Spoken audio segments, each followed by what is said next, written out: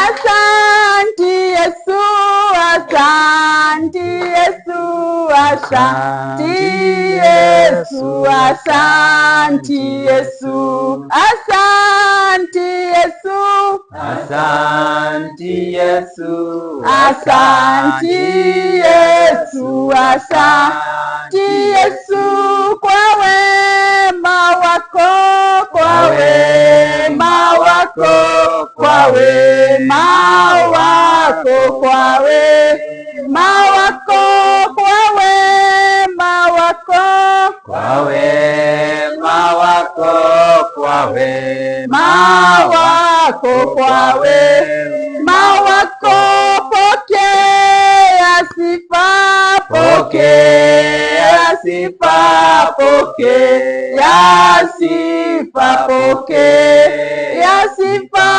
pokea sifa, pokea sifa, pokea sifa, pokea sifa, unastahili, unastahili, unastahili, unastahili, unastahili, unastahili, unastahili, unastahili, twakuinua, twakuinua, twakuinua, twakuinua, twakushukuru, twakushukuru, twakushukuru, twakushukuru, twakushukuru, twakushukuru, twakushukuru, twakushukuru, asanti Yesu, asanti Yesu, asanti Yesu, asanti Yesu, asanti Yesu, asanti Yesu, asanti Yesu, asanti Yesu. Heri wamtumainio Bwana, wamtumainio Bwana, heri wamtumainio Bwana, watapata baraka. Heri wamtumainio Bwana, wamtumainio Bwana, heri wamtumainio Bwana, watapata baraka. Wazee wamtumainio Bwana, wamtumainio Bwana, heri wamtumainio Bwana, watapata baraka. Heri wamtumainio Bwana, wamtumainio Bwana, heri wamtumainio Bwana, watapata baraka. Wamama wamtumainio Bwana, wamtumainio Bwana, heri wamtumainio Bwana, watapata baraka. Thank you so much Mama Elizabeth. Kwa hiyo harakati ningeomba kuomba Mama Maxwell akuje atufungulie kwa maombi. Karibu Mama Maxwell.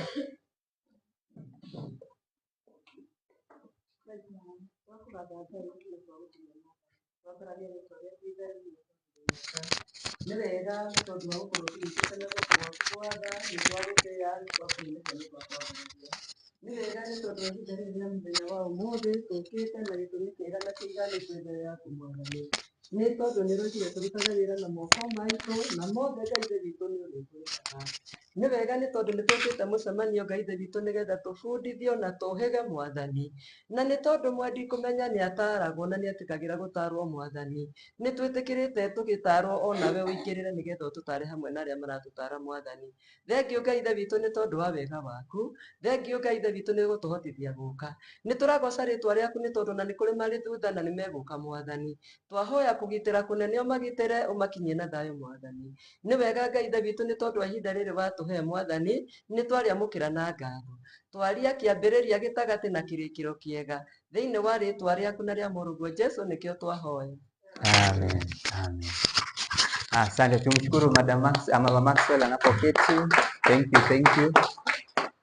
Tunaweza keti tafadhali. Tunaweza keti.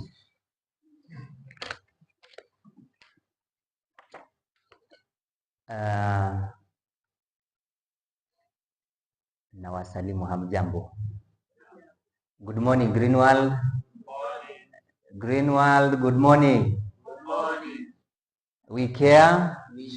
We share. I want to say thank you so much.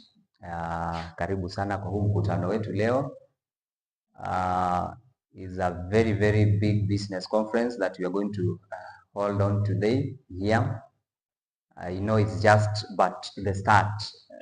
You might have, you might realize that wengine bado wanakuja, because these chairs I can tell you for free they are going to be filled. Hata tutaitisha zingine. So feel welcome. Wewe ndio umekuja hapa, and I want to say thank you for you are coming. It is not in vain. Umeacha kazi zako, umeacha shughuli zako, so that you come here and listen to us and listen to what we have to tell you. So feel very, very much welcome. This is a very, very important meeting today, kwa sababu tunaenda kudiscuss vitu kadha wa kadha. We are going to start with our health, and then afterwards we are going to dive into wealth. So a very, very important meeting, and for those of you who have come, feel very, very much welcome. I am your MC today. Naitwa Paul, and mimi naenda kurun program ya leo. So again, it is with the humble pleasure that I accepted this from the chairman and the team. So I want to say thank you. Without much ado, mtu ambaye anataka kuja hapa the first presentation. She is someone I know. She is someone I know personally, pia kikazi, and I can tell you for free. I think she is one person, I've never said this, but I'm going to say it today. She's one person that I look up to because of the kind of things that she does. Na usiringe sana, but I know it is true. So she's one person I'm admitting that I always look up to, both kikazi. I'm here professionally. She's a principal of a school around here in Naivasha. So pia ni mtu mwenye anakuja, si ati ni mtu tabila rasa, hapana, mtu empty kando. She's a person who has information, very, very vast information, na ni mtu ambaye anakuja kutujenga through the presentation she's going to make. So she's a China trip qualifier, just to mention a few. China trip qualifier. She is an outgoing 6-star consultant. She's no longer a 6-star consultant. She's an outgoing 6-star consultant. She's an incoming 7-star consultant, and that is very, very wonderful. So I want to officially and humbly welcome Madam Anne, or popularly known as Mrs. Njoroge, so that she comes here. So she's not just going to come like that. DJ, you will allow me that we welcome her. Kuna ile wimbo anapenda anasema nina siri. So kindly lead us, let us join hands together with those who are seated here. Just humble request that we rise so that we welcome our first presenter today. DJ, Madam Anne, karibu. So leaders, Mike, and even the chairman, you can come, Mama Maxwell, so that we welcome our our madam, our presenter. DJ, na tufurahie because in Greenwald hakuna huzuni, it's happiness all over. So welcome DJ, let's go.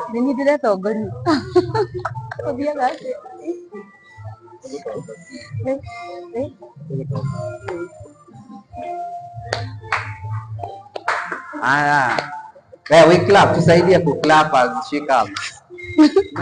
Yesu just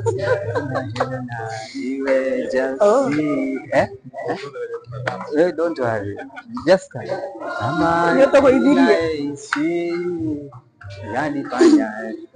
DJ faster kidogo. Naivasha kaduka yosemana Naivasha kaduka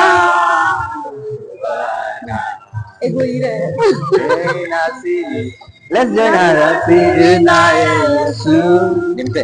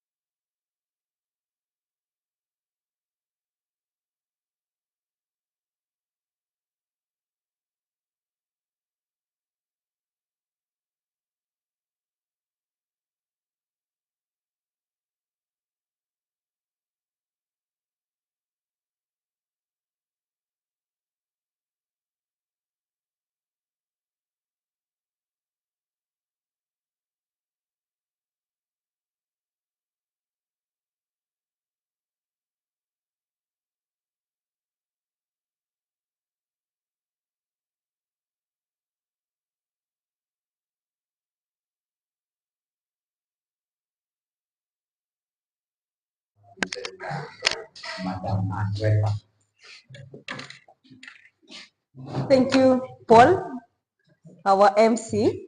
Good morning, Greenwald. Good morning. Good morning. Good morning. Thank you. We have said that in Greenwald, it's all joy.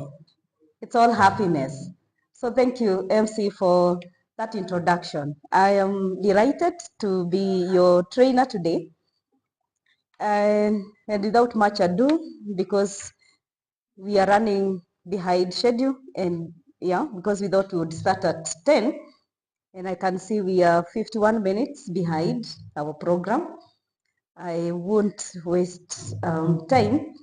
I will just want to delve into what has brought us here. I have been presenting Matters Health. For me, Matters Health are things that are close to my heart, very close to my heart. Maybe because yale mambo ambayo tunakutana nayo, hakuna mtu ambaye hajakutana na kitu ambako kanakaribiana na kitu kama cha health. Maybe someone was sick, and by God's grace they recovered. Others have been sick and they're in the process of recovering. Na tunajua wakati ambapo watu ni wagonjwa, either wako ama wengine, unapata kwamba it touches you, it affects you. Mimi nimekuwa hapo. But I have some good news. Since I met Greenwald and Green Health, where we talk about health, and we don't talk about dealing with the symptoms of a sickness, we actually talk about dealing with the root cause. I am in a comfortable place where I can comfortably say that I have used the products. I have seen people use the product, those people who are close to me. I think by the end of this presentation, I'll be sharing people who have used this product and they have recovered, and others are in the process of recovering and they're doing quite well. And therefore, I am delighted that what I'm going to say here is actually things that I have tested and seen, and they're true. However, pengine kile ambacho nataka kuongea juu yake leo ni ni kwamba ningetaka kumuongelea mwanamke.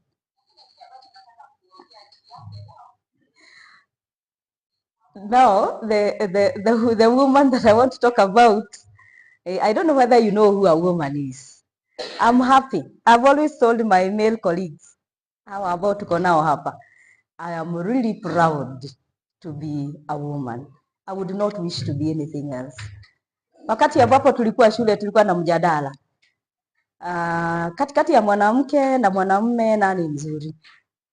Sijui kama nyinyi mlikuwa na hizo debates kwa shule. Na boys walikuwa wadogo hapo, hata sasa ni wakubwa. And I think they are still arguing. And we still have not agreed. The boys would insist wanaume ni wazuri kwa sababu wao ndio wananunuanga chakula, wanalisha familia, na wanafanya vitu vingine vya nguvu, ati mwanamke akiona asiba atatoroka, mwanaume ataiua.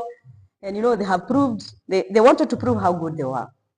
And they thought they had won. But the girls would be there. I don't know, maybe the girls sometimes, because they were not empowered, they would feel timid. Yani, okay, wanasema tu vile mwanamke ni gangari. Tunasemanga siku hizi kuna kipindi kinaitwa mwanamke gangari. Mwanamke bomba, mwanamke gangari. Lakini wakati huo tunaona kama wanawake hawakujiamini vile. Na hata sasa imekuwa ni vita kupigania nafasi ya mwanamke. Lakini mimi kama mwanamke, hata wakati ambapo sikujijua sana, nilikuwa napenda tu kuwa mwanamke. Na hata sasa ninapenda kuwa mwanamke. I'm comfortable in being a woman. Na kile ambacho ningetaka tuzungumzie sasa ni what we call a female care package. I want you to look at a woman from the biblical point of view. Maybe I take you to Genesis chapter 2 verse 23. Wakati Mungu aliumba dunia na kaumba wanyama wote, he created a man. According to Genesis chapter 2, he created a man. And he looked at Adam and he gave him a lot of responsibilities. Alimpatia kazi nyingi za kuname all the animals. And Adam did that until God looked at him. It is not Adam who looked at himself. It is God who looked at Adam. Na akasema, it is not good for this man to be alone. It is not good. Actually, that's God saying it's not good for this man to be alone. And he created a helper for him. That should be Genesis chapter 2. And you know what? He made, by design, he made Adam sleep. And he created a woman. Adam was not even aware what was to be created or even what God was doing. Alilala tu. Lakini wakati aliamka, although kulikuwa na other animals and he had named them and God was okay, he did not even dispute. Akiita elephant, God was okay with that. Akiita lion, God was okay with that. But when he put Adam to sleep, so he slept. And I've said he was not aware what God was trying to do. And when he woke up, you know what he said? According to your version, because you have many versions of the Bible, my version says, when he woke up and looked at a woman, he said, finally. Finally. Here is the bone of my bones, flesh of my flesh. She shall be called woman. I mean, Adam looked at that creature and he said, it was wonderful. It was beautiful. That is the woman we want to talk about today. A woman has also been compared to a flower. So I'm going to help you remove the petals of a flower. A flower is beautiful. A plant is just a plant until it blooms into a flower. Any plant is just a plant, including a rose flower. It's just a rose flower. It's just any other plant until it starts producing the flowers. The most beautiful part of that rose is the flower itself. And the most beautiful part of God's creation is the woman. Hey, women, go hapo. The most beautiful. I know the men will smile like, you know, someone are trying to say, oh. But again, I think the most beautiful part of God's creation is a woman. I'm going to show you how a woman blooms. Kubloom ni kutoka tu kama huwa kanatoka kakiwa kamefungwa hivi, halafu kanaenda kakifunguka, alafu kanakaa tu na kanakomaa na kana mature. By the end of the day it falls, but it will have completed a whole cycle. That's the cycle that I want to talk about today. I want to talk about the female care package. In Green World and Green Health, they have looked at that woman as a package. Maybe because we are saying it is the most beautiful creature and creation, for whatever reason, the creature goes through a cycle. Na cycle yenyewe iko na a lot of ups and downs, a lot of ups and downs. Maybe we look at those ups and downs because even as beautiful as a rose flower is, kuna kitu ambacho hiyo rose flower inayo, ina nini? It's beautiful, lakini ina nini? Ina mimba. Na Wakikuyu si mimba, ni miba. Ina mimba. So those thorns are uncomfortable. But even with the thorns, the flower does not stop being a flower, and it doesn't stop being a rose flower for that matter. Kwa hivyo ningetaka kuwapeleka through a female care package, looking at that flower, because I've said that someone has studied this, and because they have studied it, they actually know every single bit. Na ni mahali wapi kuna kamwimba, we want to deal with that kamwimba, because it doesn't have to be painful. It doesn't have to be painful. You can still enjoy holding and cutting a rose flower, even when it has the thorns. So how do you look at a woman? A woman starts from being a girl, isn't it? Hako kasichana kadogo tu kama kale kamaik kanakuwa. Kasichana kadogo tu, unakaona tu kakikuwa karefu, hakana stress. By the way, girls are just beautiful. They're just beautiful flowers to look at. Until wafike mahali, and these are the stages I want to talk about. I think I'll be talking about 6 stages of the woman development, and what could happen or what happens in those stages, and maybe how you're supposed to treat them, so that this stage becomes very comfortable. I've said you don't have to lose it, and but again, we will request and we will ask our brothers, now that they understand, they will say, you will hug those ladies and tell them, I know, I understand. You're still beautiful. You're still the good you. You're still the queen. You're still the princess. So these are princesses that I'm talking about now. How do the 6 stages that I want to talk about, in as far as women are concerned, are as that girl grows,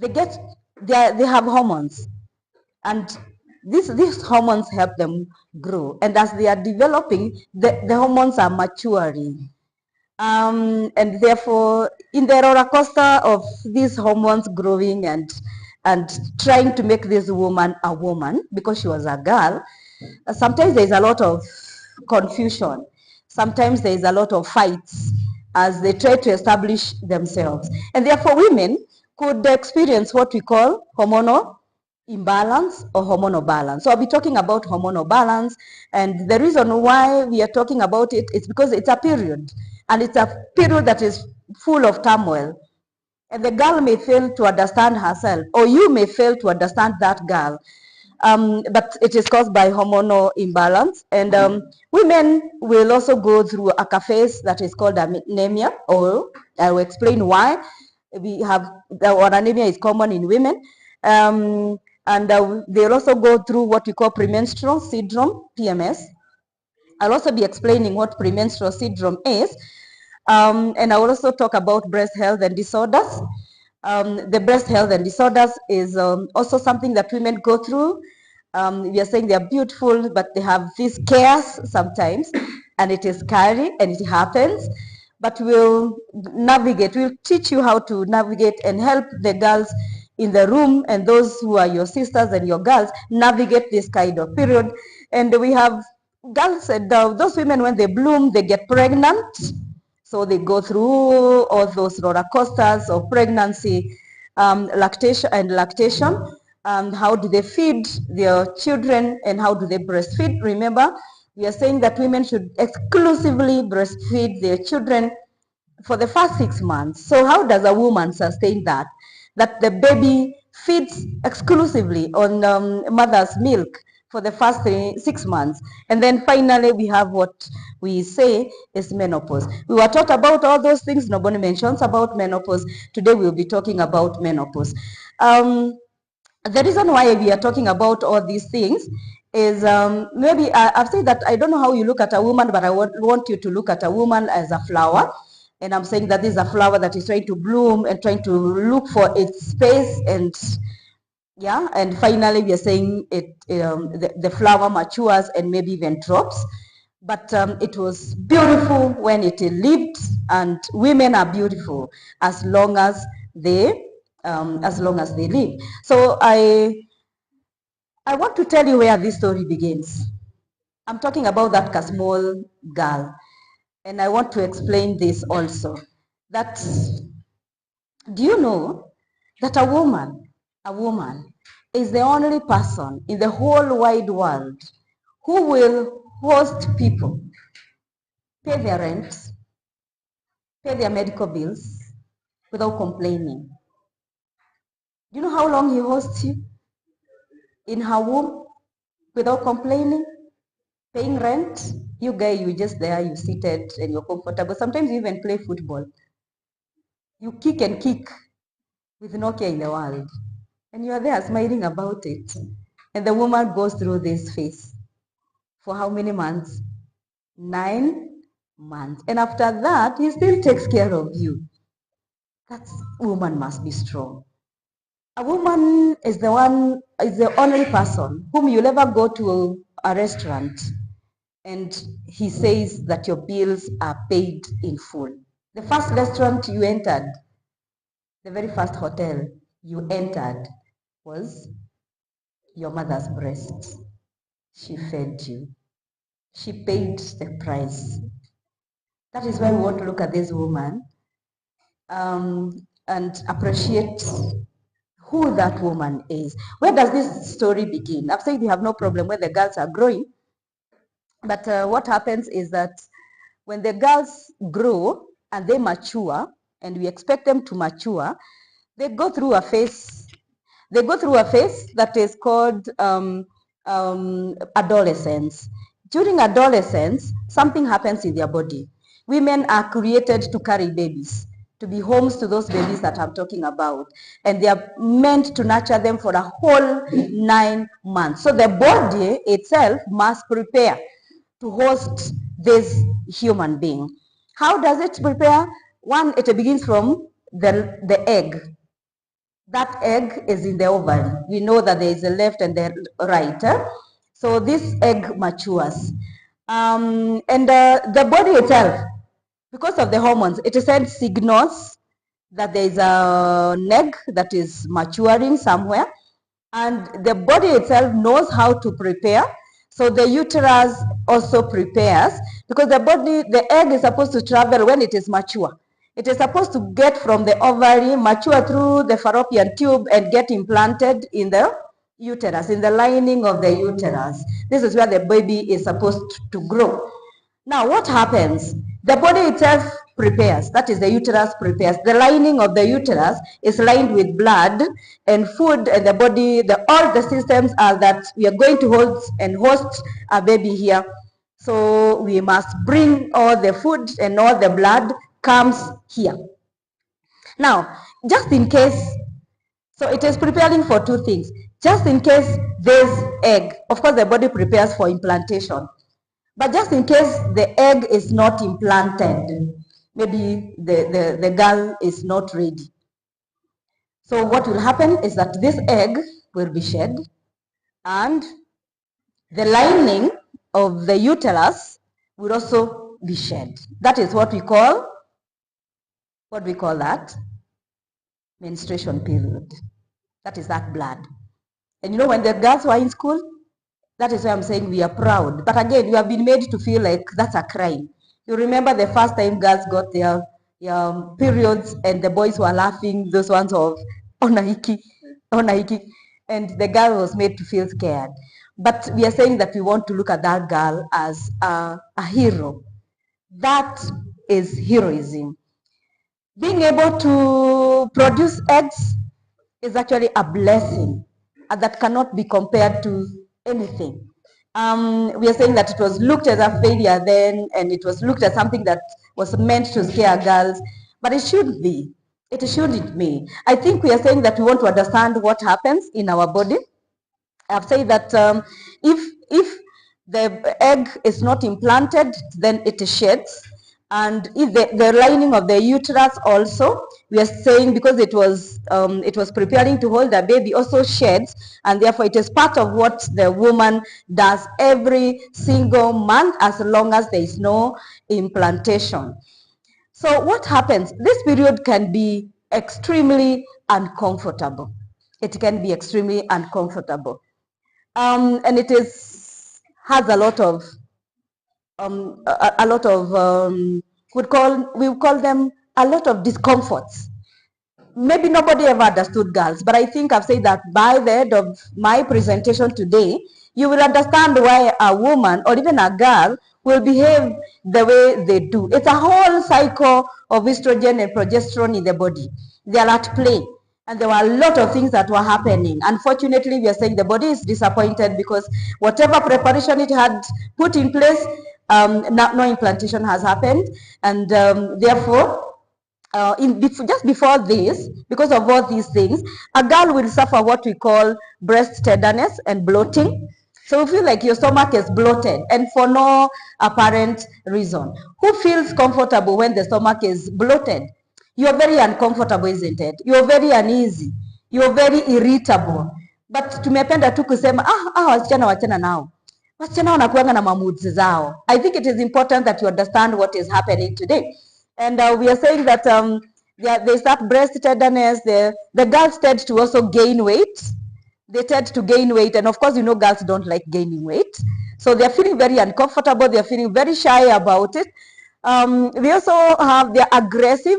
The reason why they are aggressive is because the body is paining. It's uncomfortable. And therefore you are making noise. And therefore they will fight back because they're feeling very uncomfortable inside their body. We are saying that they have trouble concentrating. Why do you have trouble concentrating? It's because maybe someone wants to do maths, but you are there listening to your bloated stomach. You are there listening to your back because we suffer from back pains. You are there listening to your head because you have migraines. But someone wants you to engage in a task. It is basically impossible. And even if you do, you will do it out of sukumwa kufanya kitu. You do it anyway because they have forced you to. But your body is telling you otherwise. But I wish we would understand girls. So sometimes we are saying that they have headaches. Sometimes they have food cravings. Sometimes they even overeat during this period. The body is going haywire. Sometimes they feel fatigued. They feel teary and tearful. They feel irritable. They feel anxious. They have all these mood swings because I'm saying while you're only listening to what you want done, they are listening to their body as well. And their body, I'm saying, is speaking something different. However, we want to show you how, because you're just a beautiful flower. Once you understand what is happening in your body and once you understand how important even premenstrual syndrome is, because of what your body was doing, you'll enjoy this process. But how do you help our girls enjoy this process? One, we need to teach our girls and our women to eat a balanced diet that is low in fat. This is not the time to feed on a lot of fat and a lot of junk. I know girls love junk. This is the time to tell your girls, let them not eat junk, not chips, not crisps, and not that kind of food that has a lot of fat. This is time to feed on a diet that is low in fat, low in calories, because I've said that there is a possibility of gaining weight. The food that is very high in vitamins, and I will tell you the reason why we need vitamins at this point, and the food that is very high in fiber. Number two, they need a lot of multivitamins, and multivitamins that especially have B6 and folic acid. They also need to feed on essential fatty acids like omega-3. I will be talking about omega-3 and omega-6 as well. They need a lot of calcium, and they also need moderate exercise. I'll also tell you the reason why it is not a lot of exercise, but it is moderate. exercise, and they also need to finally relax. So where do we get food that has all this? I've said that Green World and Green Health has your back. It has the back of your girls, your women, your wives. We have these products that I've said are tailor-made for the women who are going through premenstrual syndrome. One, we have what we call spirulina plus capsule, and spirulina plus capsule plus the compound marrow, which we have here. Probably I'll ask someone to just allow me to hold the compound marrow powder, because you already have it here. There's a complete package. It has all the folic acid. It has all the vitamins. We have said that these two are very rich in vitamins and minerals. And because if they don't have enough vitamins and minerals in their diet, like calcium and vitamin D, then it means that the hormones will still go wild. We need to harmonize the hormones, and we also need to create kind of a balance, because once you have a balance, then you relax. And therefore, we are saying that because of what we have in this package, this is a complete package that has all the minerals, all the iron, all the vitamins in one. Then what happens is that the girl is able to regulate the calcium, and which may react with estrogen and progesterone and trigger premenstrual syndrome, just in case we are saying we don't take enough of this. Then we have what we call the calcium soft gel, and we also have the calcium tablets for adults. These ones have the calcium and magnesium, which will help in the relaxation of the muscles. We're saying that the muscles are tight, so we need those muscles to relax. And therefore, they will reduce the cramps. You have had girls suffer from cramps. Once we take the calcium tablets, then the muscles relax, and the cramps will go.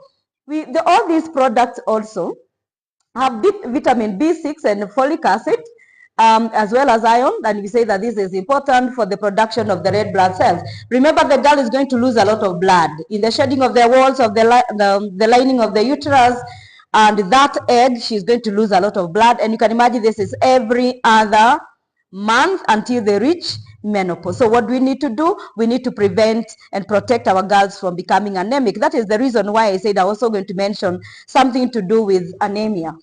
And then we are talking about hemoglobin, and we are saying that this one is because of the vitamin B6 and folic acid and iron that is in this product, and they serve an important role in preparation for the blood loss during menstruation. You also have the deep sea fish oil, soft gel, and which increases increases the substance in the body that is called prostaglandin E1, which will help reduce the inflammation. I think I also did mention that when the wall sheds off, that is a wound.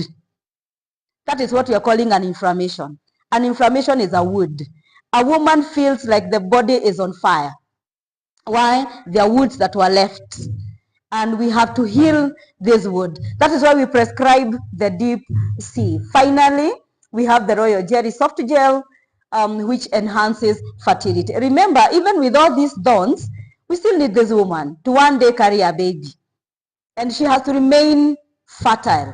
I think the last time I talked about it, I talked about the royal jelly capsule, and I said that this is one of the reasons why the queen bee is able to produce almost 2,000 eggs per day. 2,000 eggs per day. She's fed on the royal jelly. So you can imagine what happens when our women and our girls are given the royal jelly. And what happens is that this also balances the hormone. So that hormonal imbalance will be countered by a lady or a girl who takes the royal jelly. The other problem, would I call it a problem? Yes. I think I want to call it a challenge, because we say as much as it is a rose, it has all these challenges. The other challenge that a woman will go through is anemia. And I've just said that anemia is as a result of the loss of blood every single month. So if you're not careful, you will find that a lot of women, ukiwaangalia makucha, One, ukiangalia hapa, one of the things that the doctors do, ukienda hospitali nilikuwa anafanya macho hivi, anakuangalia hapa, if there is paleness. If it is pale, then it means you're suffering from anemia. You also look at your nails. We call them the nail bed, just around here. Then if this place is pale, then it means that someone is anemic.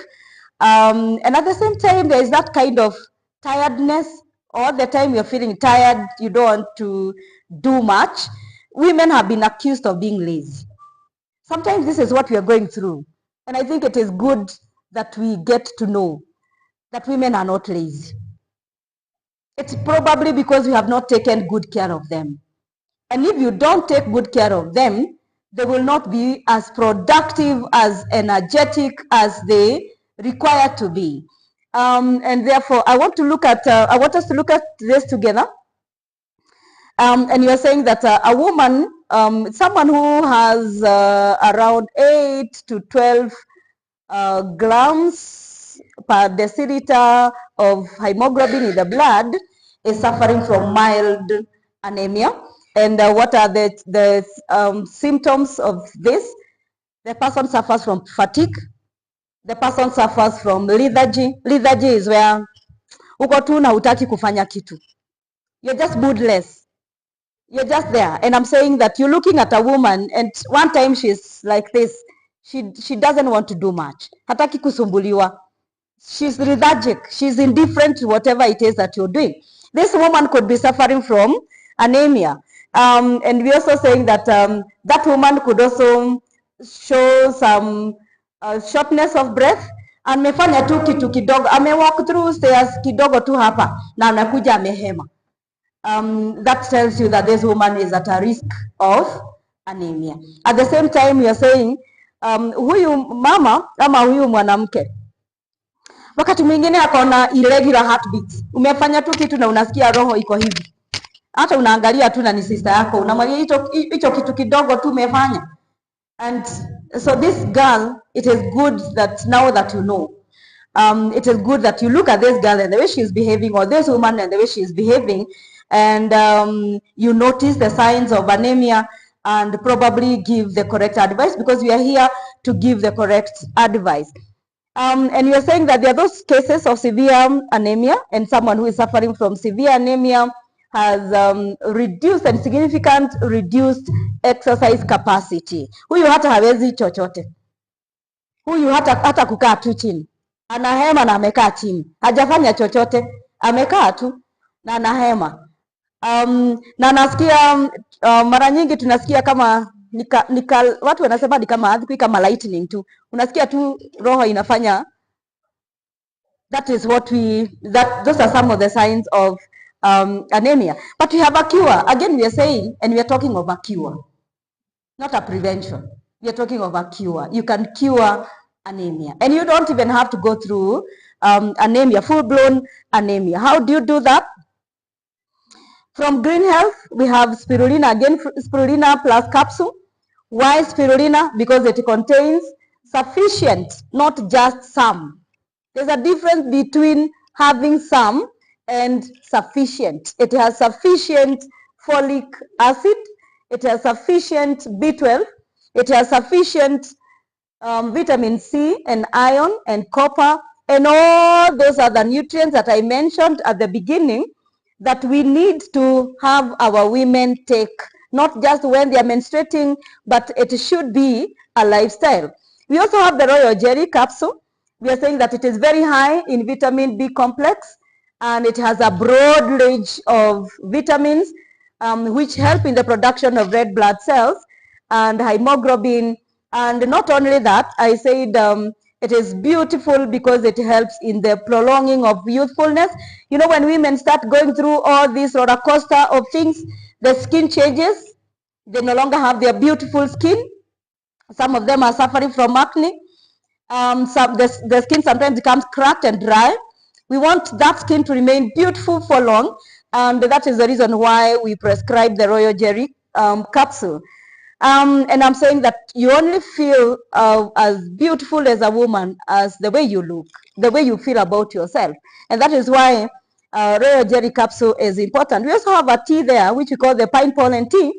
which is very rich in vitamins and minerals for production of red blood cells and hemoglobin. This is something that we are saying we only take because, and I want to be corrected, we men too need these things. Some of these products are not necessarily tailor-made for women. When you hear about minerals, when you hear about folic acid, when you hear about iron, so anyone could be suffering from these things. It's only that we are saying that our chances of suffering from anemia are higher than our brothers. But these are very nice and very good products from Greenwald. Now I want to talk about the other thing that has really disturbed women, and this is the breast health. I've said we have a lot of thorns in that surround that rose flower, and she has to cope up with a lot of things. The other thing that has been scaring women to death is their breasts. We gave statistics. We said 7.5 million women in the world have been diagnosed with breast disorders. And some of these breast disorders have resulted into breast cancer. 650 women from 2020 to 2022 died. 650,000 women died out of breast cancer. And we're saying that as long as we have women there and as long as we have the breasts, then at the back of the mind of the women, they are always scared that this could happen. They could be the next victims. Remember, we said that the breast was your first restaurant. That's where you went to a hotel, you fed for 6 months, and you never paid a single bill. At the slightest whimpering, your mother was there rushing to feed you. You can imagine what happens when a woman loses a breast. And they could lose their breasts as a young. Today, cancer is not discriminative, doesn't discriminate. Like we're getting very young girls who have cancer. We are also getting very old women who have cancer. So nobody is immune.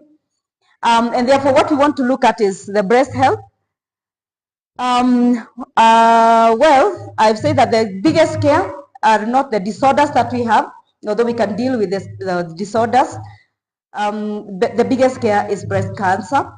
And there are people who are predisposed. Like, kuna watu tu, maybe kwa sababu ya mambo ambayo nitataja, watajipata tu they are at risk, or the risk to breast cancer or for breast cancer is higher in some of these women. Which women?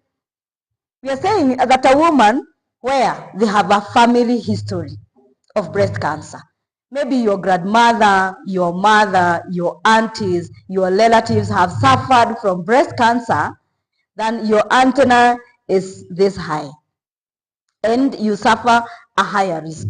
Number two, we have those women who gave birth, or probably let me just talk about gene mutation. And gene mutation is where the genes change, and because of a lot of things, even sometimes because of the drugs that we take and the exposure that we're exposed to, the toxins that we're exposed to. So the genes could mutate, and therefore with just a little bit of a change of the gene, then it happens that a good number of us are really at a risk of breast cancer. The others who are at a risk of breast cancer are those women who give birth lately. When we talk about beyond 30, we say that this is late. If you conceive and give birth towards these years, then again, I'm not saying that you must, but I'm saying that you are at risk. Then there are those also that started their menses very early. If you hear a girl who has started her menses at 8, 9, 10, because menses generally, on average, start from age 11, 12 there, or 10. If they started at 8, and I've heard of places and times where girls started their menses at around 6 years, that is a little bit too early. So these girls suffer a risk. They are at a higher risk of having breast cancer. Those who also start their menopause late, there's late menopause, then these women also are at a higher risk of breast cancer. And maybe also those who have increased breast weight or density. those who have prolonged use of contraceptives, and especially the pills, those who have been taking pills for a long period of time, they also suffer and they have a higher risk of breast cancer. And those ones who have done hormonal replacement after menopause, again, they also suffer a higher risk, or they are at a higher risk of breast cancer. And finally, those who take alcohol and those who smoke, we are saying they are at a higher risk. So if you see women smoking and you see women who take alcohol, what we know is that they are increasing their risks of breast cancer. Apart from that, we are saying that we all know that as long as you have breasts, a lot of these, some of these things are things that you cannot really control. And therefore, instead of waiting until that point, remember we said that our products are 100% herbal and they have no side effects. The best thing you can do is start as early as when you know, and once you get this kind of information. And therefore, what do you tell these women to do? How does a woman know? Now that we all know that we are at risk. One, we do what we call self-breast examination. So women have been taught how when you go to the bathroom, you raise up your hand like this, and then you feel for any kind of lump. You go through the breast when your hand is like this. Because when it is like this, probably you may miss. But when you have your hand like this and you feel the breast, you can feel for any lump. And we say that when you feel for any lump, because you can't tell what it is, it could be even a cyst. I'm not saying that is breast cancer. We are not saying, therefore, we cannot diagnose. So the best thing to do is when you feel that lump, then you visit a doctor or a physician and have it checked and have it confirmed. Maybe you also quit smoking if you're a smoker. You exercise regularly. Exercises will help you. And we are saying it is not just once. Not those ones of you go to the gym. I know there is a crave to go to the gym. That is not what I'm talking about. I'm talking about women just walking. I'm talking about women just working. I'm talking about women just doing something. They could jump. They could just do a bit of exercises. They also need to consume as many fruits and vegetables as possible. They need to choose the right fat. That is why we have the deep sea oil, and we have it in our shop. So you choose the right fat that is that has omega-3 and for omega-6 fatty acids. Then take the supplements, your supplements daily. We said it should be routine, and especially those supplements that have vitamin C, vitamin E, and beta carotene. We have all these packaged in one. And then we maintain some healthy body weight. Check your weight. And then the other thing is minimize, or actually get rid of alcohol, because it exposes you to a greater risk. I think what you go through when you're suffering from cancer cannot be compared to someone making a decision to stop smoking or stop taking and consuming alcohol. Again, the Green Health has you in their mind as they crafted and thought about women and the risks that they suffer. And therefore we have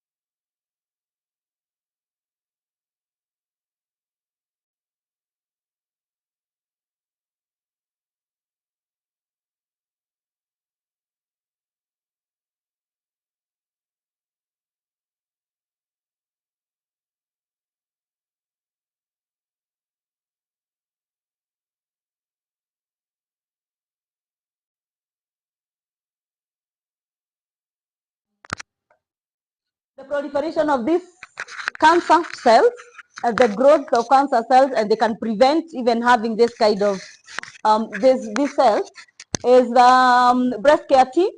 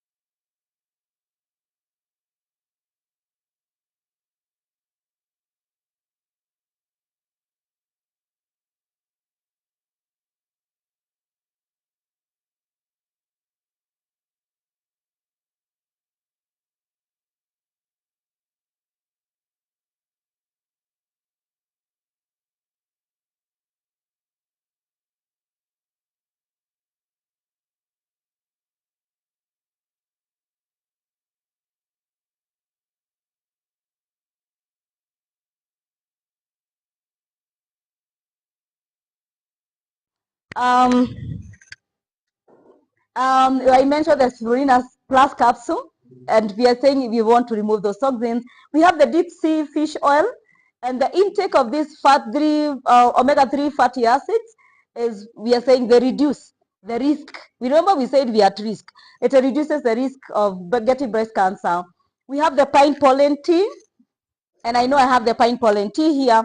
This one is a powerhouse. It is a powerhouse of all the minerals. And I've said that you don't have to take this because you're suffering from breast cancer. Men, women, and everybody else, this tea is for you. And make it a habit. I know that I always, if I don't have pine pollen, and I think I've fallen in love with pine pollen. I've just fallen in love with pine pollen. So you'll always find me taking this in the morning. The first thing I do when I wake up, I take pine pollen, because we are saying it's a powerhouse of minerals. It has sufficient. And I said there's a difference between having some and having sufficient. I want to talk about pregnancy. I say that the other thorn surrounding a rose flower is pregnancy and lactation. So women will always get pregnant, and it is good when they get pregnant. We call ourselves co-creators with God. That is one of the biggest ability that God gave us, that while he is a creator, he allowed us to create too. So we create and carry life. When women are pregnant and they are lactating, and when they are breastfeeding, because I want to combine the two, one, they need high intake of proteins. Reason being, there's a body that is growing, there's a baby that is growing, and therefore those breastfeeding mothers, when they are pregnant and when they are feeding their baby, they are required to take 9 to 12 ounces of proteins per day. And number two, the FDA is recommended for nursing mothers, because I'm saying, maybe just, I told you last time that you don't have to worry about the kind of terms that we use. We're going to make it very simple, just for the common me and you. Because there is that kind of fish that is recommended for women, which has the proteins. But things like the shark, things like the swordfish, I know we don't have some of these fish here. They're not very prevalent. So I think we only have tilapia and the good fish here. But it is good to avoid some of these fish because they have a lot of mercury in them. Number two, the woman who is breastfeeding and nursing should drink a lot of water, 8 cups and 8 glasses of water daily. And it is recommended that this woman takes water when she's breastfeeding. When she's breastfeeding, it is recommended that the woman takes water. And it's also good that the woman takes other liquids, the broths, the soups, the teas, the milk, the juices. This is a good recommendation. We also recommend that women take vitamins and vitamins. Vitamin C is highly recommended. And I want to mention there the 120 milligrams per day. And the reason why I'm mentioning 120 milligrams per day is because, are you sure that in your intake of vitamin C, you take 120 milligrams? If you can answer me honestly, I know you don't, because you don't even know how to measure. But the products that we are going to give you today, and the products that we recommend, will give you exactly 120 milligrams of vitamin C in one dose, that one tablet. So it is the recommended dose. We call it RDA, recommended daily dose. So hiyo utaipata tu kwa tablet moja, hilo unaambiwa kunywe bili ama utumie bili ama utumie 3 ama utumie 1. You'll get that recommendation per day. And then you also have the multivitamin. The breastfeeding mothers are required to take multivitamin that contains 100% of the recommended required daily amount. And they are also supposed to to take calcium. Reason being, if they don't take calcium and the baby is growing, the baby will suck into the calcium that the mother has. And when she sucks or he sucks into the calcium the mother has, the mother will suffer from, later on, the mother will suffer from osteoporosis. Women break their bones, like they have brittle bones. So you ask, why women?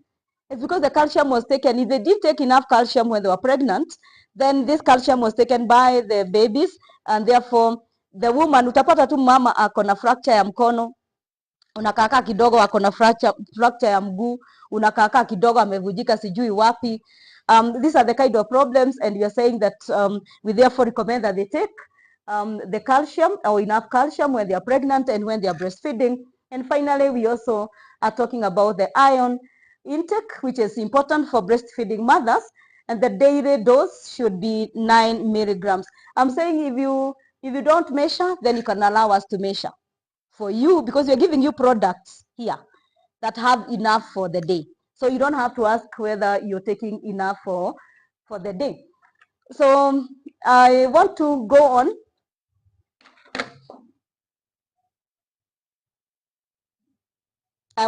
Which are the products for the pregnant mothers? The product for the pregnant mothers, and I think you'll allow me to just move a bit fast. The multivitamin tablets for adults, and the calcium soft gel, the compound marrow, which I said I have here, and all these products are here. The blueberry juice, the blueberry super nutrition, this is also in our shop, and the protein powder, which is also in our shop. I may not display it here, but we have it. And reason being, we are saying, I've just explained why the mother needs this and why the baby also needs this. Finally, so as I come to the end of my presentation, I want to mention my brothers here are calling it the elephant in the room. And the elephant in the room is menopause. That flower that bloomed like this, it has now come to the level where it is now shedding.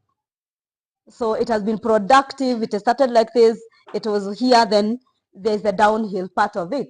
And what happens when women are going through menopause? They suffer what we call mood swings.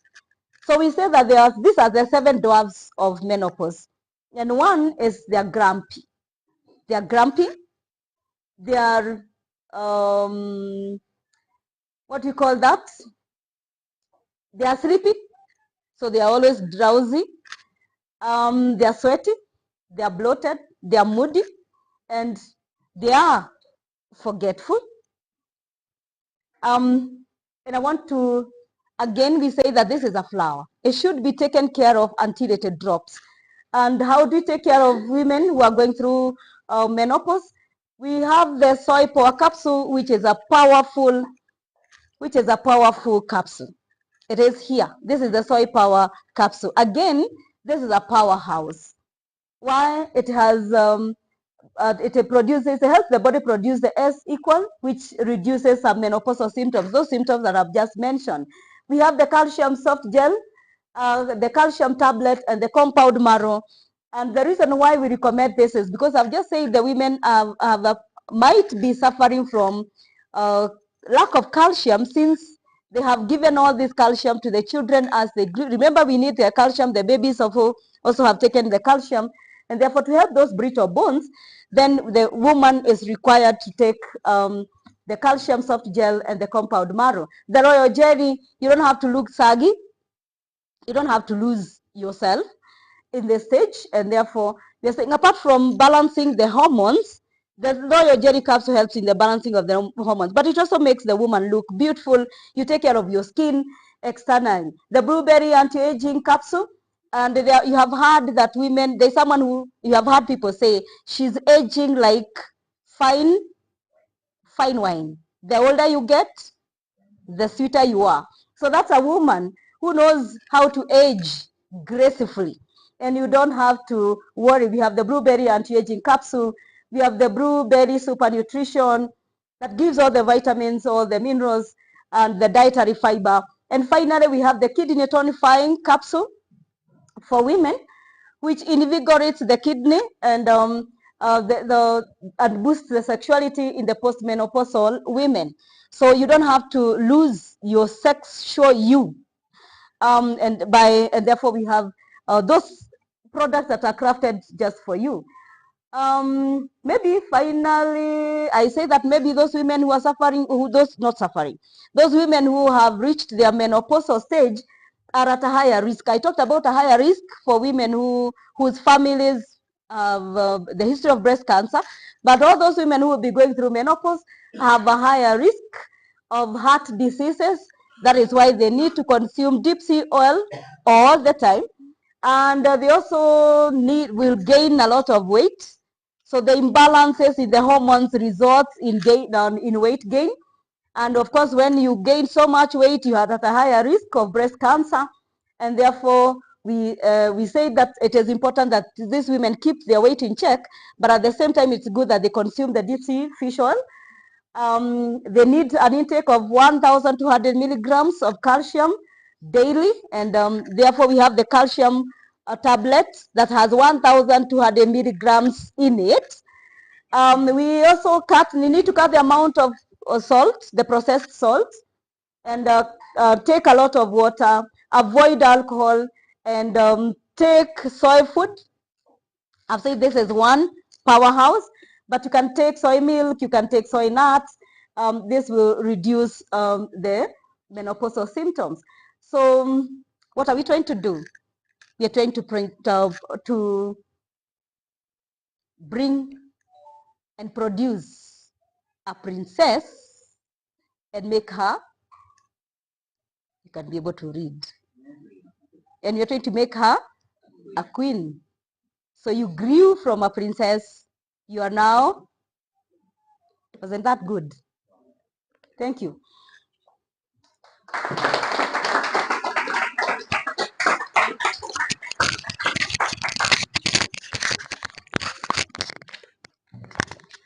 Wow, that was very wonderful, a very powerful presentation. And I think she deserves a better clap. She deserves a better applause.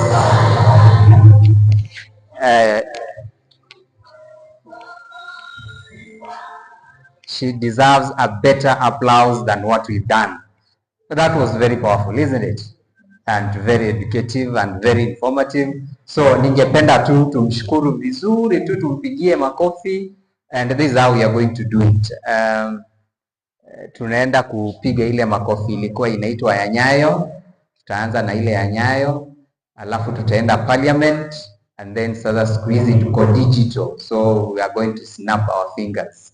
So we are going to start with the makofi ya nyayo 1 2 3, and then tunaenda parliament 1 2 3, and then digital we snap our fingers, isn't it? See, she deserves that, isn't it? Thank you. So acha tutayarishe makofi ya mikono yetu. Tayarisha, tayarisha, tayarisha. So let's go. 1 2 3. Again.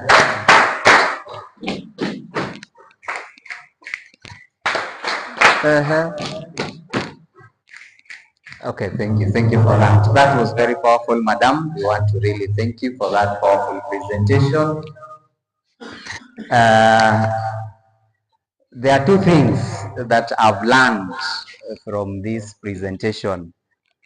And the first one is, is that there are two, again, things that women love and like to hear from us men. And I'm very, very sure if you've been listening to her, you've heard her mentioning this, that one, women love hearing and like hearing if you tell them that you are what? You look beautiful, or you are beautiful, isn't it? And the second thing, who can tell us the second thing that women like and love hearing? The first one is you are beautiful. The second thing, you're smart. That is a very, very good trial. But there is a specific one that I'm looking for. There is a specific one that I'm looking for. Sorry. There is this one. Yeah? And that I mean here. You're young. Yes. My tell them. You are young. You are young. You look so young. You look so young. You are beautiful and you look so young. Those two words, I can tell you, you can move mountains. True or false? Very true. Very, very true. In fact, when I believe that, how old are you? Because you might offend her. you might protect her. But the moment you say you look young, that is a very, very key one. Now, what am I really trying to say? If you look at the kind of package that she has presented here, I can tell you for free, those packages are tailor-made specifically to also bring out those two very important things that we talked about here. You're beautiful and you look so young. And I'm very sure that again, sometimes even kwa nyumba zetu, these things happen, lakini huwa tunashangaa how they happen and why. Now sasa tunajua why they happen, the PMS. These other symptoms when they come through. Right now tunajua tukitokea will be actually even assist you tutakuwa tunasaidia in the household chores and everything what happened. So that was very, very powerful, Madam Anne. And before we go to the next presenter, tunaona ni kama mkodali kidogo, sijui ni njaa ama ni uchovu, nataka tutoe uchovu sasa. So I just want to ask you, with due diligence, I want to humbly ask you that tusimame tafadhali, just stand up so that we have little bit of exercise here.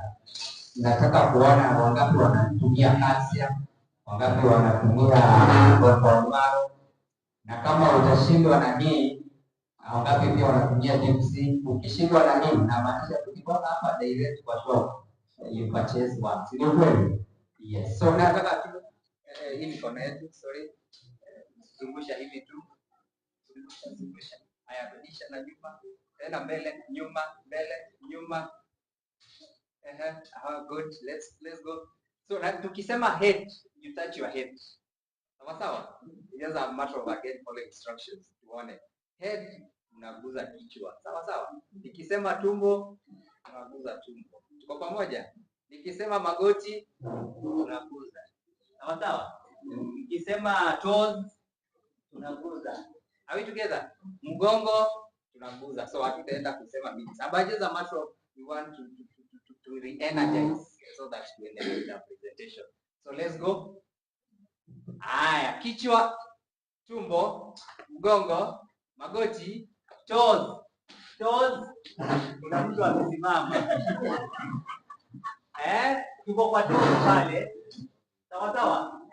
Aya, magoti, tumbo, mgongo, kichwa, kichwa, kichwa, kichwa, tumbo. Nikasema tumbo, mnanifuata mimi. Don't follow me what I'm doing. Just look and listen to my words. Sawa sawa? So magoti, toes, toes, head, toes, head, mgongo. Kuna mtu ameshika mgongo hapa. So I think unaweza pia zunguka hivi at least you know ikae ni kama hiyo. Okay, so just want to re-energize so that tuendelee with our next program. Kuna ile ambayo inaitwa kuandika coconut, wale ambao wanaendaga Mombasa, and I'm very sure this one Bwana Maxwell you know how to do it better. So I'll just ask you come here so that you tell us how do we spell coconut without using our mouth. Just want to use our body language. Good morning. Good morning. Hamjambo. Kwanza ama tumejaa. Tumejaa. Haya, asante. Sasa tuandike na coconut. Coconut. Tunajua linaandikwa coconut.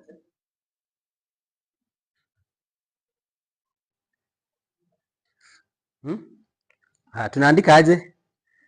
Si ni COCONUT. Coconut Haya. Sasa kuna C ya kwanza. The first C. Ujue utaandika according to vile wewe unaandika. So for me nitaandika aje? Si ni hivi. Na wewe utaandika hivi. Sawa. Mimi nitaandika hivi. Kwa hivyo mimi nitaandika hivi. Na wewe? Sawa. Asante. Tunaandika aje? Tunaandika hivi. Sawa. Then kuna N. tunaandikaje? Sasa tunashikilia vizuri sawa. Hiyo ni N, and then tuko na nini nyingine? U. Kuna ile U. O tukiandika C hivi, and then we have an O. O hatutaandika hiyo, tutaandika O. Sawa sawa? Ni sawa? Tutaandika sasa. Haijalishi kama itakuwa imeenda mbele, lakini yote ni O. Sawa? So tutaandika C O and then C and then O and then tuko na N. N iko hivi. Na U tutaandika aje? U ndio tunaandika hivi. Sawa? U ndio tunaandika. So U itakuwa juu kidogo, and then but N tunarudi nyuma kidogo. Sasa and then tuko na C. Sasa tunakulisha 1 2 go. Haya C O C O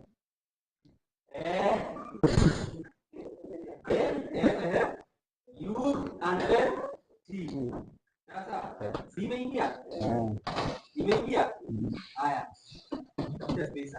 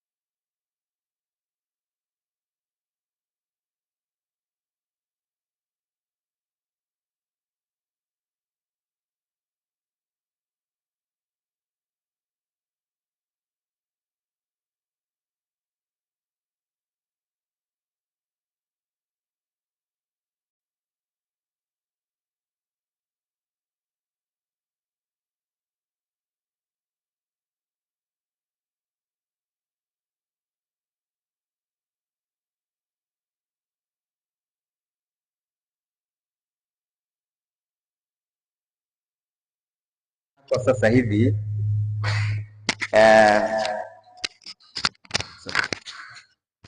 Go to Facebook, search for a page called Versatile Next Level Tube.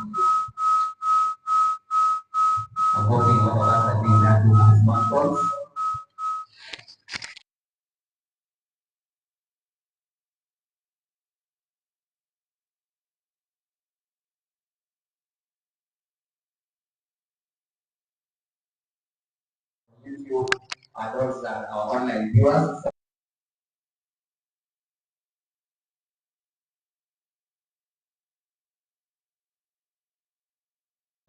Again,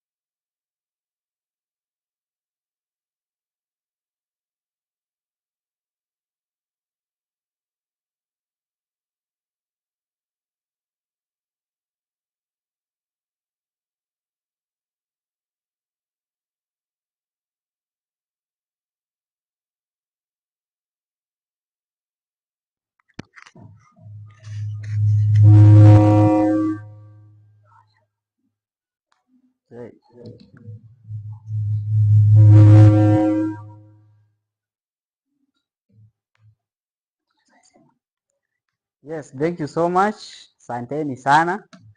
I'm Isaac Chege, a 5-star distributor. Na siku ya leo nataka tuzungumze kidogo kuhusu ukulima yetu, si ndio? Because we are what we eat. Tuko pamoja? Kitu yenye unaweka kwa mdomo, hiyo ndio inaamua wewe ni nani. So, in our company, Greenwald Company, we have a very good product called Greenwald Nutriplant Organic Plus Fertilizer. This is a pure organic product extracted from pure elements or pure materials, pure organic materials from nature. Tuko pamoja? I think the first trainer ametufunza about our organic products. Supplements, our organic supplements. Zote zinatoka from nature. Hakuna any chemicals. So about this product, this is one of the very best product. Na ukiwa na hii product, wakati unatumia kitu organic, ukiwa na hii product, uko assured that many lifestyle diseases utakuwa unajiepusha nazo. Tuko pamoja? Nataka ikae ni kama ni discussion. Tunazungumza tu sisi wote. So, this product is purely organic. The other thing is it's water soluble. It's water soluble because iko na many elements. Iko na many elements, iko na amino acids, iko na macronutrients, iko na micronutrients, iko na cherets, iko na hizo vitu zote. Tunaelewana? That's why iko water soluble, kwa sababu something that is solid haiwezi shika vitu hizo zote hizi combine. And that's why unapatanga many fertilizers zikiwa in solid form zinakujaga na elements chache. Tunaelewana? That's why unapata many solid fertilizers, not many, almost all of them ziko tu in form of only, zina contain only macronutrients. Ziko tu na macronutrients ama macro elements. Unapata kama DAP, ammonium phosphate, iko na few elements. Tunaelewana? Haiwezi pata zote ati upate DAP iko na macronutrients na micronutrients. Imeshika tu some few elements kwa sababu solid substances haziwezi kuwa zimechanganywa na vitu mingi. Itakuwa very bulk. Tunaelewana hadi hapo? That's why iko water soluble, ni kitu liquid. It is in liquid form.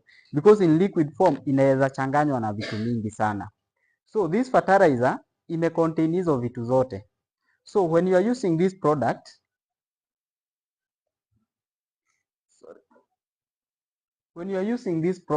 before hata tuingie kwa slides haraka haraka. When you are using these products, you are assured that mmea yako unaipea kila kitu inahitaji. Tuko pamoja?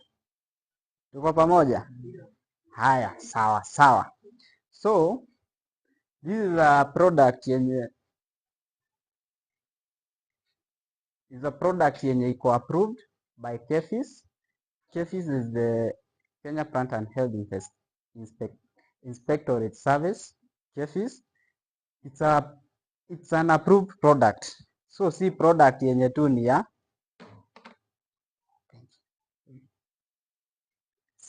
yenye haijakuwa approved. It's an approved product.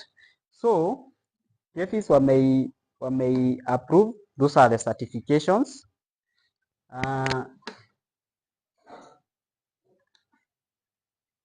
Sasa tuingilie kidogo kuhusu mbolea, though nimeongelea kidogo, si ndio? So first thing about fertilizers, they are essentials for plant growth. Huwezi lima ukulima bila fertilizers. Tuko pamoja? The moment umepanda mimea zako ukasema nitalima bila mbolea, utaharvest. Hata ukiharvest utaharvest kitu kidogo sana, si ndio? So first thing unajua lazima usupplement mimea yako na kitu ambayo itafanya igrow fast. Fertilizers zinafanya mmea igrow fast, igrow ikiwa healthy, na pia igrow na ikupee mazao yenye inafaa. Ni kama tu binadamu, ni kama wewe useme utapata mtoto na utampea chakula, ata grow? Hawezi grow. So this is, mimea ni kama watoto, tunafaa tuichunge vizuri sana. And that's why unaona there are many disadvantages of using chemical fertilizers. The moment sasa umesema nitasupplement mmea yangu na chemical fertilizers, those synthetic products, unapata ziko na many disadvantages from the plant, kutoka kwa mmea. Mmea unapata una harvest kitu yenye si mzuri, si ndio? Tunaona high rate of cancer ama hatuoni? Iko. So because there are many disadvantages of using chemical fertilizers. Pia mchanga, tunaharibu mchanga. Kitambo watu walikuwa tu wanatumia mbolea na una harvest. Sasa ukitumia mbolea una harvest, kwa sababu mchanga tuliharibu, iko acidic. Mchanga yetu ni mbaya sana. So inaharibu mchanga na inaharibu harvestable parts of the plant. The other thing, using organic fertilizers is the trend. Many people have realized that tukianza ukulima organic is one of the best things, kwa sababu hakukuwa na any organic fertilizer ilikuwa inasaidia sana mimea sana. By the moment tuko na green or nutrient organic fertilizer, tunaona ukulima ya organic ni cheap na ni affordable, si ndio? Haya, the other thing, amino acid fertilizer is unique. Kuna many sisikiki. Sawa, hamunisikii? Sawa. So there are many organic fertilizers, lakini si amino acid fertilizers. What are amino acid fertilizers? Amino acid fertilizers, These are fertilizers which are highly soluble and highly absorbable by the harvester, by the plant cell. Tunaelewana? Inamaanisha if this product is organic, if this product is amino acid fertilizer, inamaanisha any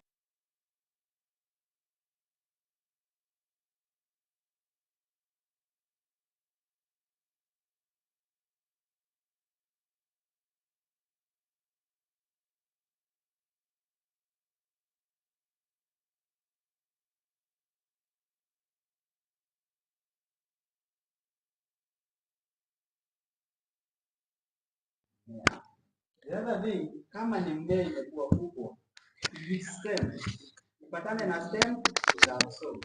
Kwa pamoja, ipatane na cell ya root cell itaabsorb. Ipatane na leaf itaabsorb. So, amino acid fertilizer can be used. amino acid fertilizer can be used to any plant at any stage of production. Tuko pamoja? Because many organic fertilizers unapatanga haziko haziwezi tumika kwa mmea kutoka the starting stage mpaka umalizie kulima nayo. But because this is a amino acid fertilizer, unaitumia kutoka from planting mpaka harvesting. Tuko pamoja? Yeah, so hata kitu una harvest ukispray bado itaabsorb na itasaidia in one way or another. So, Greenall NutriPlant Organic Plus Fertilizer is a wise choice because it's an amino acid fertilizer. Kwa pamoja. So, these are the essentials for plant growth. Mmea inahitaji hizi vitu kama tu binadamu. Mmea inahitaji jua. Kwa pamoja. Inahitaji sunlight, inahitaji oxygen, inahitaji carbon dioxide ama inaitwa CO2, inahitaji maji ama mvua. Haihitaji mchanga. Tuko pamoja? Si must mmea ipate mchanga ndio igrow. Tuhamwe. Haya, inahitaji hizi elements. Inahitaji mchanga juu mchanga ndio iko na hizo elements. Maybe umesupplement kwa mchanga hizi elements. Hizi unaona juu zinaitwa macronutrients. Si tunaona one of the specific kama hiyo NPK. Si tunajua hiyo fertilizer inaitwa hivyo. That is macro. Ni zile element kubwa. Inahitaji hizo macronutrients. It also needs micronutrients. Micro ni hizi elements haizihitaji mingi sana lakini bado inazihitaji. Vitu kama zinc which are zinasaidia sana mmea, manganese, hizi zote chlorine, manganese, hizo zote, silicon, hizo zote inahitaji. Tuko pamoja? Na sasa unapata when you are using synthetic fertilizers, they only focus on the macronutrients. Zina focus na macronutrients.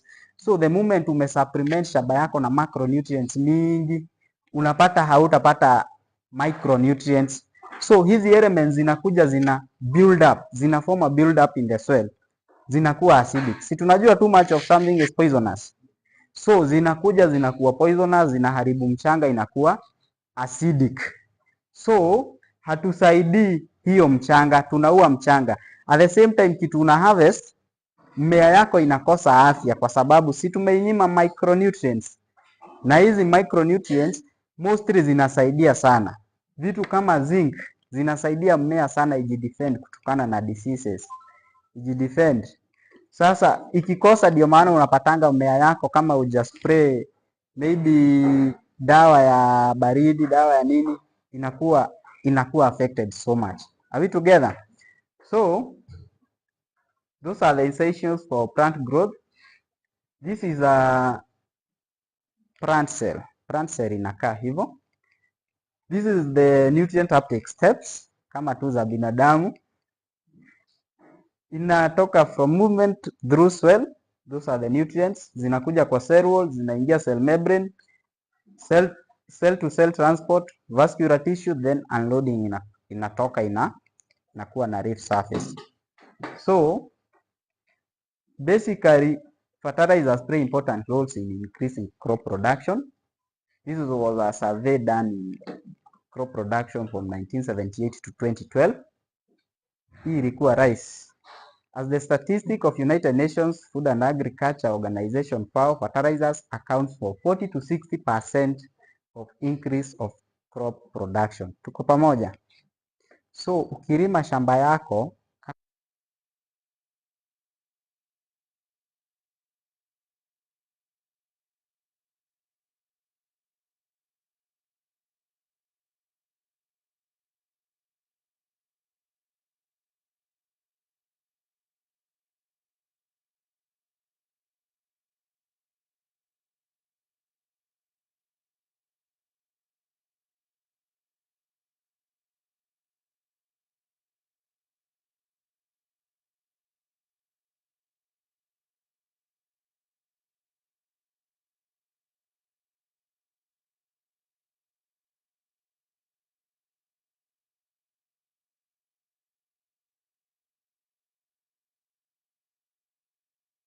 watu wanatumia fertilizers sana.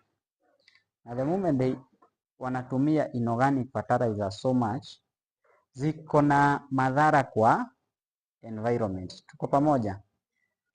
One of the examples is this eutrophication. Eutrophications ni zile unapata kuna unnecessary weeds zimegrow kwa water bodies. Si tunaziona? Tushaiona rakes zimekaa hivi. The other thing, some chemical elements zimetupwa za fertilizers because they are chemical fertilizers. Zinakuja zinaua nini? Tunaona samaki wanakufa. Apart from this, hawa ni wenye tunaona tu hapa. Kuna wengine wanakufa wengi sana. Important, wenye ni wazuri kwa mimea zetu na kwa shamba zetu. Inaua good microorganisms, inaua hata zile pest maybe ni za kusaidia ku pollinate. Tunaelewana? So hizo vitu zote. The other thing is the cancer. High nitrate content inaleta cancer kwa sababu tunalima na vitu ziko na nitrate mingi sana. Nitrate is not converted and we know these harvestable parts of plants zinakuwa na high nitrate content and high nitrate content is carcinogenic. Tuko pamoja? Tuko pamoja? Yeah, this high nitrate content is carcinogenic, inaleta cancer and that's why tunapata high rate of cancer. Watu wengi wako na cancer rate ime increase kwa sababu ya chakula ambazo tunakula and they are caused by what we use in our farms. Tuko pamoja? Haya. This is organic fertilizers versus inorganic. I think nilikuwa nimeguzia kidogo. The organic part, ukitumia organic fertilizers zina contain both macro and micronutrients. Like our fertilizer iko na both macro na micronutrients. Tuko pamoja? Lakini inorganic ziko tu na macro. It is environmental friendly, haina madhara kwa mazingira yetu kwa sababu ni organic. Tuko pamoja? Ni borea high, lakini borea isiyo high, it's environmental unfriendly. The other thing, it's guaranteed for long-term production. When you use our fertilizer, it is a guarantee for long-term production. Long-term production ni kumaanisha ni mborea ambayo inasaidia mmea kutoka stage ya kwanza. Utaanza nayo from the start mpaka umalizi ukitengeneza tu mchanga. This is for short term production. Huwezi pata umepanda mahindi zisha grow ndio unaendea DAP. Utaendea CAN. It improves the quality of agricultural products. Ina improve the quality. Quality inaongezeka. Inorganic reduces the quality. Unapatana na melon kubwa lakini haina taste. Si tumepatana nazo? Many fruits unasikia ni kubwa lakini haina hata taste. The quality iko chini. This gradually improves the soil.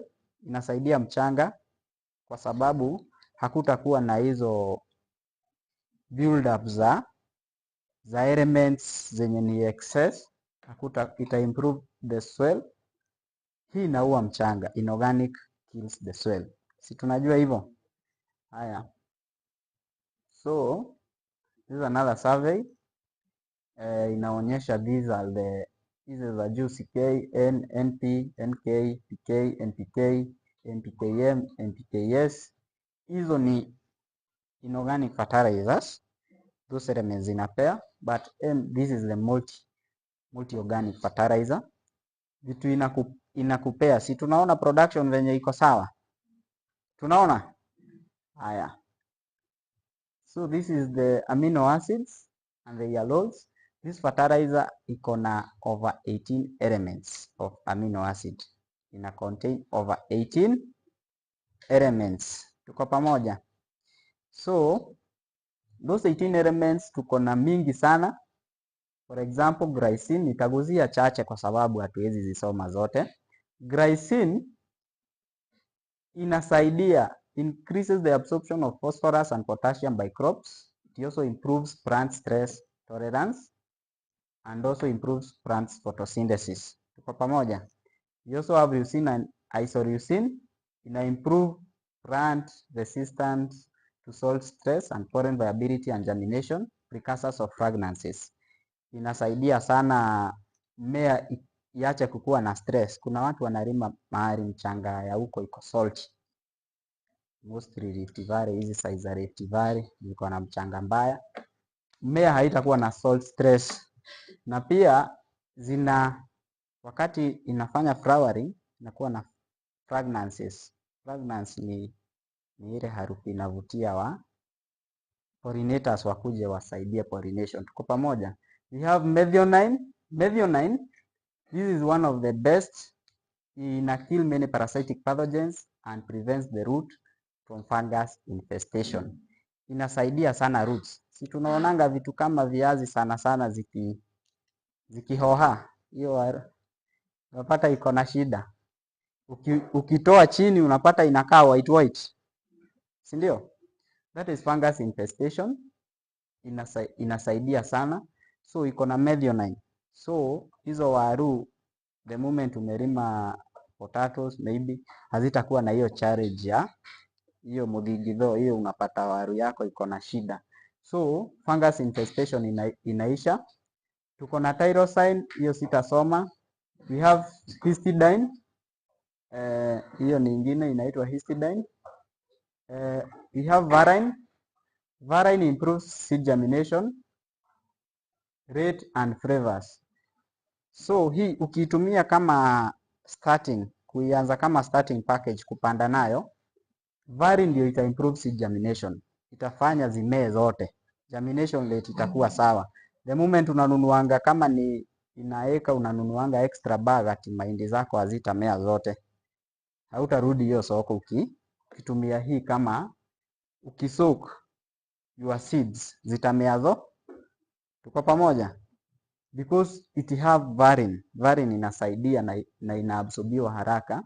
We have perinine, sitasoma hiyo, proline, serine.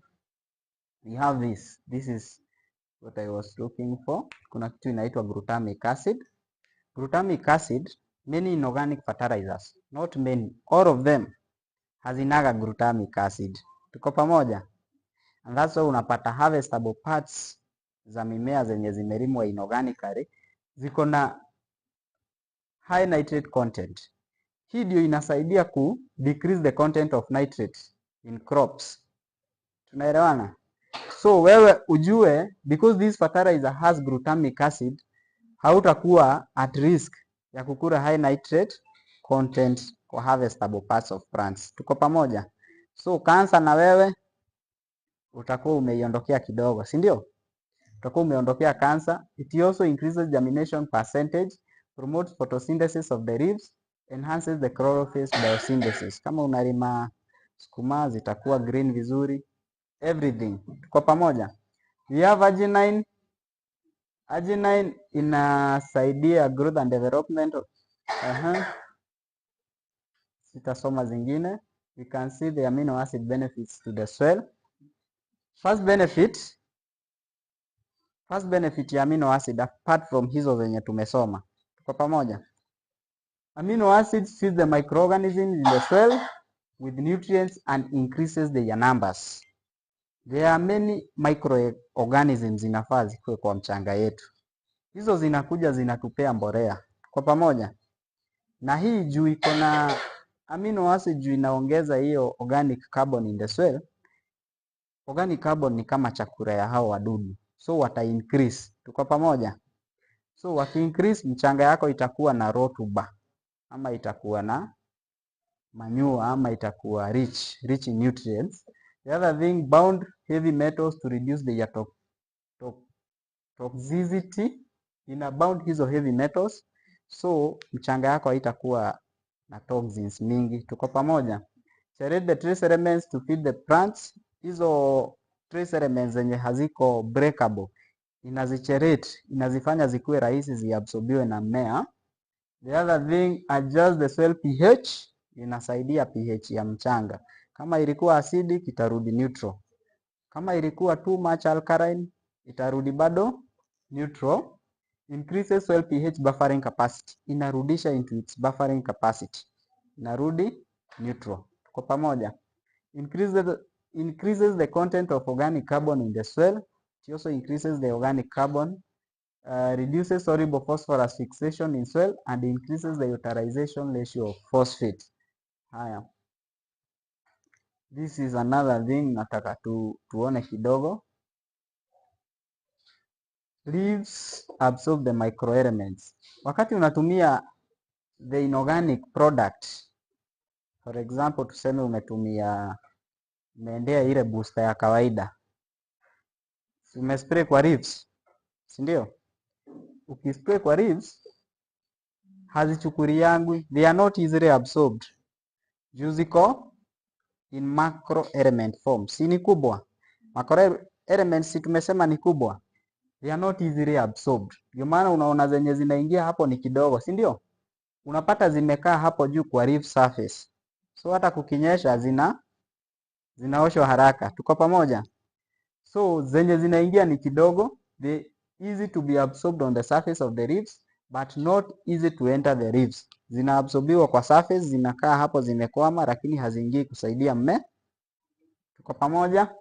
But when tukiingia kwa chelated microelements zenye ziko na amino acid fertilizer kama hii, inakuwa easy to enter the leaves. Si unaona isimami kwa leaf surface, inakuja tu kama imeabsorbiwa kwa cells. Tuko pamoja? Ikiingia hivyo, so inamaanisha this itawork vizuri kuliko that one. Tuko pamoja? So that is our nutriplant, and it contains all essential amino acid for plants of 18 elements ndizo mmea inahitaji. Hakuna kitu kingine mmea inahitaji kitumia hizo. Tuko pamoja? Ni kama wewe ukikula balanced diet, utahitaji kitu kingine utakuwa uko sawa. High nutrient concentration. Iko na high nutrient concentration, iko na nutrients mingi zinahitajika kwa mmea. The other thing, it is safe to animals and human. It's very very safe. Ukispray dhara yako uchune uende upee ng'ombe, very safe. Ukispray mboga yako uende uchune, very safe to eat. Hainaga zile waiting days ati umespray sukuma unagojea 14 days. Utachuna tu the same day. Tuko pamoja? So it is very safe, haina madhara yoyote. It is quick and sufficient, very quick and sufficient kutumia. Unaona utaitumia in any form. Kwa pamoja?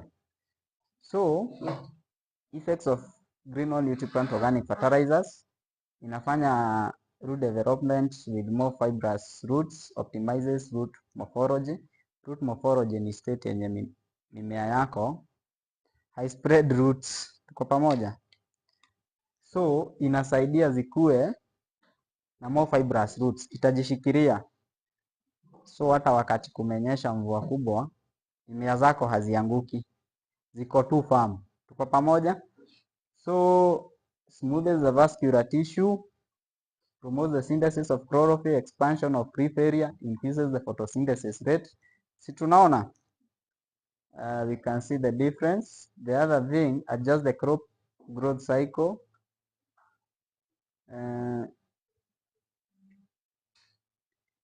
Enhances resistance of pests and diseases. Tumesema iko na hizo nini, iko na hizo amino acids zenye zina prevent mmea kukua attacked na pest. Tuko pamoja? Mmea inajitengenezea its own internal mechanism ya kujiprevent kutokana na kukuriwa na wadudu, and you can see that na diseases iko na its internal mechanism ya kujitengenezea, iko na hizo zote. It also increases crop yield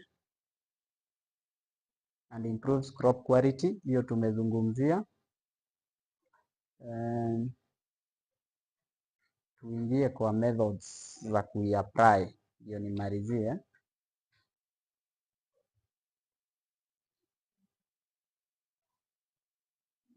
It's very convenient to use. Unaweza tumia spray irrigation, unaona spray, unaweza spray. The other thing you can use, unaweza tumia zile nini, kuna watu wanatumia drip. Unachanganya fertilizer yako then unatumia drip. Si bora ikifika kwa mchanga itasaidia mmea, inakuwa absorbed to any part of the plant. So ziko hivyo, you can see this is, hawa ni readers wa Naivasha wako farm. Hii farm inaitwa aje? Wako farm demonstration, nadhani walikuwa Inoro TV, si tumewaona, si ndio? Ama muwaoni? Wako Inoro TV wanafunza jinsi ambavyo this fertilizer can be applied. You can see viazi, cash crop za wapi? Cash crop za Nyandarua, si mnaona vile ziko sawa? Ziko sawa kabisa. Mahindi, you can see our reader Mr. Kirato alivisit farm yenye alikuwa anauza that fertilizer. Si mnaona hizo zinaitwa aje? Popo, mnakuranga hizo? Si mnaona venye ziko healthy? Moja iko na matunda zaidi ya 100. Haya, unamuona our reader ako QTV, boresha kilimo in Kiambu, talking about organic fertilizers. Tunaona hizo ni cash crop bado, tunaona vile ziko sawa. Those are testimonials, hizo ni testimonials za farmers, those who use that product. Si tunaona, we can see, okay. Unaona nyanya, unaziona vile ziko sawa, hakuna kitu ingine imetumika, only this product. Hizi zinaitwa tomato tree, mnazihitaje na Kikuyu? Hiyo ni lugha ya Kichina, zinaitwa hivyo. This is rice, tunaona rice.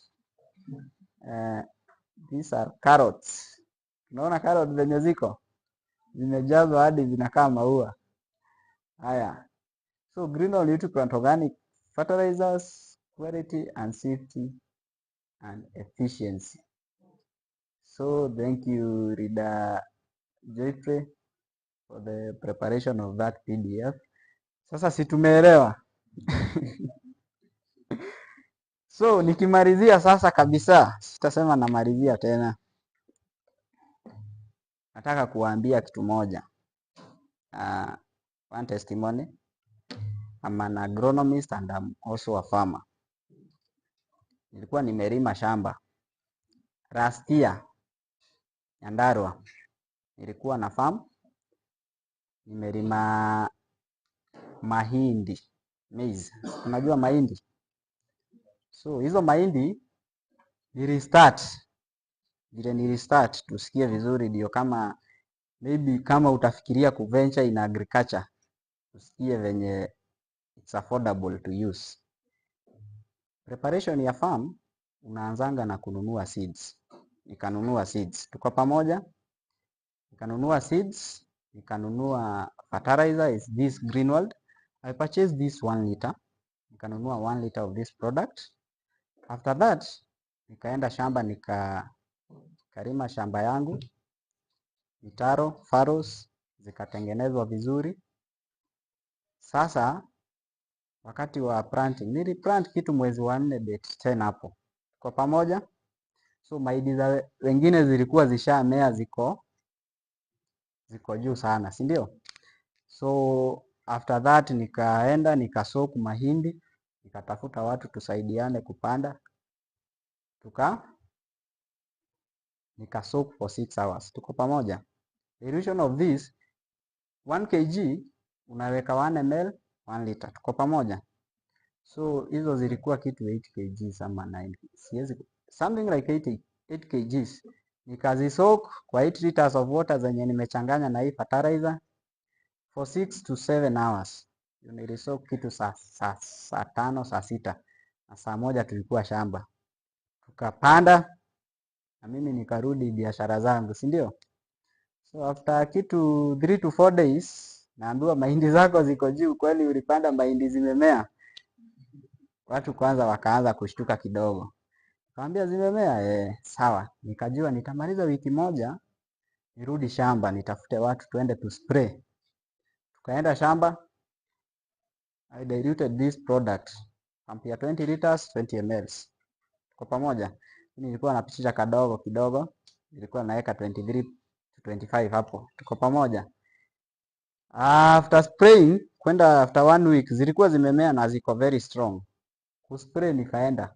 Nikakaa for 2 weeks. Nikirudi unajua mahindi zangu zilikuwa kubwa kuliko za wenye nilipata zishamea. Haya, hizo PDF nitawaonyesha.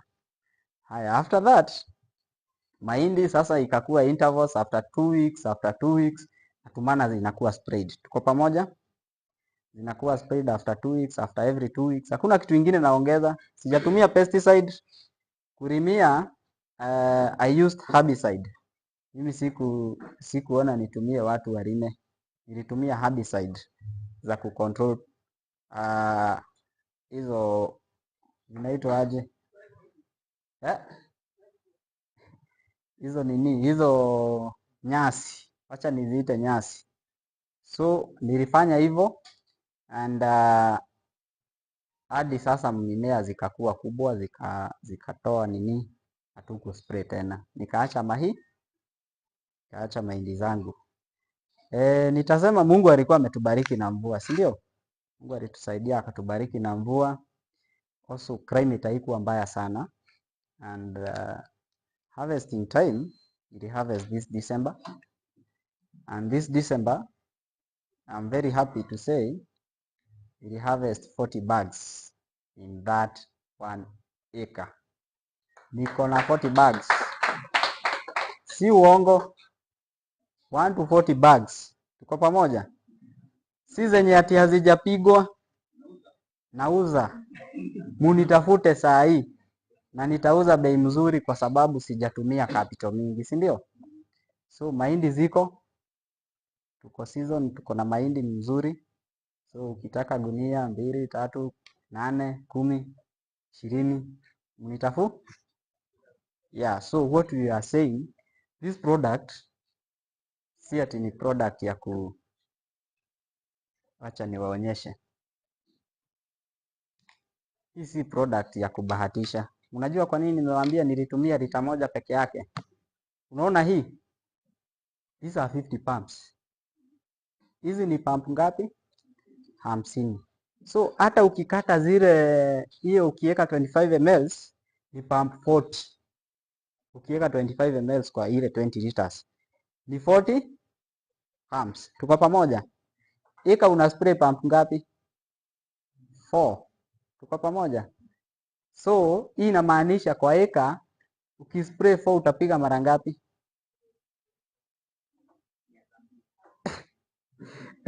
Utaspray mara mingi sana. Production ya mahindi ukispray sana utaspray mara ngapi? 5. Unaona 5 ukispray, ukiwa umespray 5. Hizo ni mingi sana. Umeenda excess, lakini ni vizuri juu bado umeimprove productivity. Tuko pamoja? Na zinakimbia. Zinaenda mbio ingine kubwa sana. Tuko pamoja? So I can advise you, naweza advocate this product. Kama wewe maybe you are not a farmer, na maybe ufikiri ku venture in agriculture because that is where money is.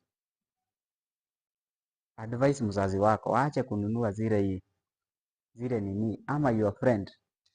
Advocate this product. Tuko pamoja? Mkitumia hamtaona ati ni hasara. This is pure profit. It's efficient, it's not expensive. Hii hutapata ati unauziwa 20,000. Juu 50 pumps ni mingi. Hauziwi pesa mingi. So I can advocate you to use this. Na uitumie vizuri sana. Na ukilima vizuri utapata mazao mazuri. Tuko pamoja? So may God bless you all. Mkijipanga kutumia. Yes. Yes. Yes. Yeah.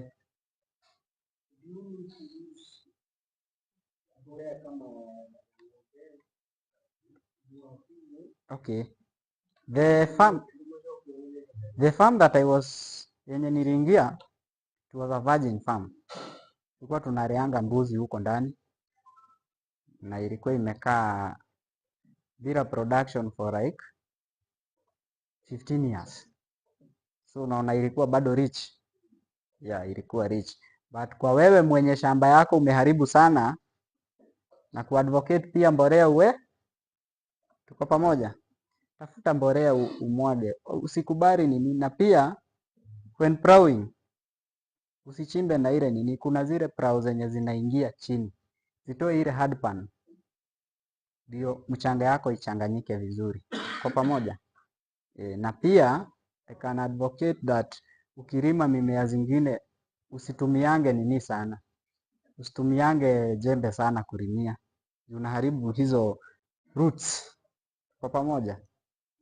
It's advisable kama uko na ile herbicide mzuri unatumia, itakuwa at least. Kwa pamoja? Yeah. Yes.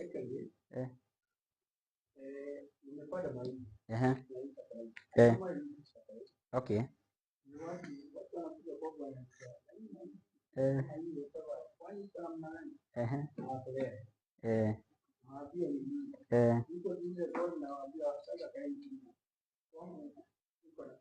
Okay.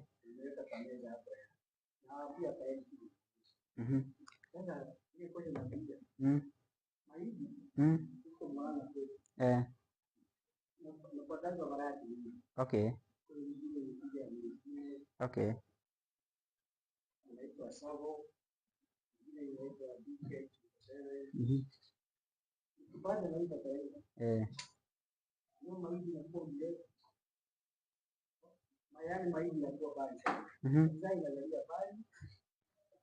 Upepo ikija kama kwa mzazo ukija, mahindi yangu ni kama chini. Imekuwa chakula ya mimi. Waiko tu nimepiga hiyo fertilizer mara nyingi.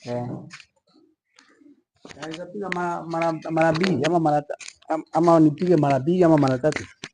Sababu naona mahindi inakuwa mrefu sana. Okay. Thank you. What do you, as an agronomist, what do you advise me to do? Because what I can mahindi yangu inakuwa na ni ile ya miezi 4. Mahindi ikifika miezi 4 tayari hiyo mahindi ni tayari. Okay. Hata imekauka. Okay. Lakini mwewe inakuwa mbali sana. Mpaka inaaguzwa na nini? Na upepo. Zinataka kwenda mbinguni kidogo. Sasa what I can recommend about varieties ina depend na region. First thing. The other thing about kurefuka sana. Kurefuka sana zaidi si mbaya. Kurefuka sana si mbaya, lakini kurefuka sana zaidi ni mbaya. Si hapo tunaelewana? Kwangu kurefuka sana niko na faida. Ng'ombe iko na chakula. Yeah. Iko na mboga. Iko na chakula mingi. Tena nimepanda hii Napier grass. Okay. Inaitwa Super Napier. Okay. Naanza kung'oa ile ya zamani. Nimeanza kupanda hii ya Super Napier. Okay. Super Napier ukispray hii fertilizer inaenda juu. na inakuwa haraka sana. Okay. Ukipata kwa mchanga inaenda 75 days. Wow. Unakata. Okay. Second round ukiweka hii fertilizer unaikata ikuwa na 5 feet na iko na 60 days. Kwa hivyo faida yangu ni hiyo. Okay. Sasa ile ilishangaza ni hii mobebe inakuwa mrefu, zinaanguka sasa sipadi mahindi. Ng'ombe ndio inafaidika sana. Okay. Wala. Sasa kitu naweza kuadvocate ukitumia this fertilizer. Tuko pamoja? Na niko sure wewe unapitisha dosage kidogo. Mimi huweka 20-25. Okay. Sasa famu yako kitu unafaa ukiona zinarefuka sana, first of the things mimea unafaa uanze kurimia after mimea yako imekuwa. Usirimie kama imekuwa refu zaidi. Kuna stage inafika kama utarimia kama shamba yako maybe ni shallow, uiweke mchanga hivi. Na ndio maana huwa tuna advocate uchimbe mtaro yenyewe kupanda viazi, kupanda mahindi. Ukichimba mtaro si kuna hii side yenye inabakingi faro na kuna hii nini iko na mchanga. Tuko pamoja? Mahindi ikikuwa kubwa kidogo sasa juu wewe unaona mahindi zako zitakuwa kubwa na upepo itakuja na mvua ziangushe, si ndio? Huu utaingia na hii mchanga yenye iko kwa hizi juu. Uzike nini? Hizo mitaro yenye mahindi. For example niko na already nimepanda mahindi. Okay. Najua Murang'a kuko na mvua mingi sana. Already nimepanda mahindi na hii fertilizer. Okay. I'm doing a research on that maize inaitwa DK777. Okay. It's a new seeding center. Okay. Hiyo ni ya miezi 4. So ikifika size kama 1 foot already imelimiwa. Naona?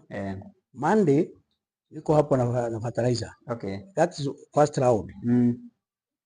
How often do I sasa after 7 days or 14 days or then I spray for about 3 times. Shamba yako inakaa bado iko very fertile. It's not a mark. Uspray sana. I've used this manure. Umespray mara ngapi?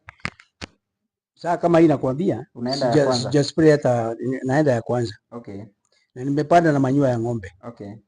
So kwangu fertilizer ni hii ya dukani. Just spray twice mahindi. Ikifika hapo ni spray Monday. Spray sahi, ikimaliza 3 weeks uspray uachane na hiyo mahindi. Ninyamaze hapo. Juu after 3 weeks hiyo mahindi itakuwa hapa. Si ndio? Kwa hivyo uachane nayo, uspray tena na uachane nayo kabisa. Isi overgrow. Bebe hiyo kama wao. Ilaji ya roku. Si overgrow. So because okay, nichukue swali lingine moja, wengine tutapatana nyuma ya nini? Yes. Umesema unatumia herbicide ya kuua kwekwe. Hiyo haina chemicals. So jaribu mchanga. So about that, kuna si must utumie herbicide. Mimi nimewaambia kesi yangu vile nilifanya. Lakini it's not advisable kutumia herbicide. Lakini kuna herbicide hazina chemicals. Chemical mingi. Unaelewana? Kuna pre na post. Post mostly hazinaga chemical mingi kwa sababu they are very selective. Unaelewana? Ziko very selective. Zinaua tu pest. Ile hizo magugu zenye ni target. Tunaelewana?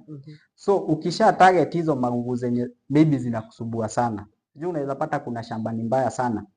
Hata ukituma watu walime hawezi solve kabisa. Ukitarget hizo weeds, then sasa zikikuwa kubwa mmea hii fertilizer anajua mzee anajua inanyima surface ya sunlight huku chini. Juu mimea itakuwa na nini mingi. So mmea yako ikikuwa kubwa hautaingia juu nyasi haita grow tena. Tunaelewana? But at your case kama wewe una advocate nini ukulima yenye hautumii herbicide, it's a very good way, but utumie vizuri. Usikaribie nini, usikaribie hizo maybe the stems ama the roots za mmea unalima mostly mahindi. Huwa inarudi chini kwa sababu unaona lazima ihiri hizo vidodo imewekwa. Mostly ina happen ukiwa si wewe unalima, umetuma watu wa shamba walime. Hata mtu mmoja amelima eka mzima siku moja peke yake, si ameharibu shamba? Yeah, so because of time, to save time, najua kuna wengi wako na maswali, niko tu around. Tuko pamoja? Niko tu around, mtaniuliza maswali, tutajibu zote. Na si mbarikiwe na Mungu. Asanteni sana.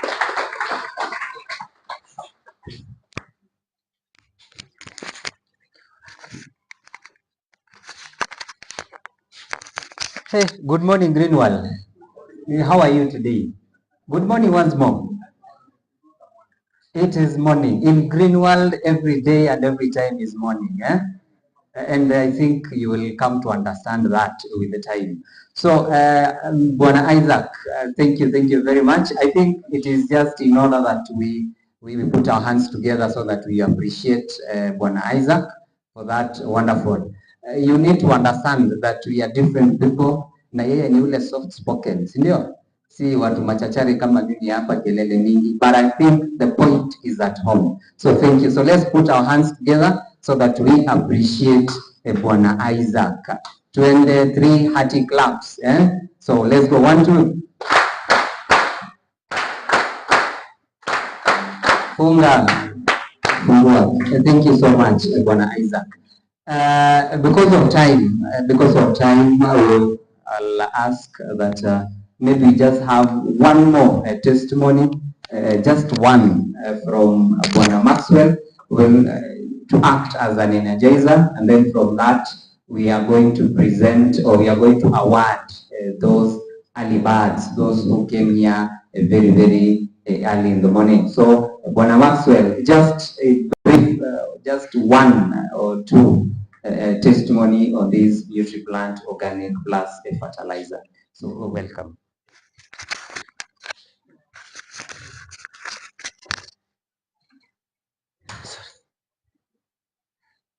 Good morning once again. Good morning. Nakaa kaa tuko njaa ama ni njaa, maneno imejaa.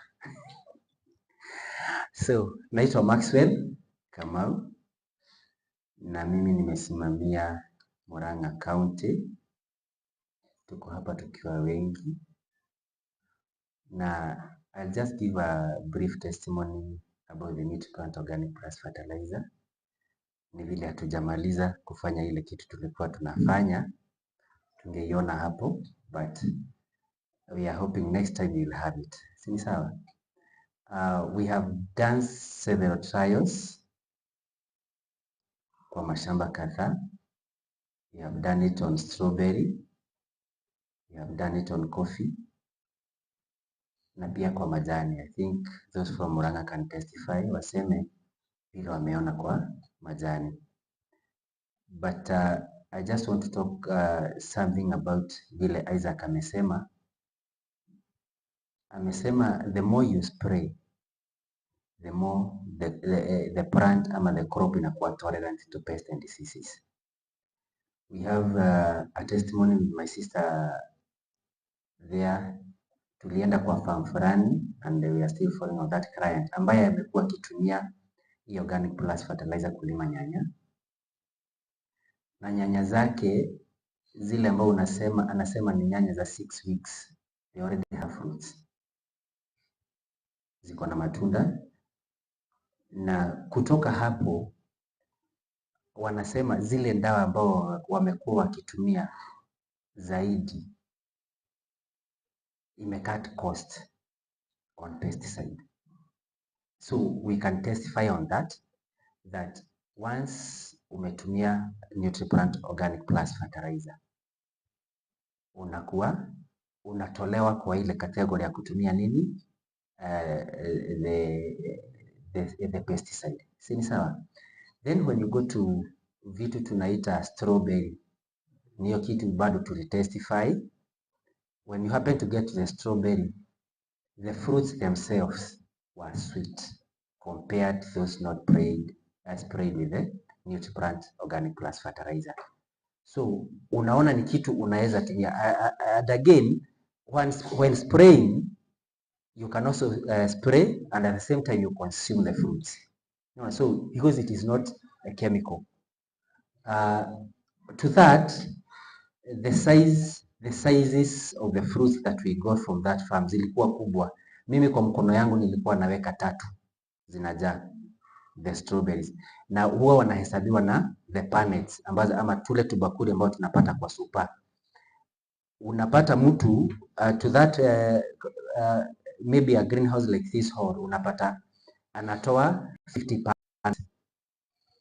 Zinakuwa excess sababu the size of the fruit is bigger, zinajaa. Kwa hivyo kwa panet hazitaenda mingi, they are sweeter. So to that, leo sitawapea testimony ya kuku matunda sawa. Tumelima na pia kwa kahawa hatukuweza kuchukua hizo video vizuri, but next time we'll send them to Mike and he'll have them posted. Na pia kwa ndoma, kuna mzee hapa amelima ndoma, and as you can see my height, ukiwa kwa ndoma huwezi onekana. Wale wako kwa hiyo group ya versatile, if you happen to see kupata hiyo clip ya the arrowroot, mimi ndio niko kwa hizo arrowroot, na huyo mzee ndio amelima hizo ndoma, anaitwa Ruben. Pia the mahindi, the maize, kuna moja tulipost, it was taller, I think it was taller than the height of this house. Singeweza kufikia mtoto nikiinua mkono, na vile naonanga nikiwa mrefu si kufikia. Ukiwa kwa hizo mahindi ni kama uko kwa msitu. So I really thank Greenwood and NutriPlant Organic Plus Fertilizer. Asanteni sana.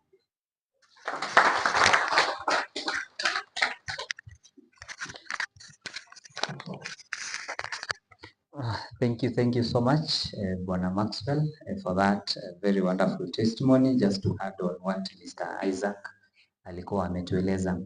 So najua tumeketi and maybe for a bit a longer time, and we are behind schedule. Sorry. So before we go to the next presentation, ambayo ni business presentation, and that is actually the main reason why we came here, apart from, of course, the health and the health and the fertilizer presentations, of which I'm not saying that they are not important, but this is also very, very important. As we look for the vitamin A, vitamin E, and also the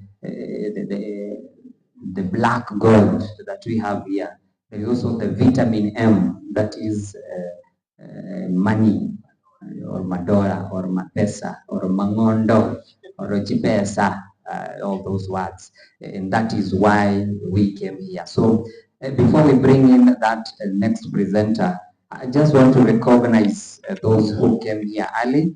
We call them the early birds, and maybe just as I call out your name, kindly just hastily kuja hapa mbele, and then I'll ask Mr. Njoroge Patrick Mwaniki to come help me with giving them their presents. So Elizabeth Mwangi, Phyllis Kamau, in that order, kindly. Joseph Muhoro, Beatrice Modoni, Magdalene Jerry, Lee Kamau, John Kimani, Nolega Irungu, Priska Ndirangu, and finally Mwana Juma. So these wa kwanza ni Elizabeth Mwangi.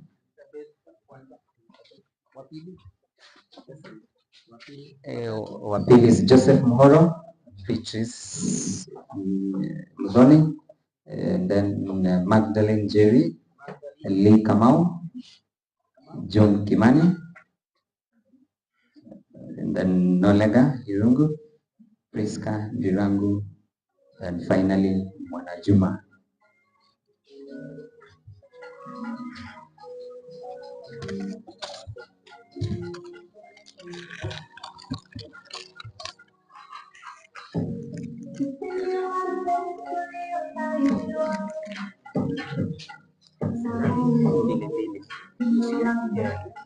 For each and every.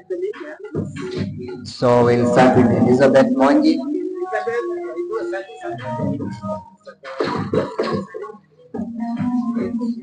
Phyllis Kamau,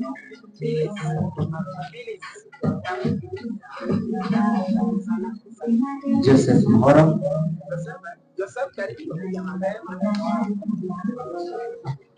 Magdalene, sorry, Beatrice, my God.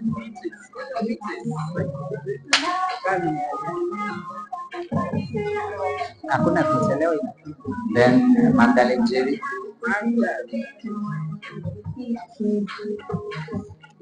Lee Kamau,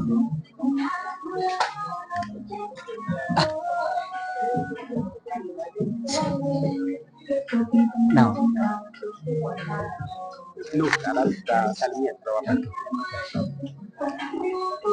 that is Lee, John Kimani. Now wasalimia tu, hizo zingine tutawapea, bado zinakuja, tutawapea, bado zinakuja.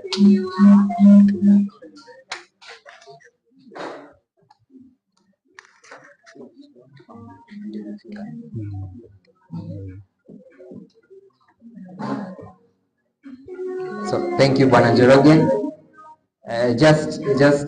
Wengine wanaweza ona hao kwa nini wameenda bila, wameenda tu na salamu. They are on the way coming, so of course you will get your gifts. Nobody will go without them. Nobody will go without them. So without much ado, I want to present to you the next presenter, and he is also a guy that I know personally, and kutoka kwa hii biashara tangu niingie hapa, is a guy that always gives you 1 or 2 words and then they will help you. So he is an outgoing 6-star consultant in this business, Greenwald, and therefore an incoming 7-star consultant. He is a 2-time China trip qualifier, na moja alishaenda last year, so hii ingine anataka kwenda this year, na he was the first one to qualify from Naivasha this second trip. And of course, if he is an incoming 7-star consultant, then you can be rest assured that he is a potential car qualifier that is on the way. So his name is none other than Mr. Mike K. And alisema haezi kuja kama anatembea hivyo. He wants to be accompanied by the leaders with a very nice song, Sisi Niwale. So kindly also I humbly request our audience, which is you, that we stand up as we welcome Bwana Mike K to do a business presentation for us today. So tafadhali, with due respect, DJ, as we wait for the DJ, trying to prep our presenter, and I can tell you that be very, very ready, because this one is sizzling hot. Is sizzling and hot. Very, very important guy. So as he is being prepped,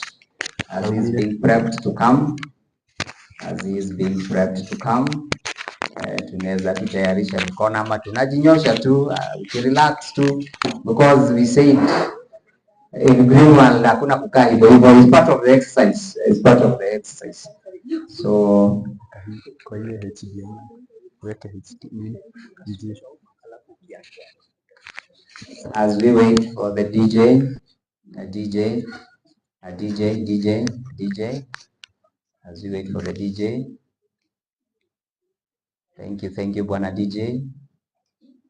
I am Mike and the team, all the leaders. Wewe ukiona uko na shati ama ya Greenwald ama t-shirt, kindly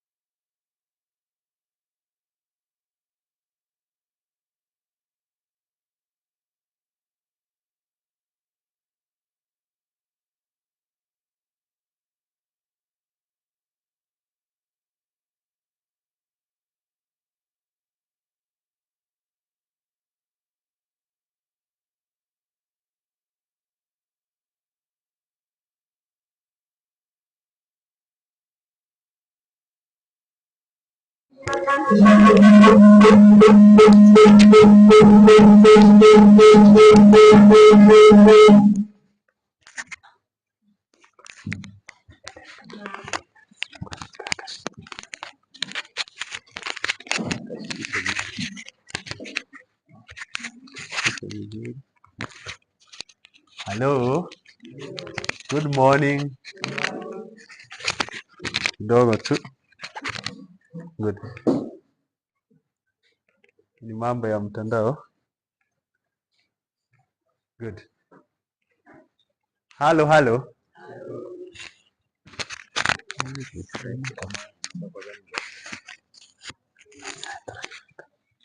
Sawa. Hello everyone. Kumbe niko na sauti. Good. Wangapi wamefurahi mahali tumefika so far? Wangapi? Good. Wangapi ni wageni? Ni mara yako ya kwanza kuwa hapa by the show of hand? Nataka nione. Good. Asante. Wangapi ni wenyeji? Asante. So asante, kama vile mwenzangu ametangulia kusema, kwa majina yangu ni Mike Karaoke Karori, six-star distributor, lakini nimefurahi kusikia outgoing. Kumbe pia kuna outgoing six-star. Na unajua vile huwa ina work. Nikitoka six-star sina baki gap. Mimi mkikosa kujibu nitaketi. Nikitoka 6-star itabaki gap.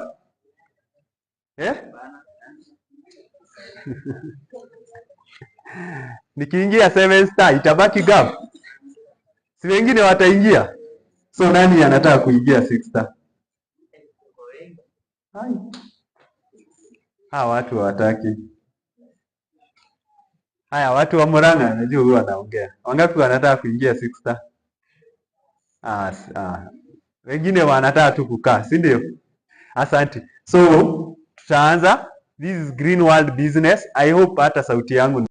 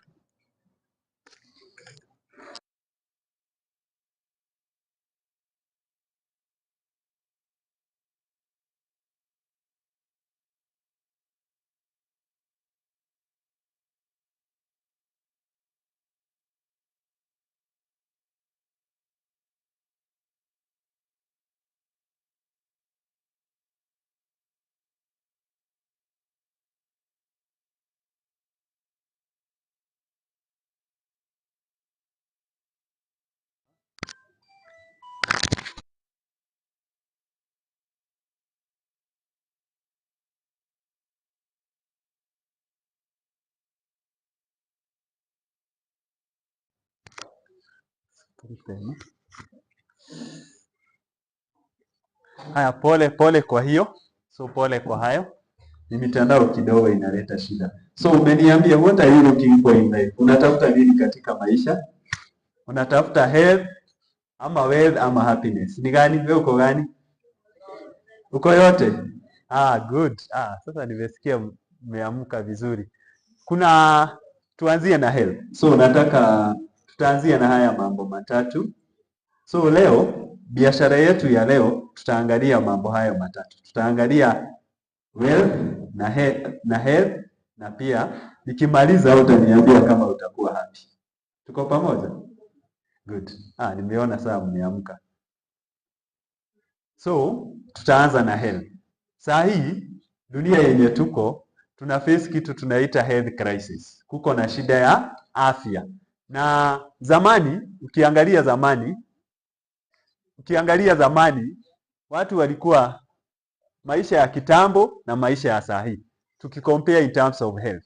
Zamani watu walikuwa wanaishi sana, si ndio? Saa hii unaweza ona mtu wa miaka 100. Na kama wako ni amezeeka akaisha kabisa. Zamani watu walikuwa na live long, wana die short. Wacha ni explain hii. Mtu anaishi kwa muda mrefu, halafu unasikia shosho alilala hakuweza kufanya nini? Kuamka. So hiyo ndio inamaanisha. Then hii ya pili, watu wana live short, wana die long. Hii ni kumaanisha hivi, unapatwa na ugonjwa, tuseme ugonjwa wa sukari. Unakaa nao takriban miaka 20, 25, then baadaye unafanya nini? Si ndio? So, zamani watu walikuwa wanakufa, wanaishi muda mrefu, then wanakufa once. Lakini wakati huu watu wanakufa polepole. Kuna mtu niliona ameandika I am dead inside. Alikuwa ameandika t-shirt hapa, I am dead. Lakini si mtu mwenyewe anatembea. Lakini ameandika t-shirt aje? I'm dead inside. Hivyo ndivyo maisha ya saa hii iko. Nini ilibadilika? Zamani watu walikuwa wanasumbuliwa na magonjwa kama malaria, TB, hayo magonjwa na flu na nini. Lakini wakati huu watu wanasumbuliwa na magonjwa ambayo tunaita lifestyle diseases. Lifestyle diseases ni magonjwa ambayo yanaletwa na vile ambavyo tunaishi maisha haya. Kwa mfano, ule ugonjwa ambao unaua watu sana saa hii duniani unaitwa cardiovascular disease. Cardio means heart. Then vascular inamaanisha mishipa. So haya ni magonjwa ambayo yanaletwa na shida za mishipa. Kuna ugonjwa mmoja ambao unaletwa na shida ya mishipa kuwa na uchafu. Na haya yanaletwa na chakula ambazo tunakula, especially chakula ambazo ziko na mafuta mengi, mafuta ambayo tunaita cholesterol. Na cholesterol huwa tunasema kuna mara mbili. Kuna good cholesterol na bad cholesterol. So ile bad cholesterol ndio inaleta haya magonjwa, cardiovascular diseases. Then kuna ugonjwa kama cancer. Cancer, nini inasababisha cancer? Nani anajua nini inasababisha cancer? What causes cancer? Chakula mbaya, hiyo ni moja. So cancer is a lifestyle, inaletwa na vile ambavyo tunakula. Then kuna ugonjwa ambao watu, hata nimekuwa na hilo swali asubuhi. Je, watu wanapona diabetes? Diabetes ni ugonjwa wa sukari. Hiyo pia inaletwa sana sana na shida za mafuta. Na ugonjwa wa sukari ukija, wewe unaita rafiki yake ambaye tunamuita hypertension. Hypertension ni shinikizo la damu ama pressure, si ndio? Kumbe mko. Then kuna ugonjwa kama osteoporosis. Osteoporosis ni hii tunaita arthritis. Then kuna asthma disease, kuna magonjwa kama stroke. So haya magonjwa ambayo tuko nayo saa hii ni magonjwa ambayo ni lifestyle diseases. Ndio maana unapata zamani tulikuwa tuna believe haya ni magonjwa ya matajiri, si ndio? Si ndio? Lakini siku hizi ni magonjwa ya si kila mtu anapatwa na haya magonjwa. So ni vile ambavyo tunaishi, chakula ambacho tunakula ndicho kinasababisha haya magonjwa. Sitaki kukaa sana. Nini ilibadilika? Ona, mwili unahitaji, kuna kile mwili unahitaji na kuna kile wewe unapatia mwili. Hapo ndio tofauti iko. Fahamwe? Kuna kile mwili unahitaji lakini wewe haukipatii hicho ambacho mwili unahitaji. So unakipa kitu kingi. Kwa mfano, mwili unahitaji kitu kama maji. Si ndio? Wangapi wanaweza kukunywa maji vile ambavyo inafaa hapa? Unakunywa glasi 8 kila siku? Hakuna hata moja. So mwili unahitaji maji, unahitaji kitu kama fiber. Fiber huwa inasaidia sana sana kitu tunaita digestion ama chakula kuweza kusiagika vizuri. Kitu kama carbohydrates, proteins, vitamins, si ndio? Lakini tunapatia mwili nini? Ona kile ambacho tunapatia mwili, electromagnetic radiation. Hii tunajua ni gani? Hii inatokana sana sana na wale watu wana shida kwenye simu, kwenye televisheni, kwenye kompyuta. Hiyo unaweza avoid kweli? Nani kuanzia asubuhi hajaguza simu yake? Hakuna. So hiyo ndio tunaita electromagnetic radiation, na hii sana sana huwa ina affect the brain. Imagine umepatia mtoto simu, ukimuongelesha huwa anakusikiza kweli? Hata leo ukiwa kwenye simu ukitembea barabarani, si hata unaweza gongwa na gari? By the way, accidents mingi especially the drivers huwa zinakosiwa na shida ya nini? Kwa sababu ina affect your mind, ina trigger your mind. Then kuna kitu kama cholesterol, hiyo tumeongea kuhusu. Then kuna sukari, kuna pombe. Kama kuna kitu ambayo inasababisha shida zote za mwili ni pombe, alcohol and smoking. So hata ugonjwa wowote ule, hata kama huko ukiulizwa HIV/AIDS, nini inachangia HIV/AIDS iendelee sana? Alcohol si pombe, si ndio? Haya, ugonjwa kama sukari, mtu akiwa na shida ya sukari, ya pressure, kitu ya kwanza kukatazwa ni nini? Si ndio? Haya, mtu kama ni mambo na weight na nini, so alcohol inachangia sana. Then we have caffeine. Then kuna hii medication. Na hizi medication tunaongea kuhusu zile chemical medication. Hizi huwa zinafanya mwili wako ama damu yako ina change pH, inakuwa more acidic. Mwili wako ukiwa damu yako ikiwa more acidic, inamaanisha uko rahisi sana kushikwa na ugonjwa. So ugonjwa wote ule ukipita, unafanya nini? Wewe ndio tunatumia kama example. Tulinyeshewa na mvua jana. Nani yako na homa? Hana. Tuko sawa. So wewe ndio unaanzia. So hiyo ni medication. Then kuna pesticide. Hii I think Dennis Isaac ameongea kuhusu. Then kuna chumvi. Na hapa when you talk about salt and sugar, tunaongea about too much. So kiwango cha chumvi kiwe ambacho ni cha kiasi. Hiyo ni health. So kuna crisis ya health. Sio tunakubali. Ukienda pale hospitali si utapata watu wengi wamejazana kwenye line. Si ndio?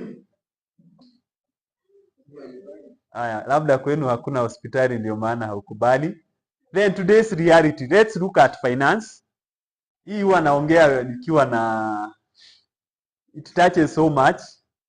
Najua Madam Anne Health ndio inamguza vizuri na mimi sasa hapa kwa mfuko ndio nasikia sasa niko pale. So, saa hii finance. Hebu guza mfuko wako saa hii.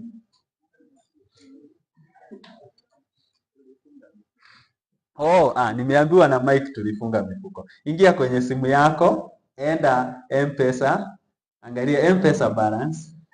Ni shilingi moja tu kuangalia M-Pesa balance. Ni ngapi? Haya, kama sio hivyo, enda kwa app ya your mobile bank, your bank, uangalie balance ni ngapi. Ni ngapi? Kuna mtu amesema 150k, huyo wako sawa. So ile shida ambayo inatukumba sana saa hii Kenya ni shida ya deni.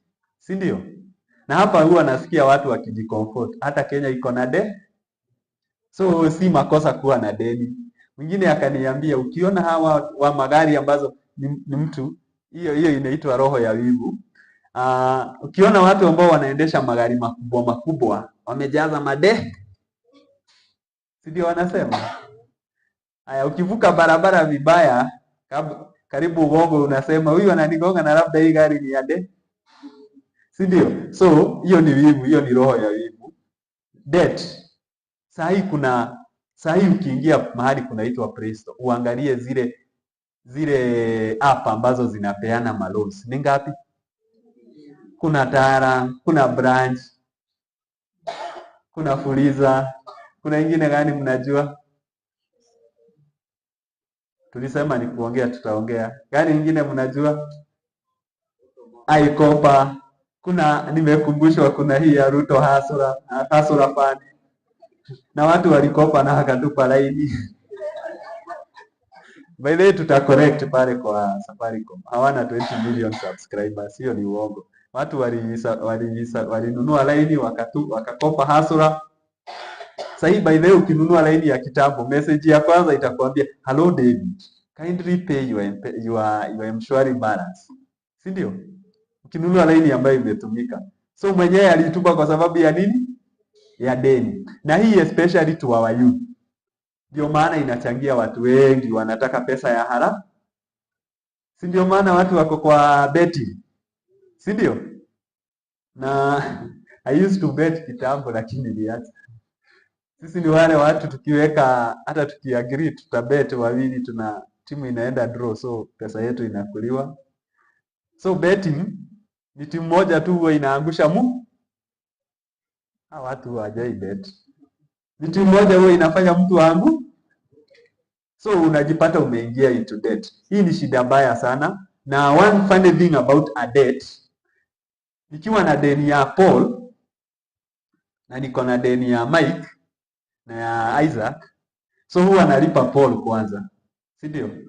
Then namkopa nalipa Mike. Hapo nimefanya nini?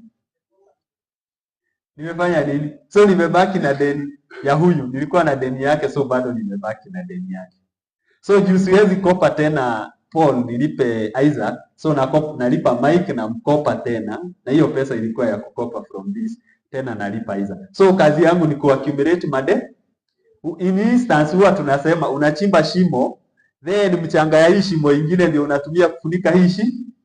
So utaishi hivyo kuchimba mashimo. So hiyo debt tunasafa sana. Then kuna hii heavy tax. Sasa hii kila kitu ni, si ndio? Sasa hii sijui kama umelipa stima juzi of late. Sasa hii tax ni mingi kuliko yenye inaenda kwa stima, si ndio?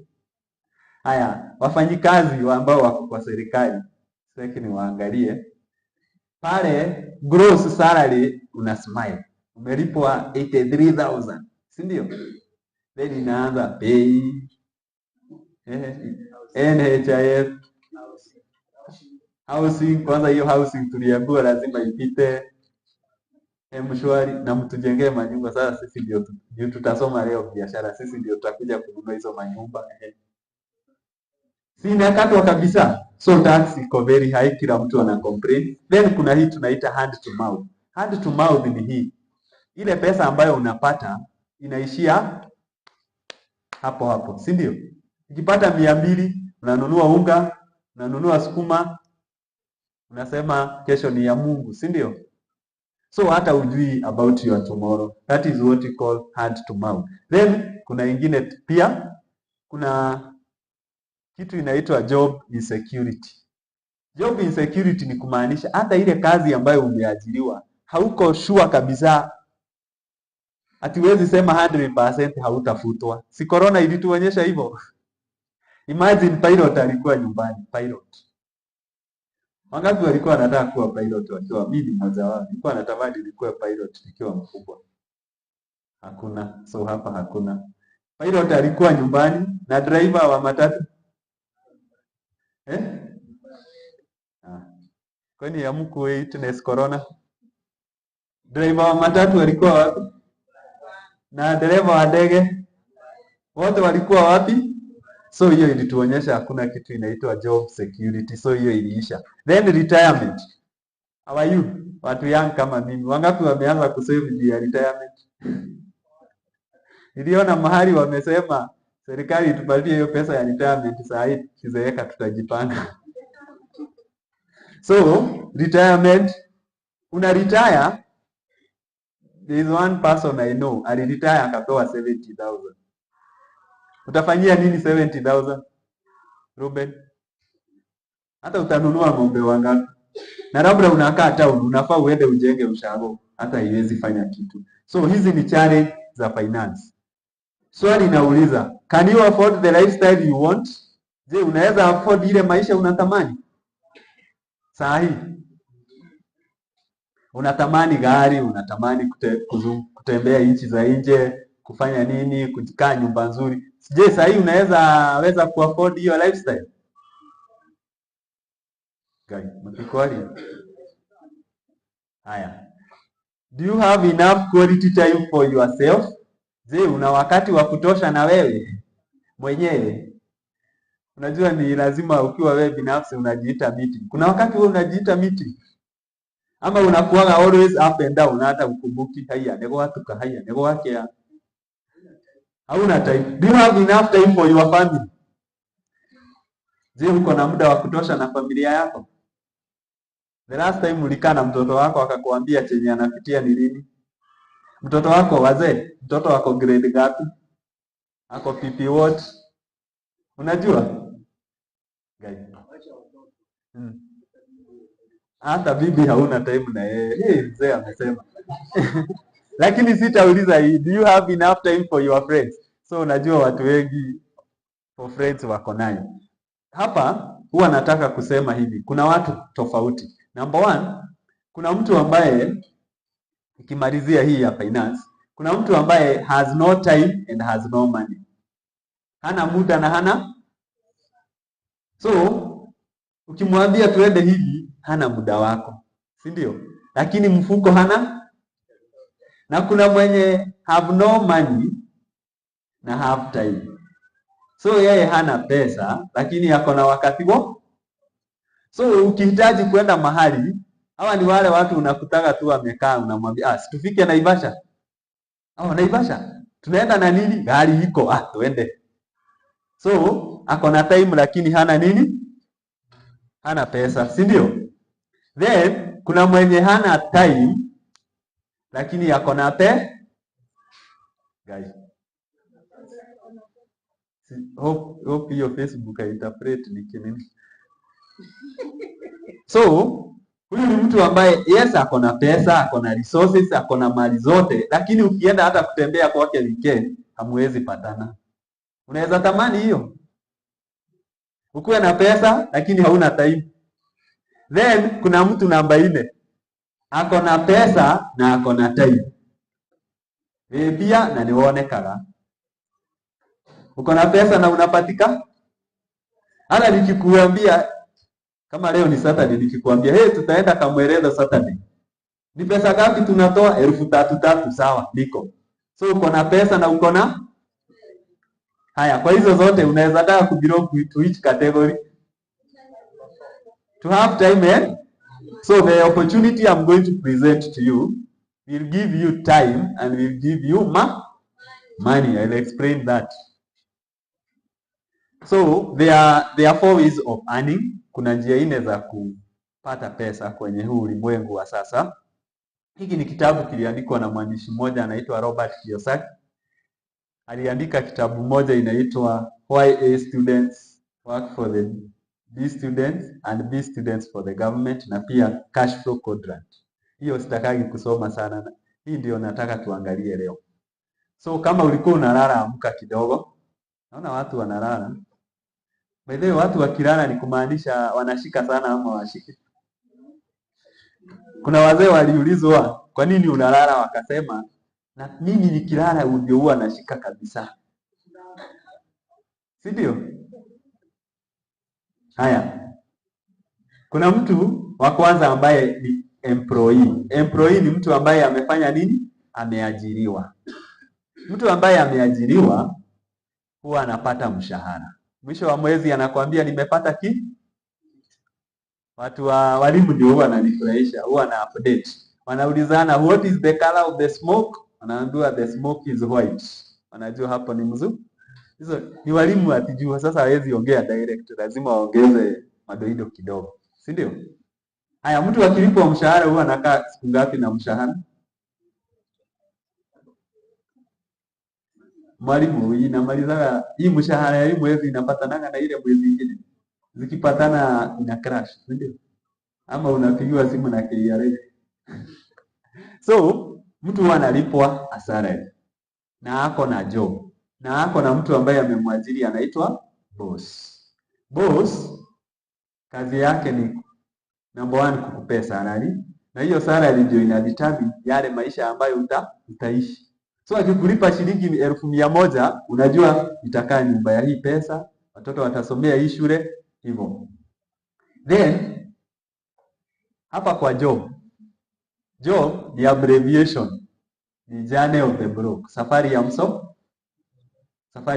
Tutaona kwa nini, nitaelezea hiyo kwa nini safari ya msoto. Kwa sababu kazi yake ni kuzunguka tu mahali pamo. Ukilipwa leo, simeniambia after 3 days hakuna kitu. Haya, mshahara ya Februari, walimu na wale ambao wameajiriwa, si already imepangiwa ikaisha ya March. So huyo mtu ukimshtua katikati ya mwezi hana kitu, si ndio? Na hapa nataka ni emphasize vizuri. Salary ambayo unalipwa, amount haitegemei. Juu mtu ambaye analipwa shilingi 1,100 na yule ambaye analipwa 20,000, ni ya nani iwe inaisha haraka?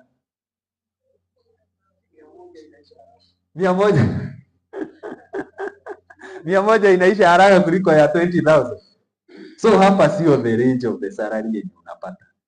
Juu already salary, mmoja akasema ya kwamba salary is the bribe they give you so that you can forget your dreams. Ni hongo ambayo unapewa ili usahau ndoto za. Na mmoja akaandika pia, if you don't build your dreams, someone will hire you to build. Wewe uko na ndoto ya kuwa na nyumba kubwa, si ndio? Na kuna mwenye ako na pesa, so hawezi jitengenezea hiyo nyumba, so anakuita unamtengeneze, then anakupe kitu. Then kuna self-employed. Self-employed ni mtu ambaye ameajiriwa. Mtu ambaye amejiajiri, sorry. Mtu akichoka kuajiriwa huwa anakuja chini anafanya nini? Anajiajiri. Wale ambao ni self-employed, example yao ni kama dentist. Dentist ni wale wa kutoa meno, si ndio? Haya, kuna watu kama lawyers, hao ni self-employed. Kuna hoteli kama hapa, hoteli kama hii.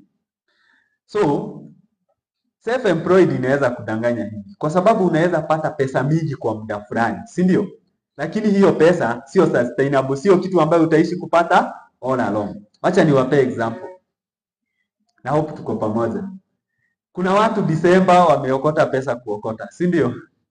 Watu kama wa hoteli, si wamekuwa na pesa kabisa? Saa hii Januari. Haya, nilikuwa naangalia hii.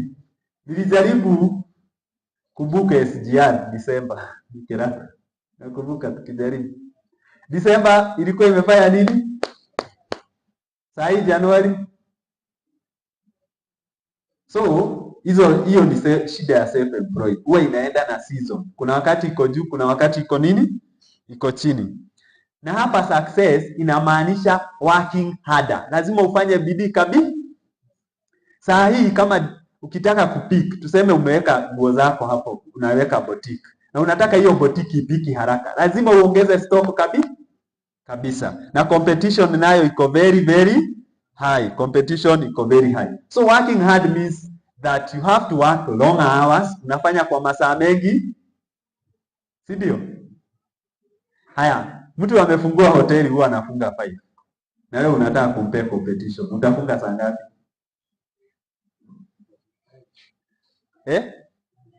Utafunga 9, si ndio?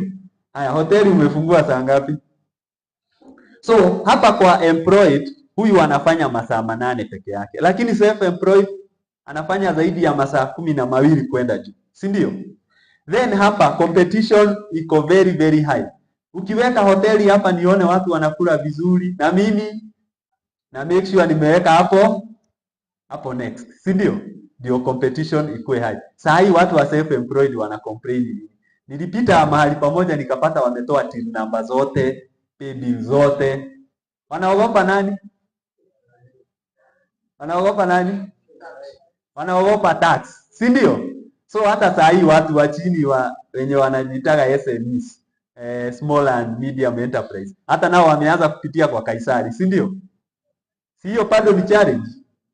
Haya, nataka unikumbushe kitu moja. Wakati mmoja ulienda kwa biashara ya mtu, ukaiangalia, alafu ukaipea value. Kuna wakati tulikuwa tunauza spices. Nikauliza mtu mmoja akaniambia, hii ni kama 10,000. Ni kama 10? Na nikaacha hiyo biashara. Siku moja sasa akataka kuanzisha hiyo ya spices kama mimi. Akaniuliza sasa, si nikiwa na 10k naanza? Nikamfanyia hesabu. 10k tukapika 10,000 kama hata hatujafikia stock. Haya, kwani ilikuwa ya pesa mingi? Si unaona? So unaweza pata biashara ya mtu ni ya 200k, lakini ukiangalia hiyo 200,000 haufanyi nini? Uioni. Na hiyo capital yenyewe utapata wapi? The first place.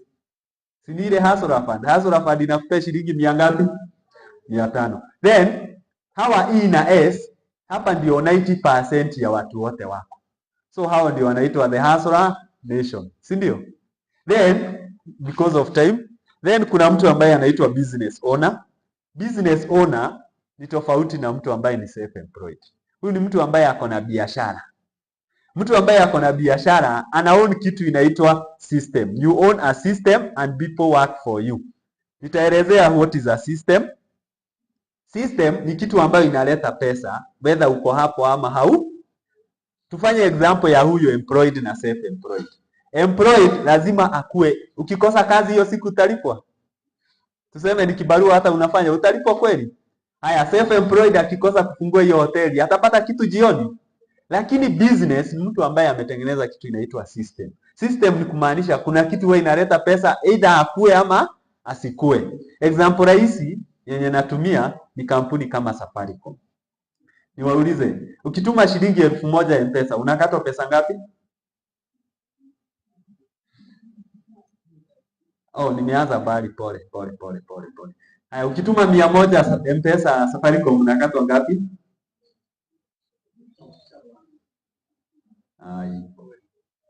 Ukituma 100 haukatwi chochote. Haya, ukituma 101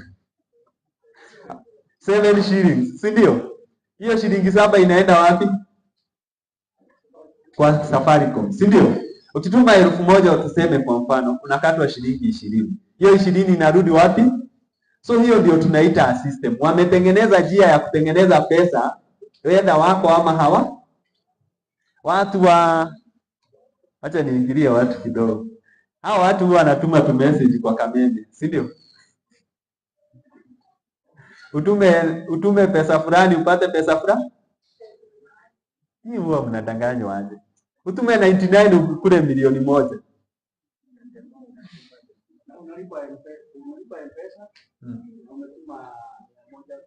Upate milioni 1. Alafu unashinda kwa radio the whole day. Wewe tukaangie ngojea nikule. Haya, kuna mmoja huwa hao watu wenye huwa anatuma daily. Hizo pesa zinaenda wapi? Si zinaenda kwa mfuko. So huyo ni mtu ambaye ametengeneza kitu inaitwa system. Na hapa kwa business owner, the wealthiest individuals in the world own a business. Wale watu matajiri duniani wanaown mabiashara. Rudi kwenu angalia tu wale watu unajua tajiri zaidi. Kwa mfano, ile mtu tunajua tajiri sana hapa ni mtu kama Naivasha, si ndio? Watu wa Naivasha. Si yako na system yake? Ukienda kununua kitu Naivasha, unapata nini? Hata kuna mtu anakuambia asante. Hata umeipata mwenye jana, by the way. Jana ndio nilikuwa mahali. Nilikuwa naonyeshwa General Master ni nani. Kuna mtu mkubwa sana hapa Naivasha anaitwa General Master. Ndio nilikuwa naonyeshwa ndio huu. Lakini haijai nizuia nisiende kununua chuma ama kitu yoyote ya kujenga hapo. Kwa sababu yeye alitengeneza his own system. So wewe nikuulize, wakati uko hapa kuna mahali utapata pesa imeingia? Matiari. Hiyo balance ambayo umeiangalia saa hii, ukitoka hapa itakuwa imeongezeka. So we need to own a system. Now one of the richest people in the world ambao wana own system, naona time inakimbia, ni mtu kama Bill Gates. Bill Gates ana own kitu inaitwa Microsoft. Microsoft ni hizi computer, kabla zifunguke lazima ukuwe umeinstall kitu fulani ndio ifunguke. Huyo ameown a system. He is among the richest person. Kuna mtu ambaye anaitwa Jeff Bezos of Amazon. Vitabu watu wanasomea pale, na mwingine kirato anampenda sana anaitwa Mark Zuckerberg. Mark Zuckerberg anaown kitu inaitwa nini? Acha nione kama watu wanajua. Anaown nini Mark Zuckerberg?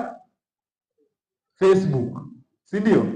Ukiingia Facebook ukilike na ukicomment na ukifanya nini, kuna kitu na yeye anapata. Na kuna mwingine saa hii ananimotivate sana, anaitwa Elon Musk, anaown Twitter na anaown kitu inaitwa Tesla, magari. So wale watu matajiri zaidi wanaona business. Then kuna investor. Investor ni mtu ambaye pesa inamfanyia kazi, ama ni mtu ambaye ako na system tofauti. Kwa mfano Safaricom saa hii imepita kwa business, saa hii ni investor kwa sababu ako na M-Pesa, ako na M-Shwari, ako na credit, ako na Fuliza na hiyo ingine. So let me very fast introduce to you our business opportunity. This company is called Green One, ama wakati mwingine tunajiita Green Health. This company started in the year 1984 in a place called Michigan, USA. Wangapi wamefika USA? Si mlikuwa mnaniongelesha? Wangapi wamefika USA? Wangapi wanataka kwenda USA? Mungu etereire hau. So Mr. Gerardo atatupea password ya USA.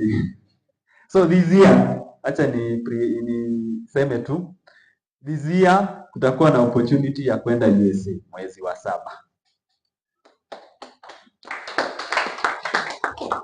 Na kama uliingia Zoom ya jana uliona. Watu wataenda USA. Na tutatembea wapi na wapi USA? Jumi inaenda, sitaki niwaulize kama wanaenda. Washington, that is the capital city. New York, New Jersey. Na pia lazima watu waende waone kampuni ilianzishwa wapi. Si ndio? So hii Michigan USA, tutakuja na picha za hii Michigan USA. Pamoja na nani? Na Mike, sawa. Then this company was incorporated in China in 2004. So hiyo ni miaka mingapi? The difference between 1994 and 2004, that is 10 years, si ndio? So that was research, walikuwa wanafanya research. Then the company came to Kenya, sitaki kusema hizo. The company came to Kenya in 2008. Na iko over 50 countries globally. Si ni kampuni ya kimataifa? Over 50 countries globally. This is our president. Nilisikia ladies walisifiwa sana na Madam Anne. Hebu tupigie akina dada makofi. Nimeona kuna watu wako na kiwali, watu wezi wapigia akina dada makofi jamani. Akina dada, si mnaona kampuni ilianzishwa na mwanadada ambaye anaitwa Professor Deming Lee. Huyu ni msomi. So huyu si mwanabiashara, huyu ni msomi. Amesomea mambo ya vitu zinaitwa microbiology. Micro ukisikia jina micro ni kustudy vitu ndogo about biology ni life. So amestudy mambo ya hizi products kabisa. Na wangapi walibahatika kumuona? Hai. Asante. Hebu jipigie makofi kama uliona president. Na bahati yako juu ulimuona Kenya. President huwa anaonwa mahali tu pamoja. Huwa anaonewa China peke yake kwa red carpet. So huku, by the way, watu wa Murang'a msijichoche sana na wale mlimuona, mmebakisha red carpet. So haikuwa na red carpet yenu. Si ndio? Unajua mnaweza kasa Max hayuko. Mnaweza kataa kufanya bidii mseme mliona president. Hamkumuona vile. By the way mlimuona na gambut. Tumedisqualify hiyo kuona president. So, wakati wameionea president mahali anafaa. Si unaona hii imenini? Unajua mnaweza jikonsole hapa mseme mliona president. Mliona na gambut. Anyway, that was by the way. So the president ako hapa anaitwa Deming Lee. By the way, mlimuona aje? How humble is she? She's very humble, si ndio? Simuliona hata anashika watoto pale, anashika, ukitaka kupiga picha na yeye unapiga. So she's very humble. Sasa ukienda China, akikuona hata ukiwa distributor ukienda kupita anasimama kwanza, anakusalimia, anakuhug. Akina mama huwa anamuhug, wanamulilia, yani inakuwa kama drama. Then anasaidiwa pia kuna wasaidizi wake. Napenda sana huyu jamaa. anaitwa Hogbin. Huyu ni wa huko South America. Then tuko na wetu pia, huyu tulimuona, si ndio? Tuliona dhana ule mzee ambaye hakuwa na maneno mengi, huyo ni president wa Africa. Then huko mahali unaona any logo, hapo ndio kampuni yetu iko. Then huwa tuna deal na mambo kadhaa. Number 1 tuna deal na fertilizer, tumeelezewa na Dennis Isaac. Then tuna deal na vitu ambazo tunaita tamarin series, kwa mfano kama hii. Hizi za tamarin flask. Yule ambaye atapeana zawadi ya Foster ataelezea ni ya nini. Then si mnaona hizi product zote? Mnaziona hapa? Ni mnaona? Oh, mlikuwa.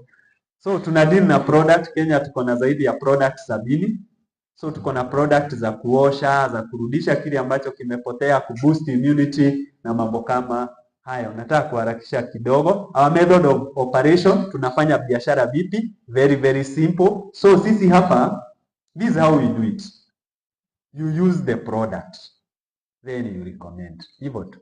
Yaani unatumia kitu then unaelezea mwenza. Kwa mfano, unalima kama Isaac.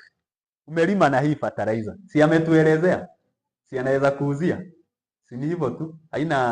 Hakuna kitu kingine complicated. So usituambie hapa ati sina skills za sales and marketing. Nani amekuitisha hiyo?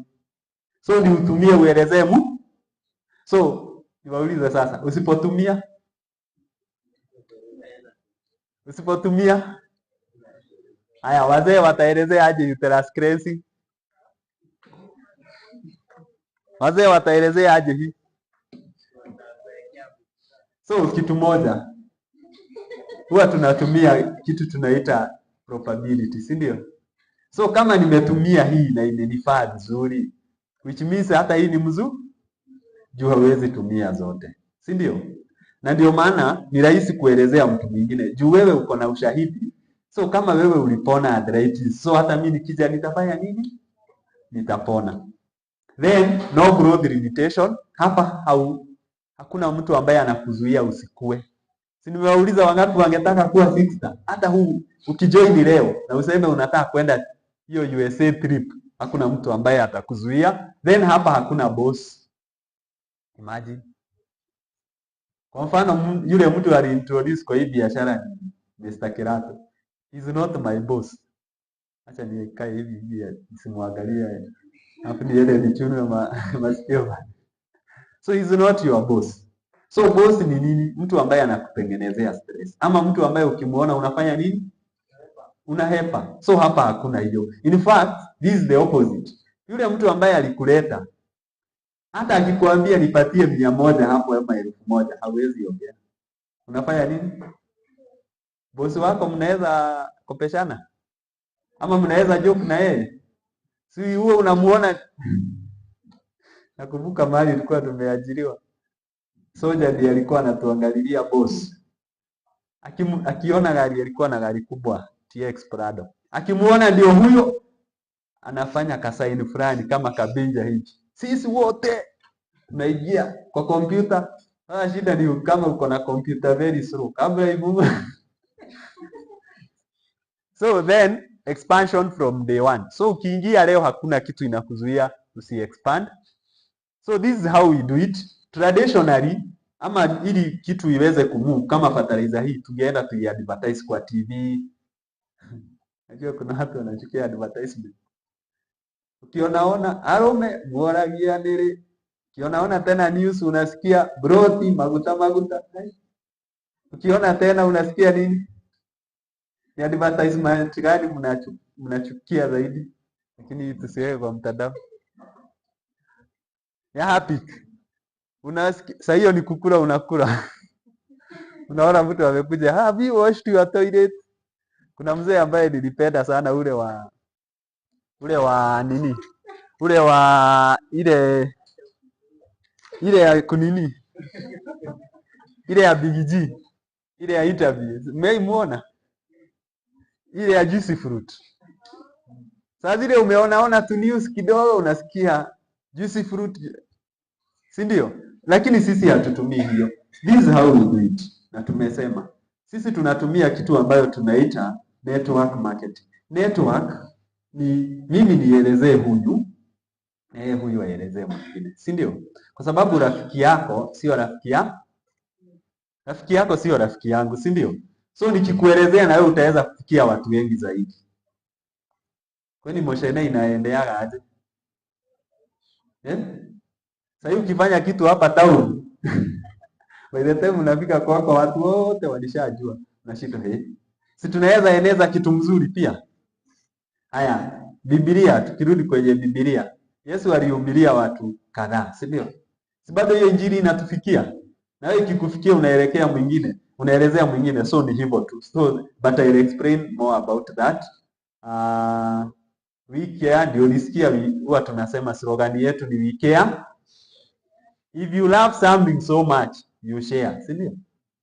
Ukienda mahali ununue kiatu mzuri, utakuja uniambie na kuna mahali nilipata kiatu mzuri, so you share. So ndio maana huwa tunasema we care, we share. So why Greenworld? Why Greenworld? Tuko na miaka 30 sasa, tuta-update hapo. By the way, this year we are celebrating 30th anniversary. Miaka 30? Wapi makofi ya Greenworld. So watu wacha nisile. Watu ambao wako miaka 30 ni mtu ambaye ameoa, ameolewa na kuna mtoto grade 1 ama nursery, si ndio? So hii kampuni kama ni mtu singekuwa ni kampuni ambayo imepitia mashida mingi na ikaweza kuweza yote. Then hiyo tulisema so hatutaelezea sana hapa, nataka niruke kidogo because of time. Goja. Hapa siwezi ruka. Haya, unlimited income potential. So hapa bonus ambayo unapata ni wewe unajilimit. Ni wewe unasema hii mwezi sitaki kupata 1300. Najisikia kupata 1000. So ni wewe unajiambia yenye utapata. Then travel opportunity, hiyo ndio hata ilifanya ni join hii biashara. Nafasi ya kutembea, na sio kutembea tu, kutembea around the world. Tunasikia kama huu mwaka by the way watu ambao watakuja hii biashara Disemba watatoka akisema huko tu ni kujisifu, wamejisifu, hakuna kitu kingine. Mtu atasema nilikuwa Dubai, nilikuwa USA, nilikuwa China. Mtu mmoja. Haya, Dubai sio mbali. Watu wangapi wameenda Dubai? Sio Dubai market. Dubai, nchi ya Dubai huko UAE. By the way, from Nairobi to Dubai it's 4 hours 45 minutes. Yaani hamjaienda mahali karibu hivyo? Hamjaienda? Mwaniki hujaifika hapa? Hapo tu unaweza chukua tu gari na 4 hours 45 minutes uko hapo, si ndio? Si ndio? Sini karibu 4 hours 45 minutes. Kirato, sini hapa tu. Hapa tu. Then acha niruke hiyo, sasa nataka nikuje hapa. So kama ulikuwa umelala amka sasa hapa. So utajiunganisha aje na hii kampuni? Remember, Greenworld gives you an opportunity to start your own business. Hii ni biashara, sio kuajiri. Tuliona the quadrant. So sio employed na sio self-employed. Hapa unakuja kuanzisha biashara. So Greenworld inakupatia nafasi ya kuanzisha biashara. So you register ama you sign up with the company, it's only 1,500. Kwa hii economy ya saa hii 1,500 umeachia bibi nyumbani, atatumia siku ngapi? Masa Ruben amechoma. Haya, mtoto by the way, zamani ile noti ambayo ulikuwa unaogopa kutuma nayo mtoto kwa duka ni ngapi? 100. Saa hii mtoto kumpe 100 ni kitu. Ona utinde ati ugiikara mwana athire ku. I was surprised kuona wangu ni mdogo wako 6 years. Na anapewa 500 anaenda. Nauliza, "Unampe?" Haina shida. Hawezi potea. Juu hata akipoteza haitakuwa ati kubwa, si ndio? Lakini zamani mtoto ungempea 500 hadi anapewa escort na wale elder brothers na elder sisters. So 1,500. Imagine 1500 inaweza anzisha your own business. Imagine 1500. With that una qualify vitu kadhaa. Number one, una buy product at distributor price. Distributor price unanunua na bei ambayo ni ya distributor. Si tunajua distributor ni watu ambao ni matajiri. So kampuni haitakuuzia, itakuuzia hii product na bei ya distributor. Na wewe utauza na bei ya retail. Si ndio? So ukiuza na retail una make profit. So, kwa mfano ukinunua hii product 1000, kampuni inasema uuze 1200. So 200 unaweka wapi? Hakuna mtu anakuuliza. Then 1000 unarudisha kwa kampuni. Then you share the product. Unaanza kushare. Ndio maana tulisema we care we share. Unashare na nani? Usiende kutafuta watu mbali. Unashare na watu ambao unawajua. You share with your family. Kwa mfano kuna hii sabuni, si ndio? Wangapi wameoga siku ya leo? Nimeona watu wa nyuma hawakuoga. So olive soap. Ile sabuni ambayo ulioga nayo inanuka aje? By the way, umeisikia mtu akioga ako kwa bafu lakini anachafia, si ndio? Nego. Mudo ya bafu no. Hechio. Labda sabuni ambayo anaoga nayo ni very strong. Wanaume tuko na shida juu huwa hatubadilishi sabuni. Lakini kata sio green one. Naomba tafadhali tubadilishe sabuni kama hii.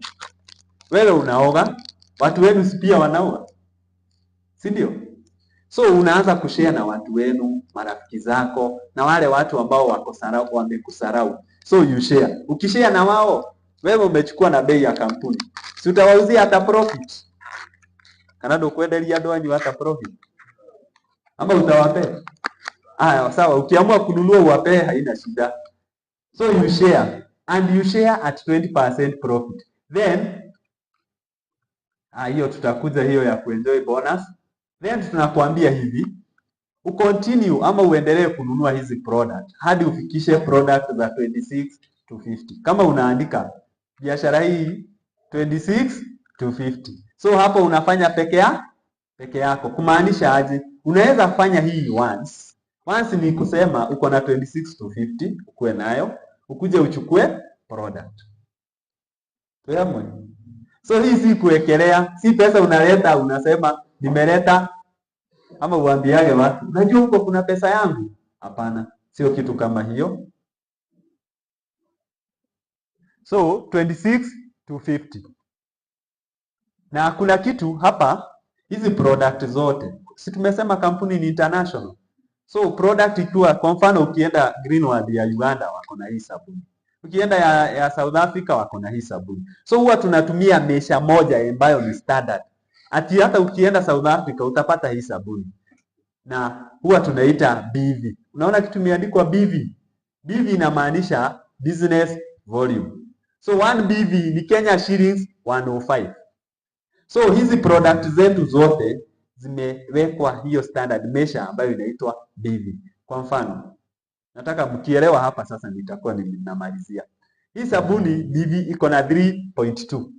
Hebu finya tu kwa calculator. Kama iko na 3.2 na 1 BV ni 105. So hii sabuni ni pesa ngapi? 335.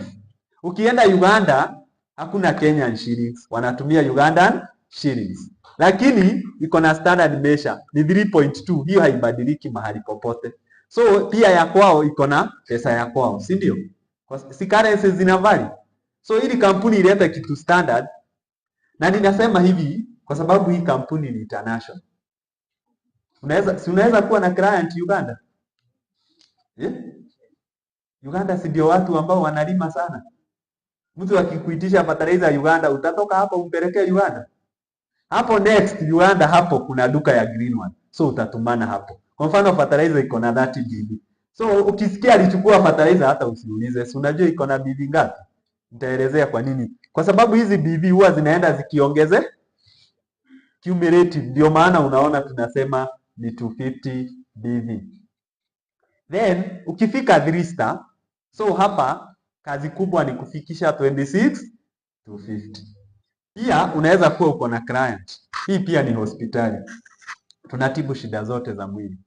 So client akikuja pale kwenye clinic, yeye sio member, wewe ndio member. So zile product zote ataandikiwa at retail price na bei ambayo sio ya kampuni. So si tutatoa the difference. The difference sasa, hiyo ni faida yako ya mfuko. Hiyo pesa ambayo imebaki inaenda ikiongeza hii hesabu. So unaweza kuwa ufanye mara moja ama ufanye polepole, lakini huwa tunasema success inapenda speed. Kama ulikuwa zumia jana tulisema success loves. So ukiwa na 26 to 50, wewe mwenyewe uko mwili wako uko 100%. Wewe uko 100%.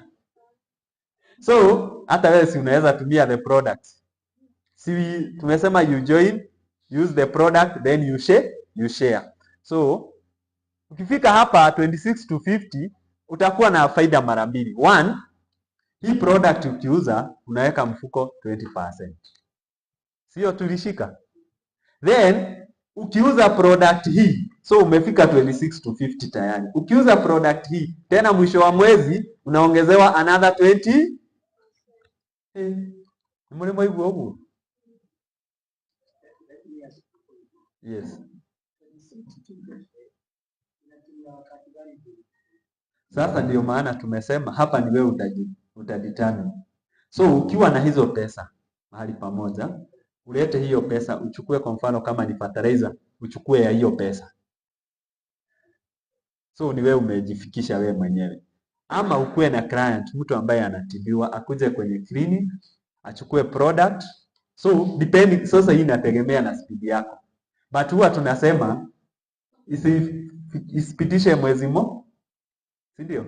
From the day of joining, usikae more than 1 month kabla hujafika 3 star. Ili mwisho wa mwezi pia watu wakipata kakitu na wewe unapa. Kwa mfano, mwisho wetu wa mwezi ni 20th. Si ndio? Leo kuna watu wataenda nyumbani na kakitu. Na wewe mwenye haujafika 3 star, si utakuwa unahurumiwa. So that's the. So mtu akiwa 3 star anapata faida mara mbili. Anapata hiyo ni 40%. Imagine. Kama ni 1000, which means atakuwa na 200 kwa mfuko, na at the end of the month akona another 200. Hiyo ni 400, si ndio? Ni biashara gani unaweza kupata hiyo faida yote? Isipokuwa ya kuuza fake gold na haya. So ukifika 3 star, unakumbuka mahali tulisema kuhusu business, ni mtu ambaye ako na system, si ndio? Mtu ambaye ako na watu ambao wanamfanyia kazi, anapata pesa. So ukifika 3 star, tunakuambia sasa usikae 3 star na wewe tena. Uende 4 star. Utaenda 4 star aje? Acha nieleze. So 4 star unaambiwa hii biashara si yako peke yako. Kwa nini? Uende uelezee watu wengine. Utawaelezea aje? Wakuje wa join na wafikishe 26 to 50 kama wewe. Si unaona kama huyu afike 3 star, si ndio? Na huyu mwingine afike 3 star. So wakifika 3 star wa 4, so unaambiwa utafute watu wa 4, uwaelezee jinsi ya kufika 3 star. Sasa si unaelezea mtu kitu ambaye umefika, si ndio? Wewe already umefika 3 star. Si unaweza kuelezea mtu mwingine vile atafika? Lakini ukiwa 1 star unaweza elezea mtu atafika 3 star aje?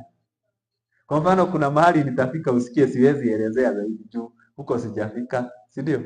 Lakini kama nimefika hapa sinaweza kuelezea. So umefika 3 star, unaweza elezea mtu mwingine afike 3 star kama wewe. So ukiwa na watu wanne wafike 3 star, una upgradewa unakuwa 4 star.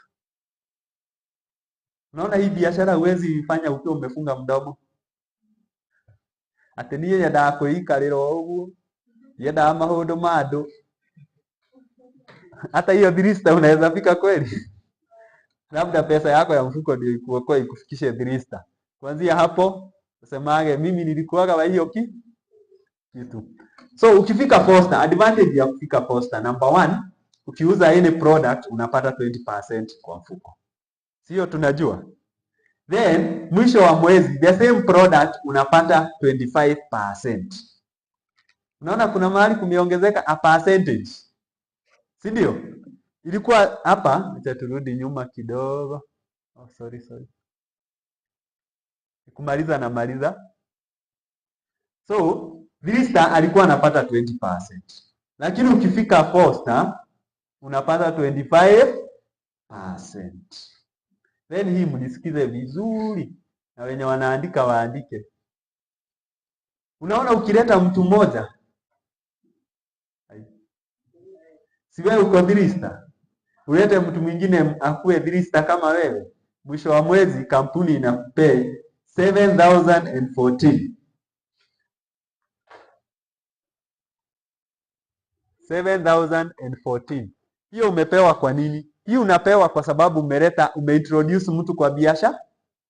Na wale ambao wako kwa hii biashara, si unajua vile ni ngumu kuleta mtu umwelezee uka, kwena bia, chieko, hizo vitu zote. So umwelezee hadi akubali maneno yako. Ni kama kuokoka, hii ni kama kuokoka. Okay, ndio ukaa kanisa no ndiaragia. Ndio ukaa gaikara hau nyumba. So unamfuata kabisa hadi anajoin. Sio ni step 1. Step 2. Huyo mtu mfuate hadi afike 3 star. Akifika 3 star, kampuni inakwambia umefanya kazi nzuri sana. So 7,014 ni pesa zako. Huyo ni mtu na umeleta watu wangapi? 4, si ndio? Haya, piga hiyo hesabu. So hapo uko na karibu 28,000. Si ndio? Then una earn 5% indirect bonus. Hiyo nitaielezea vizuri tukifika 5 star. Then you qualify for fast growth incentive. Acha nielezee hii juu most of the time huwa tunaipita. Ukifika 4 star within 1 month, na utaona hapa tukiwapee kuna zawadi ambayo kampuni inafanya nini? Inakupa.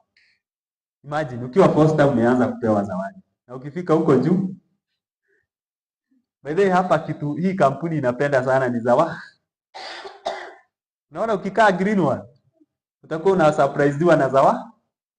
So kama hata uko na rafiki yako ama mpenzi wako mwenyewe hajai kununulia zawadi, uko na bahati sana kuwa green one. Juu utakuwa unakaa kidogo kidogo unapata zawadi. Na utawaona watu wakipewa zawadi hapa. Then 5 star. Hawa 4 walikuwa 4 star. Walikuwa 3 star, si ndio? Watafanya aje ili wafike 4 star kama wewe? Nione kama tuko pamoja. Watafanya aje ili wafike 4 star? Kila mtu alete watu 4, si ndio? Akileta watu 4 wafike 3 star, 3 star, 3 star, watu 4. So huyu akileta watu 3 wakuwe 3 star, 3 star, 3 star 4, ana graduate sasa anakuwa, si ndio? Yule mwingine naye pia akileta watu 4 pia ana graduate pia anakuwa 4 star. So hii kampuni inafanya hivi. Ili wewe ugrow, lazima watu wenye wako chini yako wafanye nini? So ukikataza huyu agrow, wewe utagrow kweli? Hauwezi grow. So hawa 4 wakifika 4 star, una graduate unakuwa 5 star. Advantage ya 5 star number 1 ni 20%, hiyo ni ya kila level. Then anapata 30%. Sasa ameongezewa, sasa imekuwa ni 30%. Then sasa atakuwa anapata 5% ya kila team. Si unaona Foster sasa alikuwa hapa nyuma.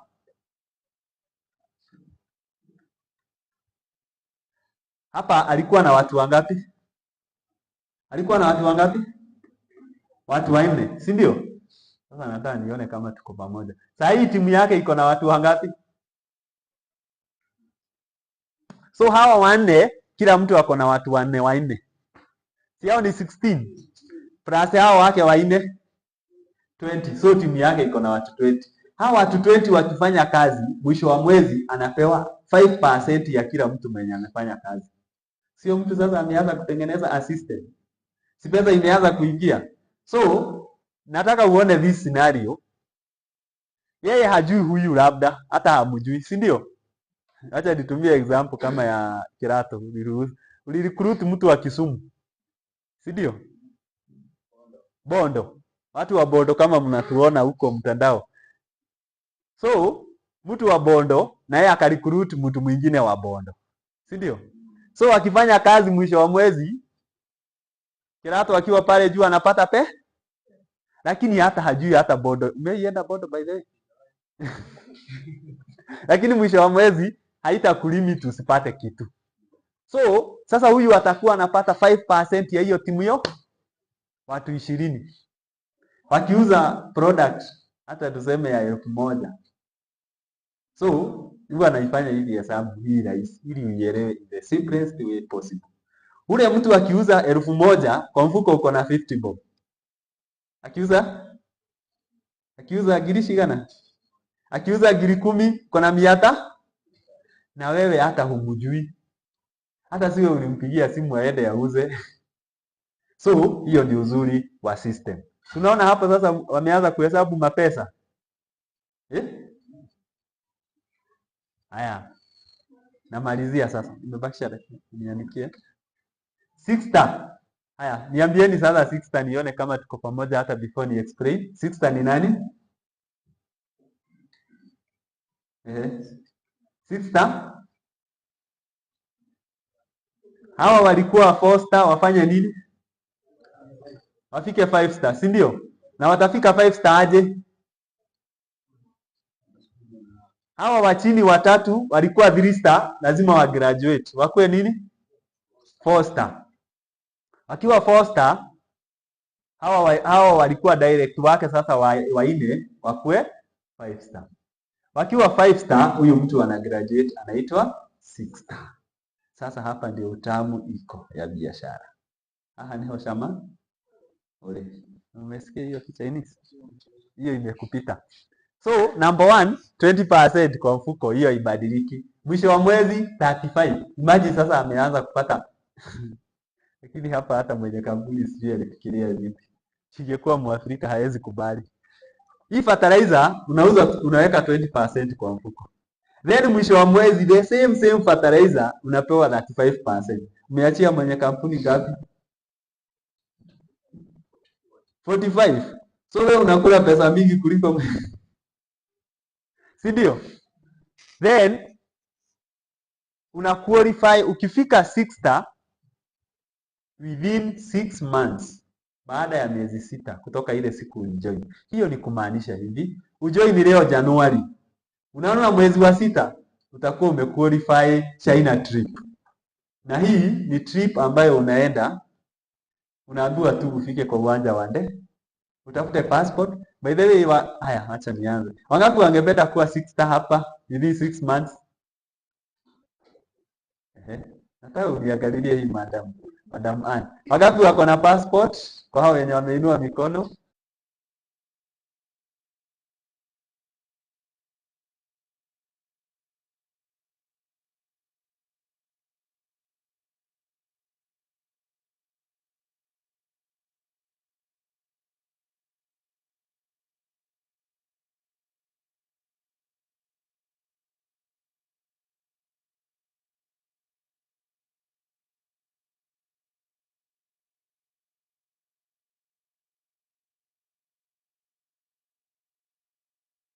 Na uliqualify trip. Kwa mfano, wacha tutumie instance. Huu mwaka tuko na trip ya kwenda China mwezi wa 10. Na kuna mtu anajificha hataki nimuone. Amejua. So, mwezi wa 10 ndio tunaenda China na umefika 6 star.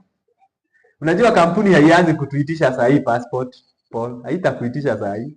Itakwambia, unaona tarehe tuseme waseme deadline, unaona tarehe 1 mwezi wa 4 watasema deadline ya kusubmit passport ni tarehe 30 mwezi wa 4 na hauna. Utafanya nini? Tutaanza kupigia wale watu, kuna movie fulani inaitwa Mr. Fixer. Ule wale watu wa kufix maneno, si mnawajua? Hao ndio wa kutengeneza maneno ikiharibika. Utaanza kuwauliza, nataka passport kwa haraka sana.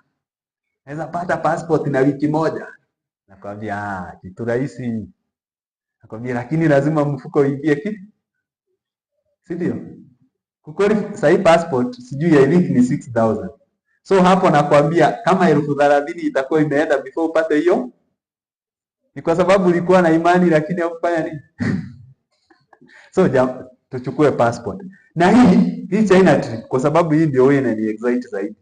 Unaambiwa tu siku fulani ndio tutaenda China.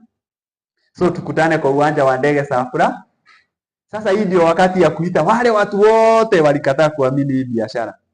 Hata unaweza komboa basi hiyo siku. Ile siku. Ama wewe utaenda tu kimya kimya. China. By the way, ukienda China utaenda tu umenyamaza. Si lazima ucreate something in your village. Hadi uite wale watu walisema huyu haezi enda mbali. Si lazima uwaite. Na msiulize mwalimu wa mada hapa ni wapi. Si ndio? So, hii China trip unalipiwa kila kitu. Unapelekwa the best sceneries za China. Ningekuwa na time ningewaonyesha. Na hii trip na chairman atatuambia sio Greek. Watu wengi hapa Naivasha wamefanya nini? Wamesha qualify. Na wengine wameenda. Naona Mike ameniangalia vibaya, sitasema hiyo. Mnaona masura hapo? Mnajua nani hapo?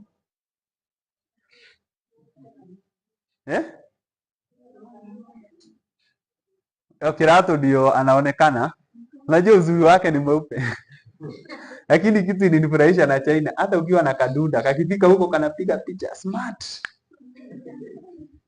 Then hapo tuko na Kirato, tuko na the president.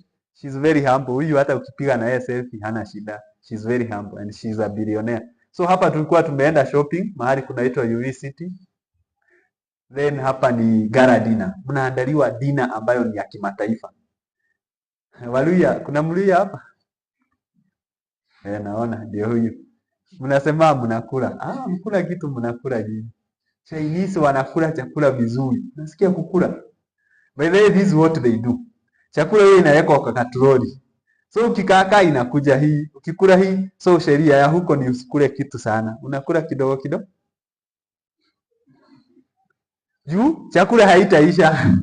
Inaletwa kuletwa. Alafu unatritiwa VIP. VIP ni kumaanisha ukishuka kwa uwanja wa ndege, badala upange line penye watu wengine, abiria wengine wanapanga, mnyinyi mko na line yenu special, kuna watu special wanawaangalia, kuna mtu ambaye ametumwa airport specifically awachukue nyinyi, kuna gari yenye imewagojea nyinyi, kuna hoteli ambayo imebukiwa kwa ajili yenu, unapewa program. Imagine for the first time in my life nilioperate na program.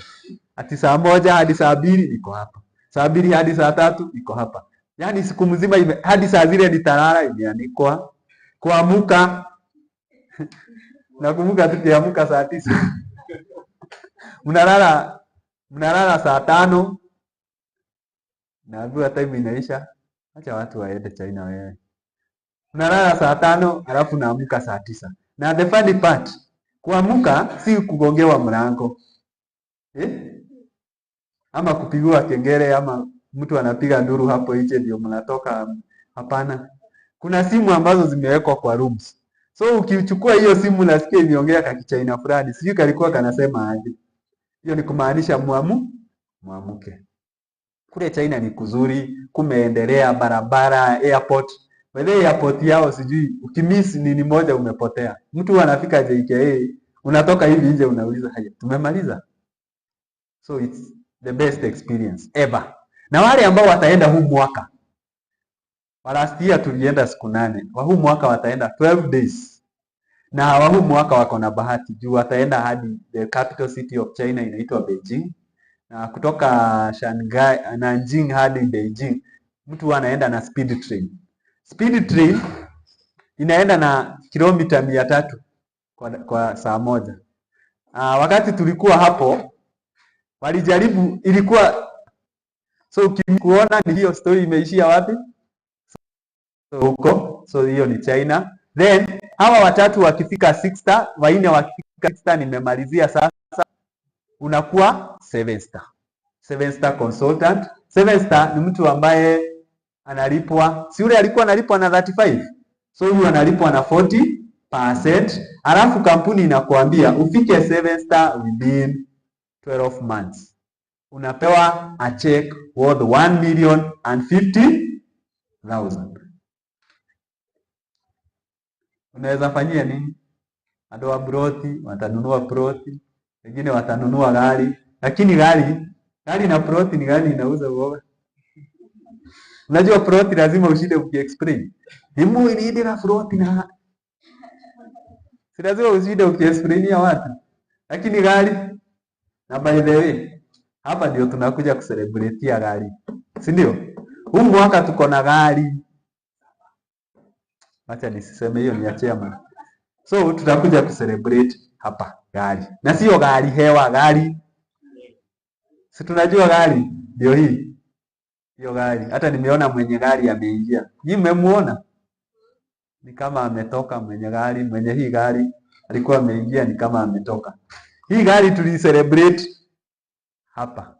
Kwanza uzuri wa kucelebrate gari lazima tuite wa China wa celebrate, si ndio?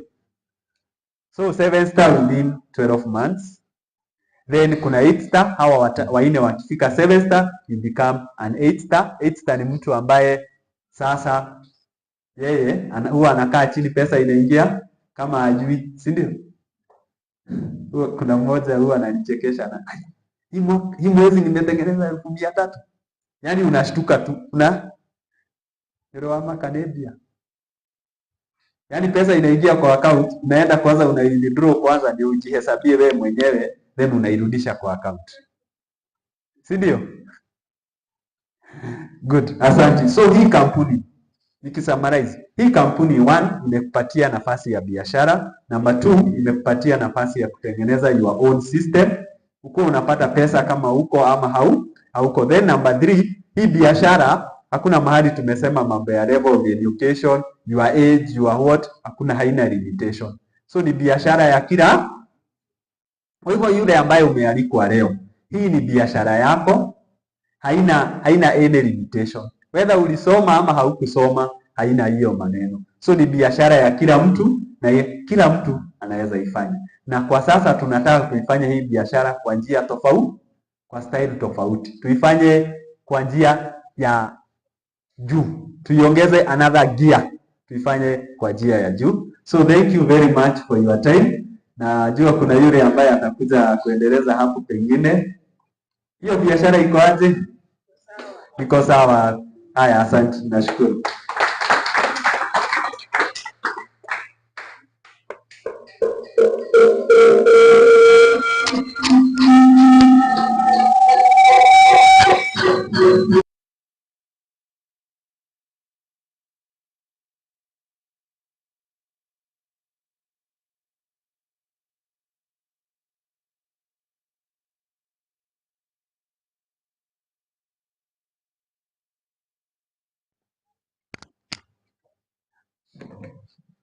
Wow, that was a very, very informative, very engaging training. A presentation from our one and only Mike Kariuki, and I think we can just do him some justice so that again we clap for him vizuri in a manner to suggest that amefanya kazi nzuri, si ndio? Si ndio kweli? Yes. Mmechoka? We are almost winding up, so kindly bear with us. But let us appreciate our presenter, Bwana Mike K. So we are going to do it in what we are calling 5 factorials. Tuna clap from 5, 4, 3, 2, 1. So tuunde mikono yetu. So we start with 5. Let's go 1, 2, 3.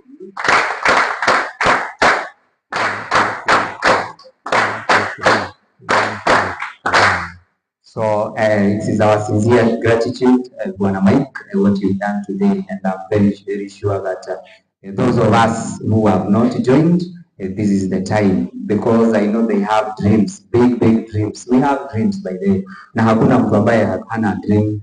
But one thing I want to tell you is that some of these dreams we have, let those dreams be bigger than even your fears. Because sometimes we fear, what if I do this? What happens kama haitafaulu? Let that dream be bigger than your fear, and of course, your action louder than your words. So as at this juncture, I want just to call upon again one of our very own.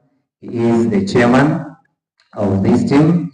Is going to finalize even those members or those wale wageni, the guests who want to join. I think in his own wisdom, he knows how he's going to do that, and again, because of time, he knows na amejipanga. So he's one guy that I also look up to. He is an incoming HSA consultant. That means outgoing. He's no longer there. He's no longer there. He is a two-time China trip qualifier. Moja alienda last year, another one is coming this year. He is also a one-time USA trip qualifier. Again, he's just coming in a few months. He is a trainer of the trainers, and this one qualified. He was even given a certificate from the Greenwald business school that is in China. He was given as one of the best regional trainers in Africa. So that's that in this business, he knows where not to step. He knows it inside out. So with all due respect, at this juncture, allow me to welcome Bwana Kiratu, so he will take us through the remaining part of this. And as I've said, in his own wisdom, because of the time, he knows what he's going to do. So thank you so much, and Mr. Kiratu, welcome.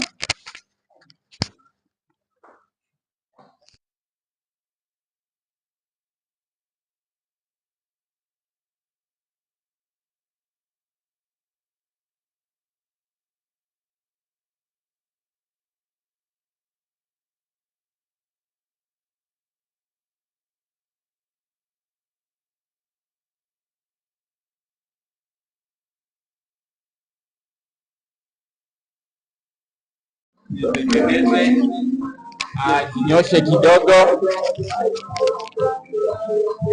Yes, tengeneza tu vizuri misuli. Fanya exercise kidogo ili to refreshen ourselves, our mind ikuwe sober. I have several activities that I need to do, but I will summarize it in the very few minutes remaining. So naomba tukue attention kidogo. Si tutakuwa attentive so that I'm able to do it very fast and in the best way possible. We may sit down. Kama tuko sawa. Good morning once again. Hello everyone. Thank you. Happy to see you. Number one, I wish to congratulate everyone for coming. Kwa kutenga muda wako, ukajinyima na activities za siku na ukaamua kuja hapa ili tuweze kusoma. You are much welcome. Karibu sana. Nitaanza na recognitions of levels and even awardings. Mike ametufunza vizuri ya kwamba ukifika a certain level, you are being awarded. Ukifika 4 star within 1 month, kuna ile zawadi unapatiwa. Ukifika 5 star within 1 month, kuna ile zawadi unapatiwa. Na ukifika 6 star within 6 months, bado kuna ile zawadi unapatiwa. Na ukifika 7 star within 1 year, there is also a gift for you. Kwa hivyo nataka nianze na hiyo session kidogo ya gift na awards ambazo zimepeanwa na kampuni Greenwald Kenya, so that I may present them to the qualified member. Nita request nipewe list. Nita request nipewe hiyo list ya wale ambao wako qualified for the gift. Mike.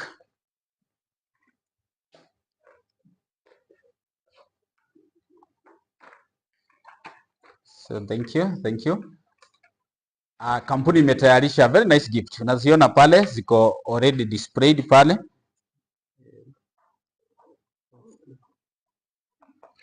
Okay, good. Niko tayari sasa. Kwa hivyo Mike kaa hapo so that we give this gift very fast. Tutaanza na gift ya 3 star. Kampuni inasema hivi, ama sheria inasema hivi, ukifika 3 star na uwe na cumulative BVs the 300 and above. Kwa hivyo 3 star ni 250 BVs, lakini sasa uongeze kidogo tu, from 250 uongeze 50, zifike 300 within 1 month, then you have award, ama uko na a prize.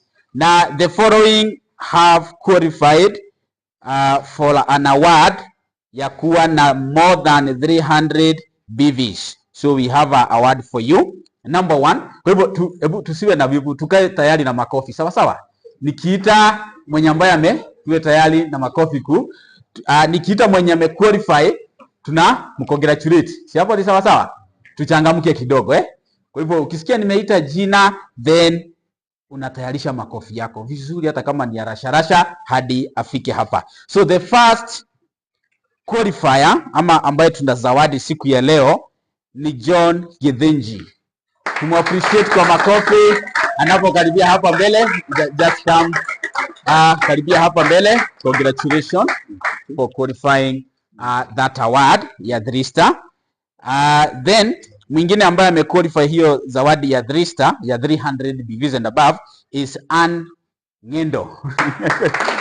Ann Ngendo, tumappreciate anapokaribia hapa. Congratulations. Nitapatia Isaac this a chance to award them the gift. Welcome Isaac. To appreciate Isaac pia kwa makofi anapokuja to award them. Then mtu wa media, we make sure you take good photos. Unaweza simama wapi hapo mbele? Oh yeah. Hata tunaweza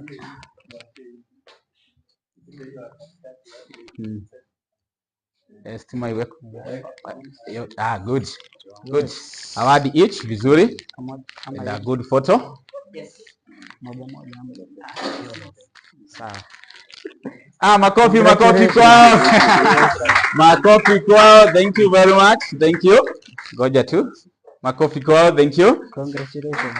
Yes, congratulations, and thank you. A common photo for the three of them together with the person awarding them, Isaac. Thank you. Asante. The next award ni ya Foster. Wale ambao wamefika Foster, that is 1000 BVs within a month. Wale ambao wamequalify pia ni wawili. We have John Githinji. Makofi, tarudi tu tena hapa. Kampuni iko very clear. Wewe ukikataa qualify, kuna wale wana qualify zote. So make sure hata wewe una qualify those awards. We have John Githinji, thank you, and we have Ann Joroge again. So bado nitapatia Isaac hiyo nafasi. Award them again ya kufika Foster within 1 month. Thank you. Hao wanapata a very nice award. Hiyo flask wanapatiwa, bado wakiendelea kupatia, naweza waelezea kidogo. Hiyo flask inaitwa tamarind flask. Iko na kichungi ambayo iko na all the minerals. Iko na tamarind stones. Ambayo ukiweka maji, thank you, congratulations. Ukiweka maji ina ionize. Continue as I explain. Ina ionize the water. Kwa hivyo you will be taking water that is ionized and super water ambayo iko na all the minerals, magnesium, zinc, silicon. Congratulations. Thank you. Then the next award, nimesema hizi awards zinapeanwa na kampuni.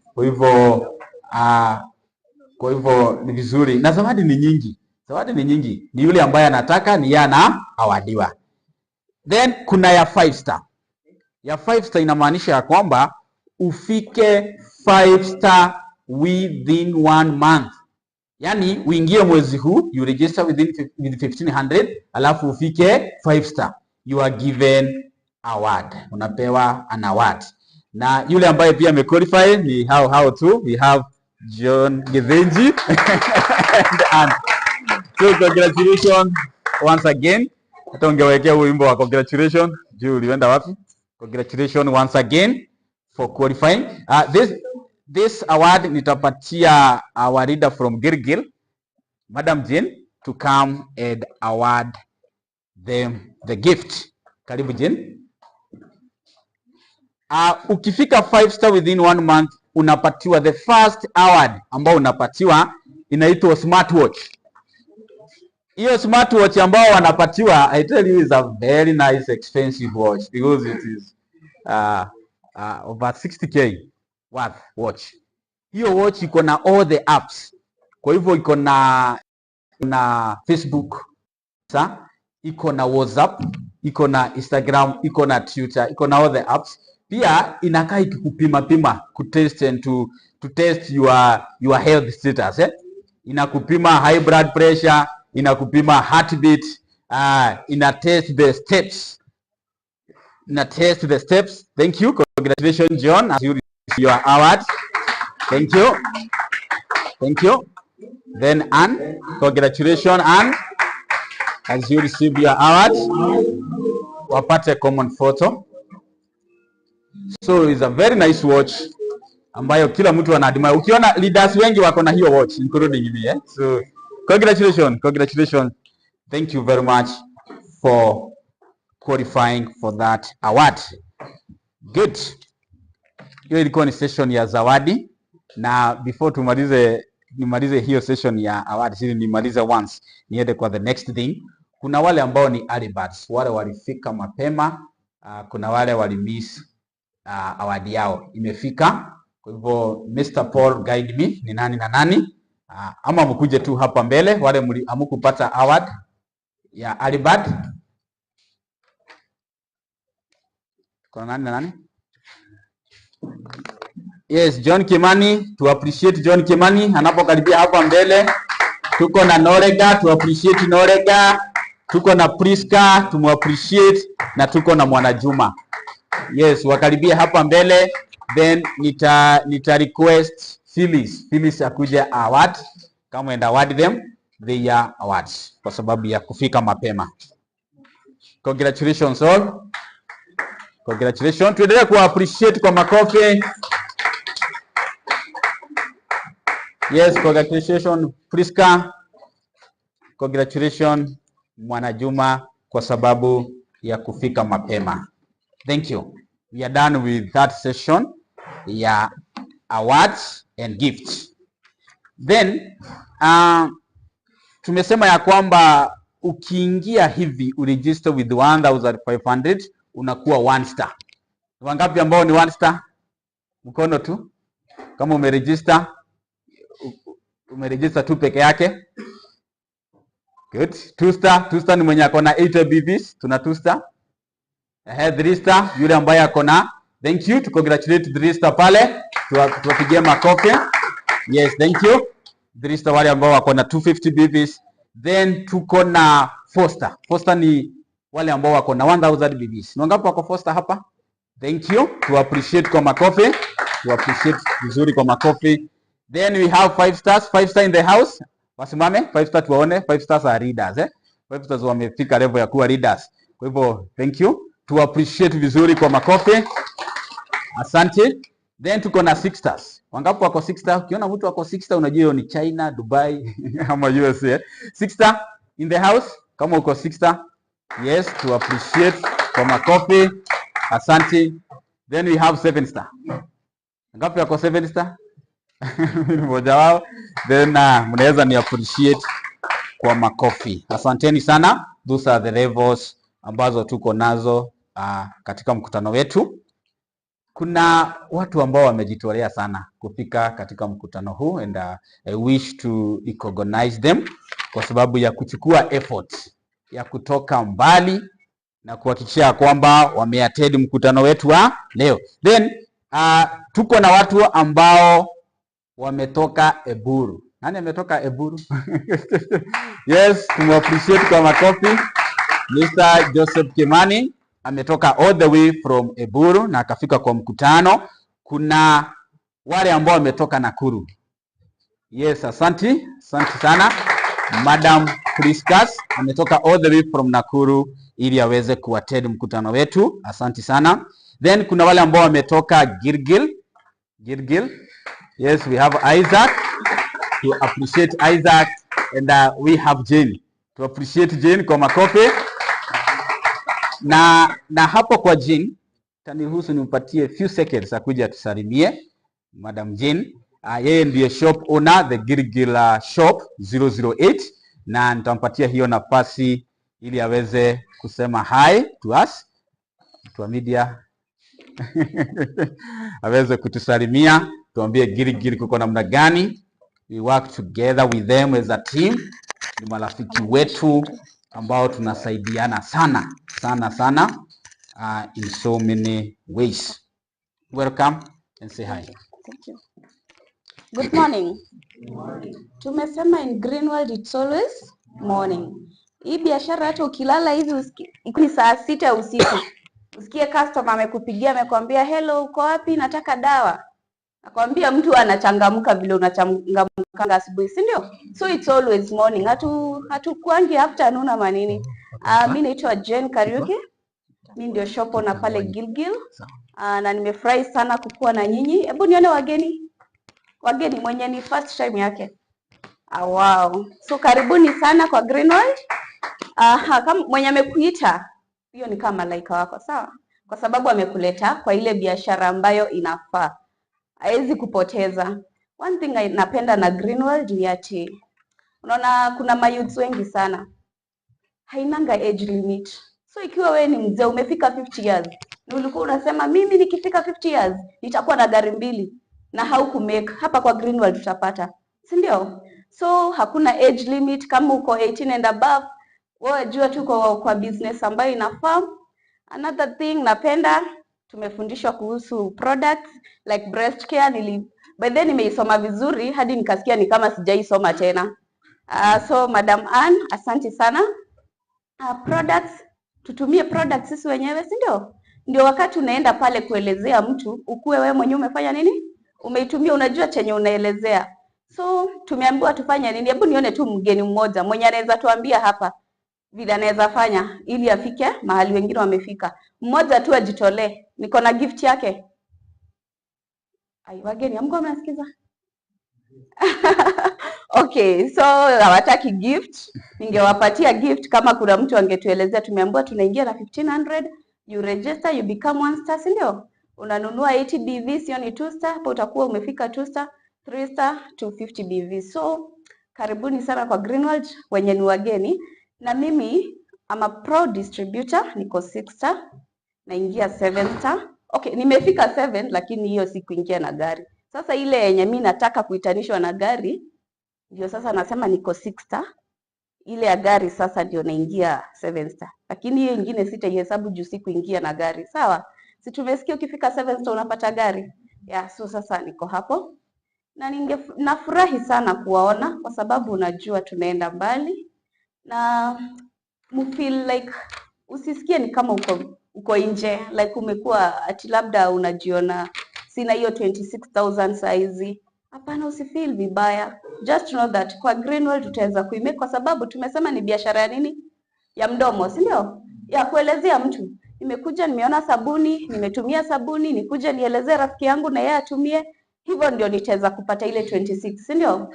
So usisikie ati siwezi pata hiyo pesa, so sitafanya. Ni biashara ya mdomo. I'm sure wengi wetu hapa tulianza tukiwa chini sana. Like me.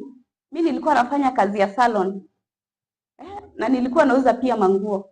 Nakwambia hizo manguo kuna wakati zilikuwa zinaniongelesha. Unajua kuongeleshwa na nguo? Ile umekaa nazo hapo kutoka asubuhi mpaka jioni na hakuna mtu anakuuliza unauza pesa ngapi. Hiyo ndio ile unakaa hivi unaangaliana tu nazo hivi. So kama uko chini usisikie vibaya. Just know that you are in the right place. Sawa? Another thing yenye ningependa kuambia. Greenworld tufanye bidii kwa sababu hapa tumeambiwa wewe ndio unajua ile mshahara yenye unataka. Kuna mtu anatoka hapa na 2,000, kuna mtu anatoka hapa na 200. So wewe ndio utajua ile yenye unataka kupata. Bidii yako ndio itakusukuma. Tunaelewana? Yes, mimi ningefurahi sana ati next time nakuja hapa napata Mike amesimamisha gari yake hapa. Isaac akona gari yake hapa na ni ya Greenworld, amepata kwa Greenworld. It's possible, sawa? So every time wakati unaamka tuanze na pale nyumbani. Wakati unaamka anza kutengeneza kitanda yako vizuri, piga biashara. Tunaelewana? Hata jioni ukikuja umechoka, unajua mahali naingia kwa kitanda ni pasafi, ni pazuri, si ndio? Usiku umekuja umechoka, alafu unaingia kwa kitanda tu iko hivi. So kwanza tunaanza na pale mahali unafanya, mahali uko, na pia tukienda huku nje ndio wakati unakuja kunielezea kuhusu biashara, yenyewe naona msichana kafiti, si ndio? So tufanye biashara na tutaendelea na tutaenda China na tutaenda US Kerato. Yes. Tutakuwa pamoja. Na si Mungu awabariki sana. Amen. Yes. Thank you very much.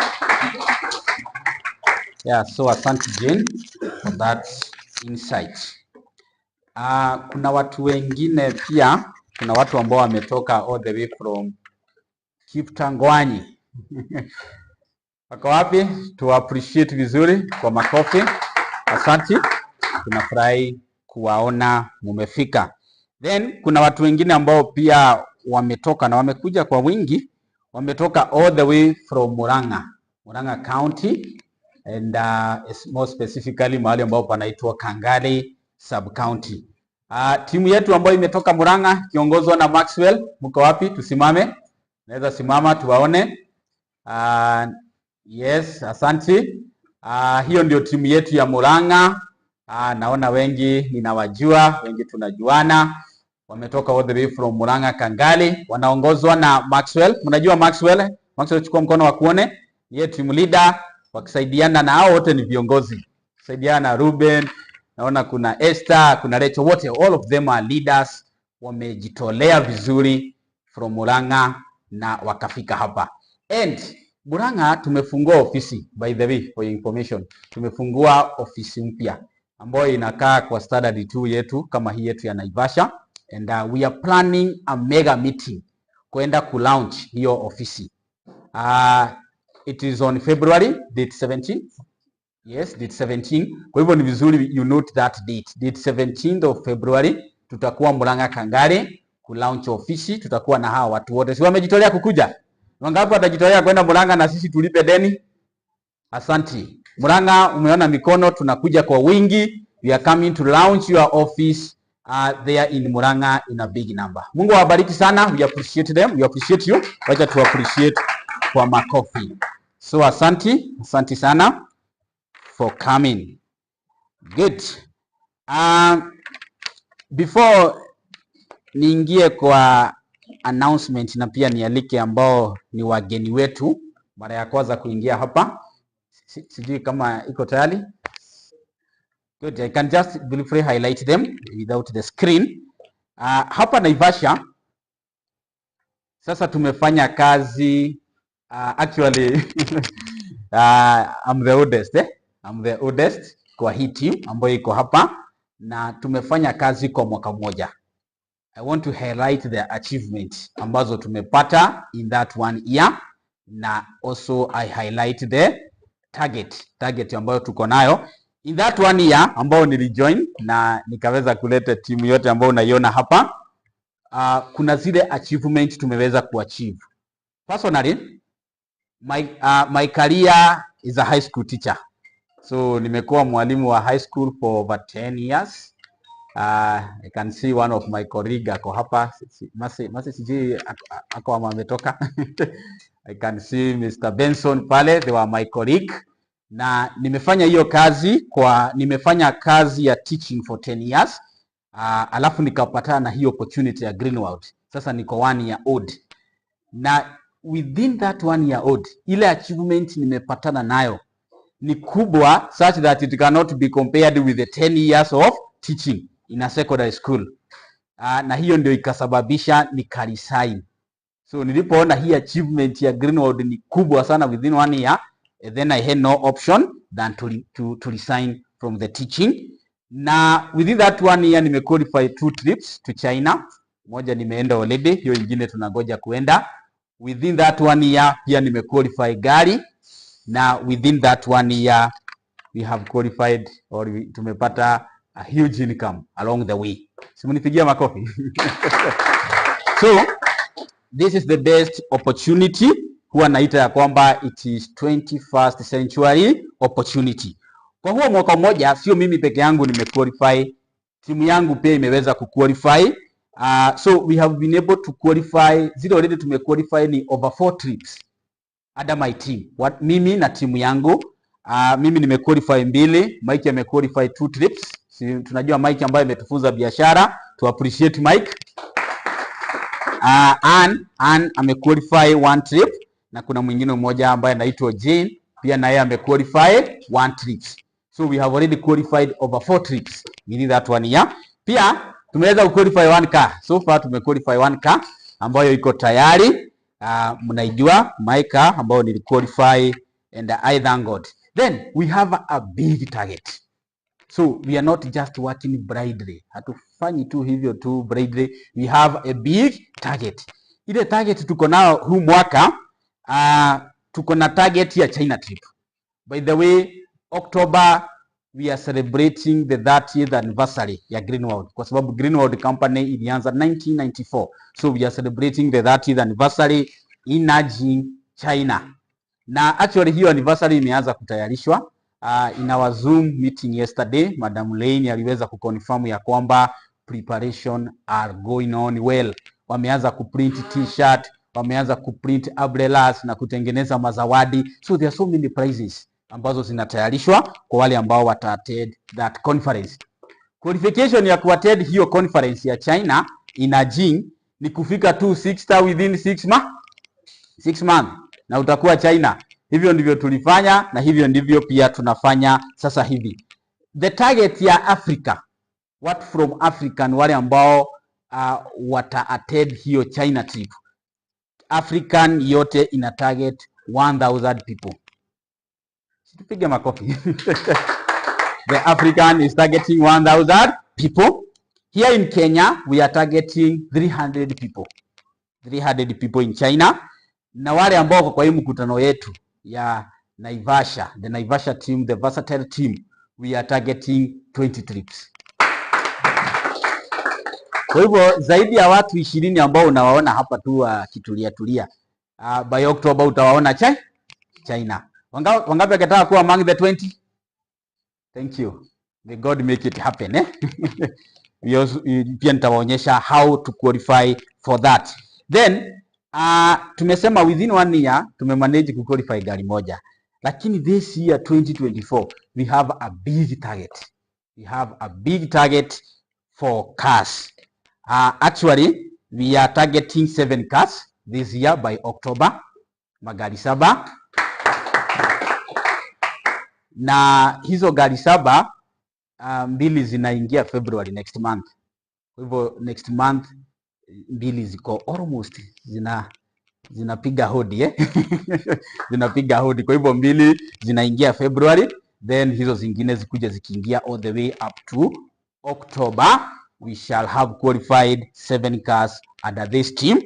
Then tuko na hiyo US trip. US trip. Wangapi ambao wanatamani kwenda US? Mimi nasikia sitaenda US. Naona siwezi lala.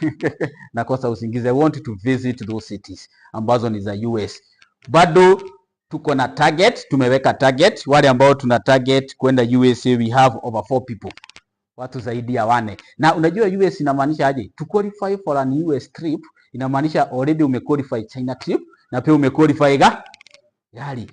Na sasa una qualify US. Kwa hivyo mtu ambaye amequalify US, amequalify zingine zote. Nitawaeleza kidogo briefly what you need to do to qualify that. So watu ambao unaona wako hapa August hapo watakuwa US.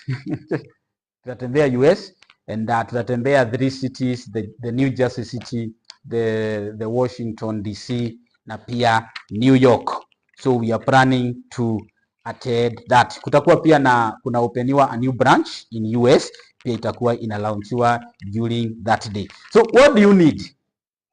Ya China trip najua hiyo mumeelezwa, hiyo sitarudia sana. Ya China trip unahitajika tu ufike 6 star within 6 months na tunaenda China. Nao ya gari to qualify for a car unahitajika ufikishe 80,000 BVs ama ufike 7 star within 1 year. Sawa sawa?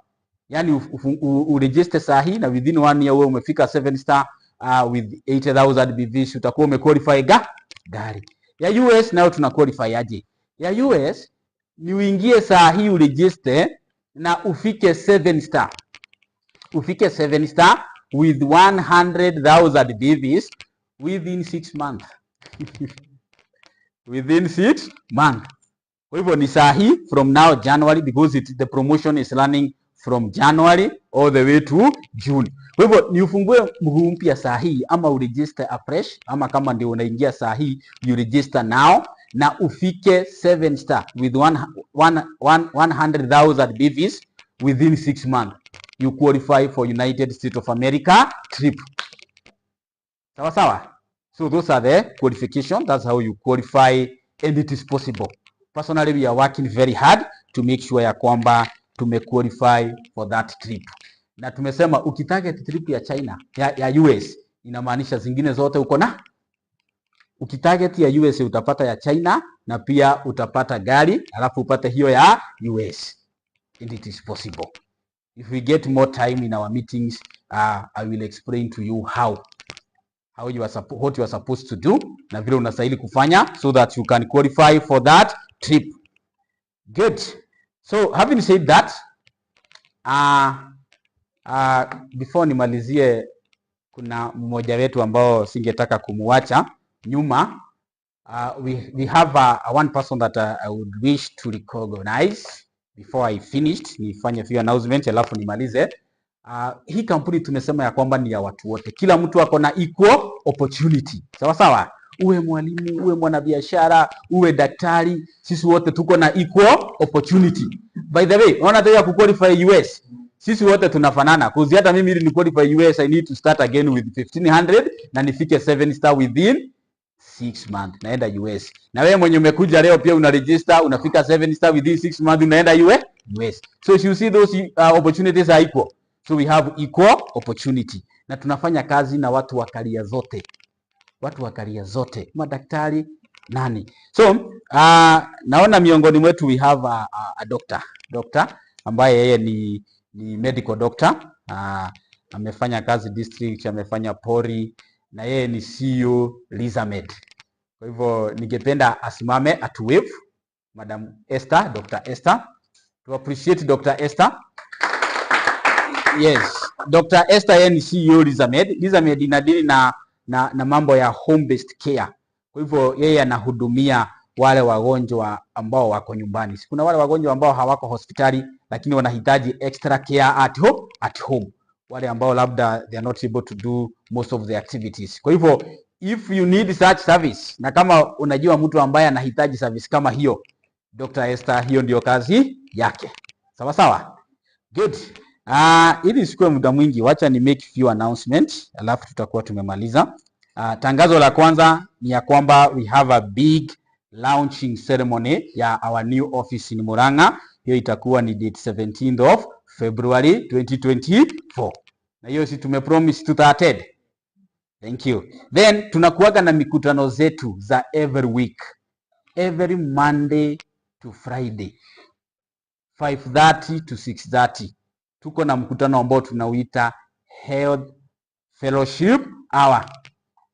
Ni vizuri you attend, inafanyika both physical and online.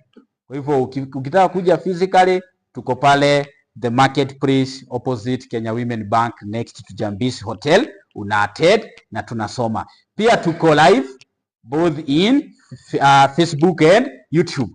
Sasa ni wangapi wamesubscribe YouTube na Facebook? Mikutano wetu wanaifollow live. Thank you. God bless you. Mikutano zetu zote ziko live. Then on every Wednesday zote, hata usiulize mtu swali, Wednesday zote kuanzia saa 4 tutembelee pale kwa ofisi, our new office pale the marketplace. Kuanzia saa 4 hadi saa 8 tunakuwa na mkutano wa distributors na pia tunakuwa na mkutano wa guests. Make sure you attend. Then we have Zoom trainings every day, Monday to Friday.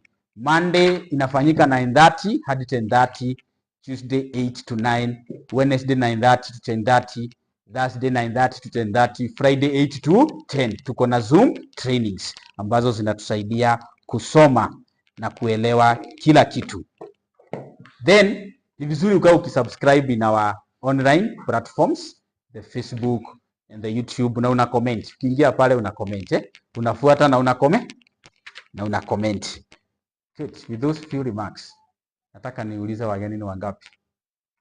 Kama wewe ni mgeni mara ya kwanza kufika hapa, chukua tu mkono tu vizuri tu. Chukua tu vizuri. Usiogope. Hii ni opportunity ambayo ni the best opportunity. Na kuwa associated with this opportunity you are lucky. To appreciate vizuri. Chukua mkono ili tuweze kuappreciate vizuri. To appreciate vizuri wageni wetu kwa sababu ya kufika na kuvumilia. Sawa sawa? Kwa hao wageni wetu, ni wangapi wamefurahia? Chukua tu mkono tena kama umefurahia trainings zetu. Na umesikia ni mzuri. Chukua mkono tu appreciate. Asante. Thank you for that. Then niulize kwa hao wageni wetu ni wangapi wangetaka kutujoin. Wanasema ya kwamba hata mimi hii opportunity naweza fanya. Asante. Tu appreciate sana. Tu appreciate vizuri. Hata useme hata wewe una allergy ya kwenda China, hauna allergy ya kwenda US, na hata pia hata wewe una allergy ya gari. Na ni 1500 tu. Hizo tu allergy zote zinakuondokea. Yaani ukiwa na 1500 allergy sina kama una hiyo unabaki na allergy. Kwa hivyo wageni wetu ambao wangetaka kutujoin, ningependa tukuje hapa mbele so that we may start this journey of success. Kwa hivyo tusiogope, just come in front. Karibia hapa mbele, tu appreciate wanapokuja, tu appreciate vizuri wale wamechukua mkono, then tutawarishiwe hizo forms, kila mtu apatiwe forms. Congratulations for joining. Congratulations. Thank you. Thank you. Congratulations. Congratulations. Thank you. Congratulations Joseph. Asante. Yes, wapatiwe forms so that they may join the business na to work pamoja. Asante. Congratulations. Asante. Asante, wapatiwe forms za registration. Then tuchukuliwe picha moja. Ziko hapa. Nani mwingine amebaki anasema hata yeye habaki nyuma? Unajua hata mimi nilielezewa hiyo opportunity. Hivyo tu mumeelezewa. Kila mtu ambaye ako hapa, even our top leaders, walielezewa hiyo opportunity vile umeelezewa. Wakachukua hatua. Na walipochukua hatua saa hii ni testimonies. Sawa sawa. Wacha niwaambie ile success tumepata huku. Ni vile hakuna time. Sijataka kuenda sana lakini this is the best place to be. This is the best opportunity in the world. Actually, I confirmed it when I was in China on September last year. Nikagundua hiyo opportunity. Hii kazi inafanywa na watu wote. Inafanywa na watu kutoka Asian, inafanywa na watu na France, inafanywa na Chinese, inafanywa na watu kutoka USA, watu wote. Yeah? So, even you are invited. You are invited. So, thank you. Tutashika hii form hivi. Shika hivyo. Then nitaalika yes. Mwingine ako wapi?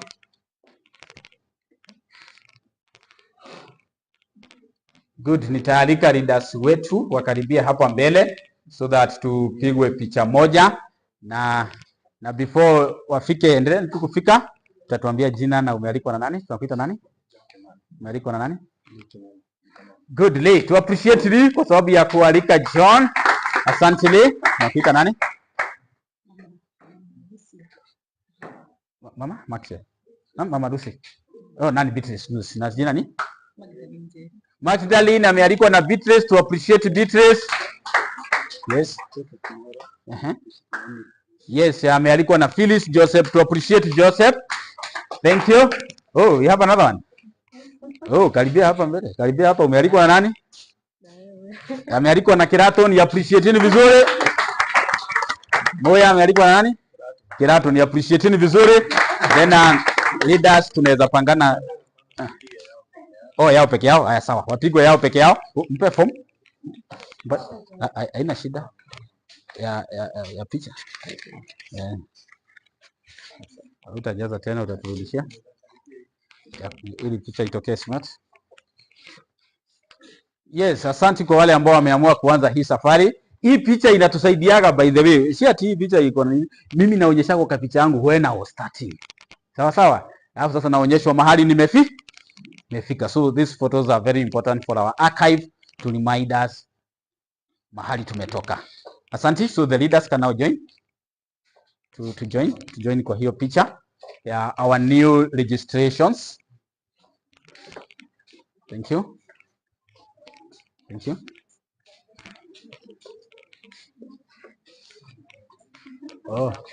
Ama wengine watascoot. Sawa, unaweza scoot. Ndio unaweza scoot.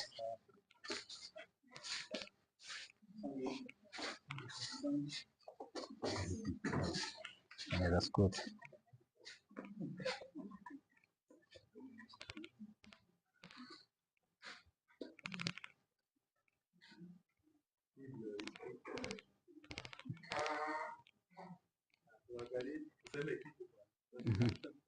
Green world. We care, we share. Green world. We care, we share. We care, we share. Green world. Thank you. To appreciate wageni wetu kwa sababu ya kujoin, to appreciate vizuri kwa makofi. Thank you very much. Good. Unless nimesahau kitu, I want to add this meeting. Ninasema hivyo so that anything that maybe I have forgotten can be reminded. Then I will officially add this meeting. Are we okay?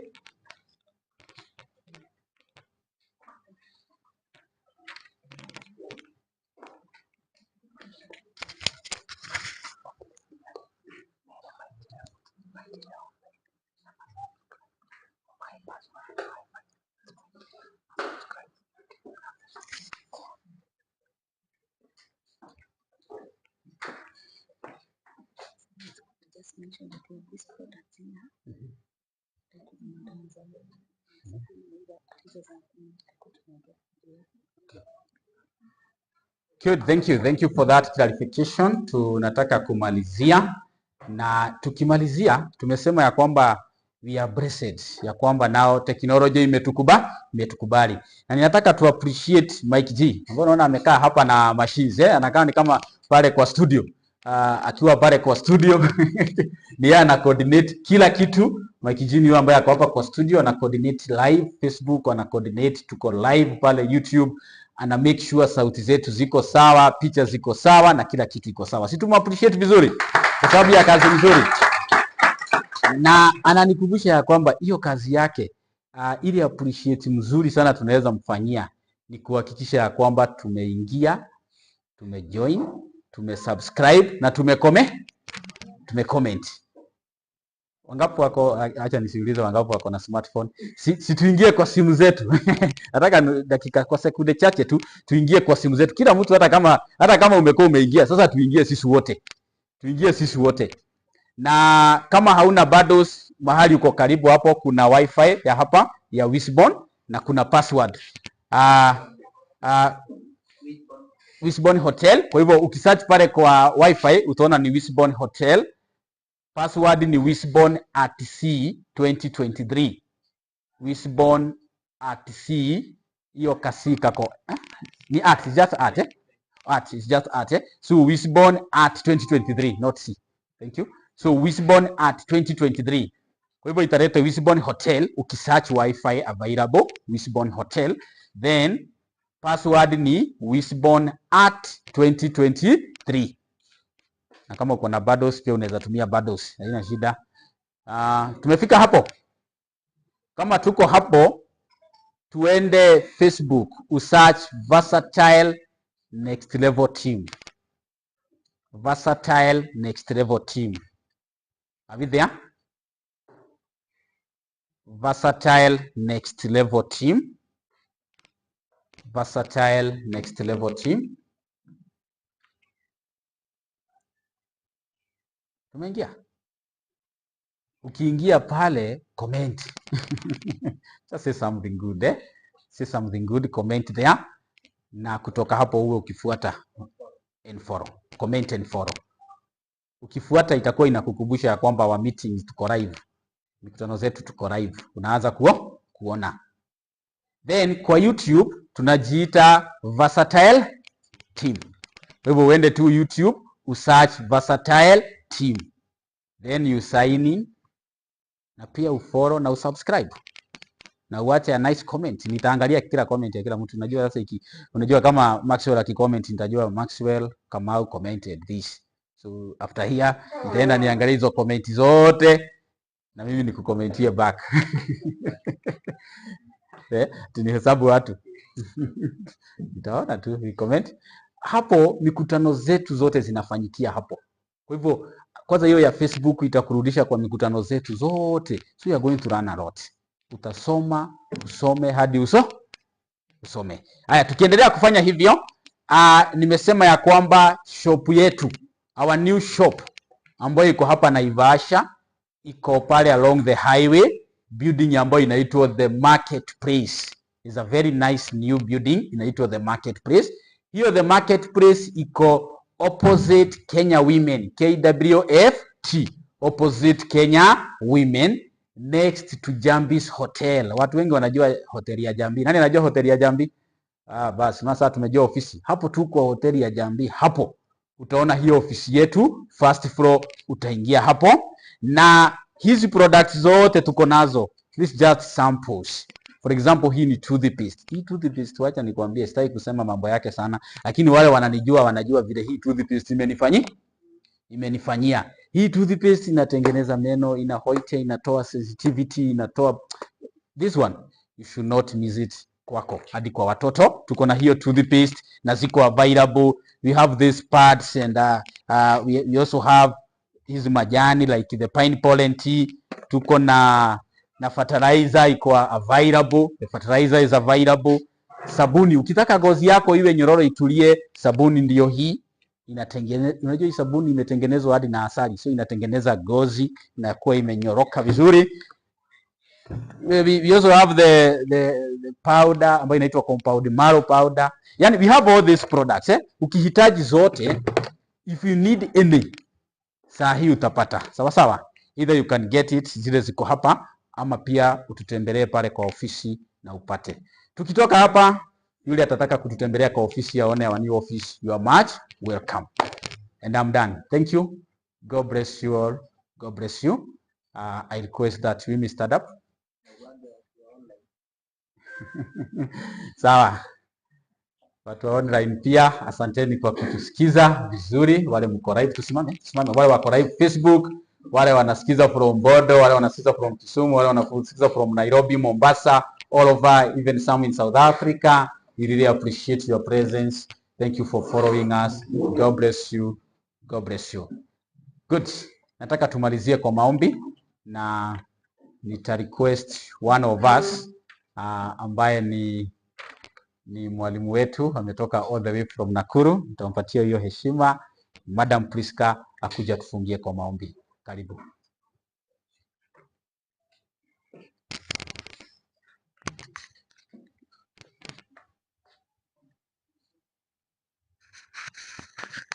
Good. Karibu. Tuamini na tuombe. Baba wetu, katika jina la Yesu Kristo, tunasema ni asante kwa siku hii ambayo Baba umetupa. Neno lako lasema hii ndio siku ulitufanyia tukafurahike ndani yake. Hakika Baba tumeifurahia, tumepata kufunzwa, tumepata kutiwa moyo. Na Baba hata tunapotoka mahali hapa tumebadilika, maana tumepata maarifa mengi. Unasema Baba watu wako hupotea kwa kukosa maarifa. Baba tumepewa maarifa.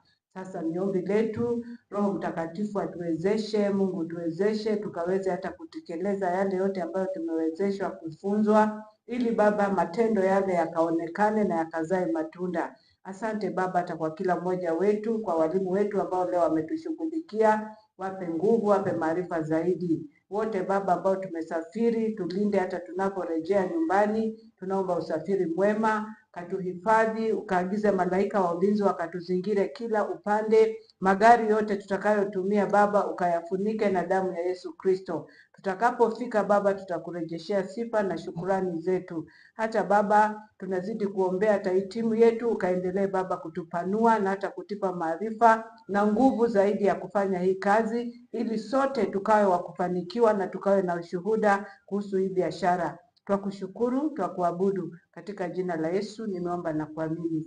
Amen. Amen. So thank you. For the sake of our refreshments, the hotel is selling a cup of tea at 100.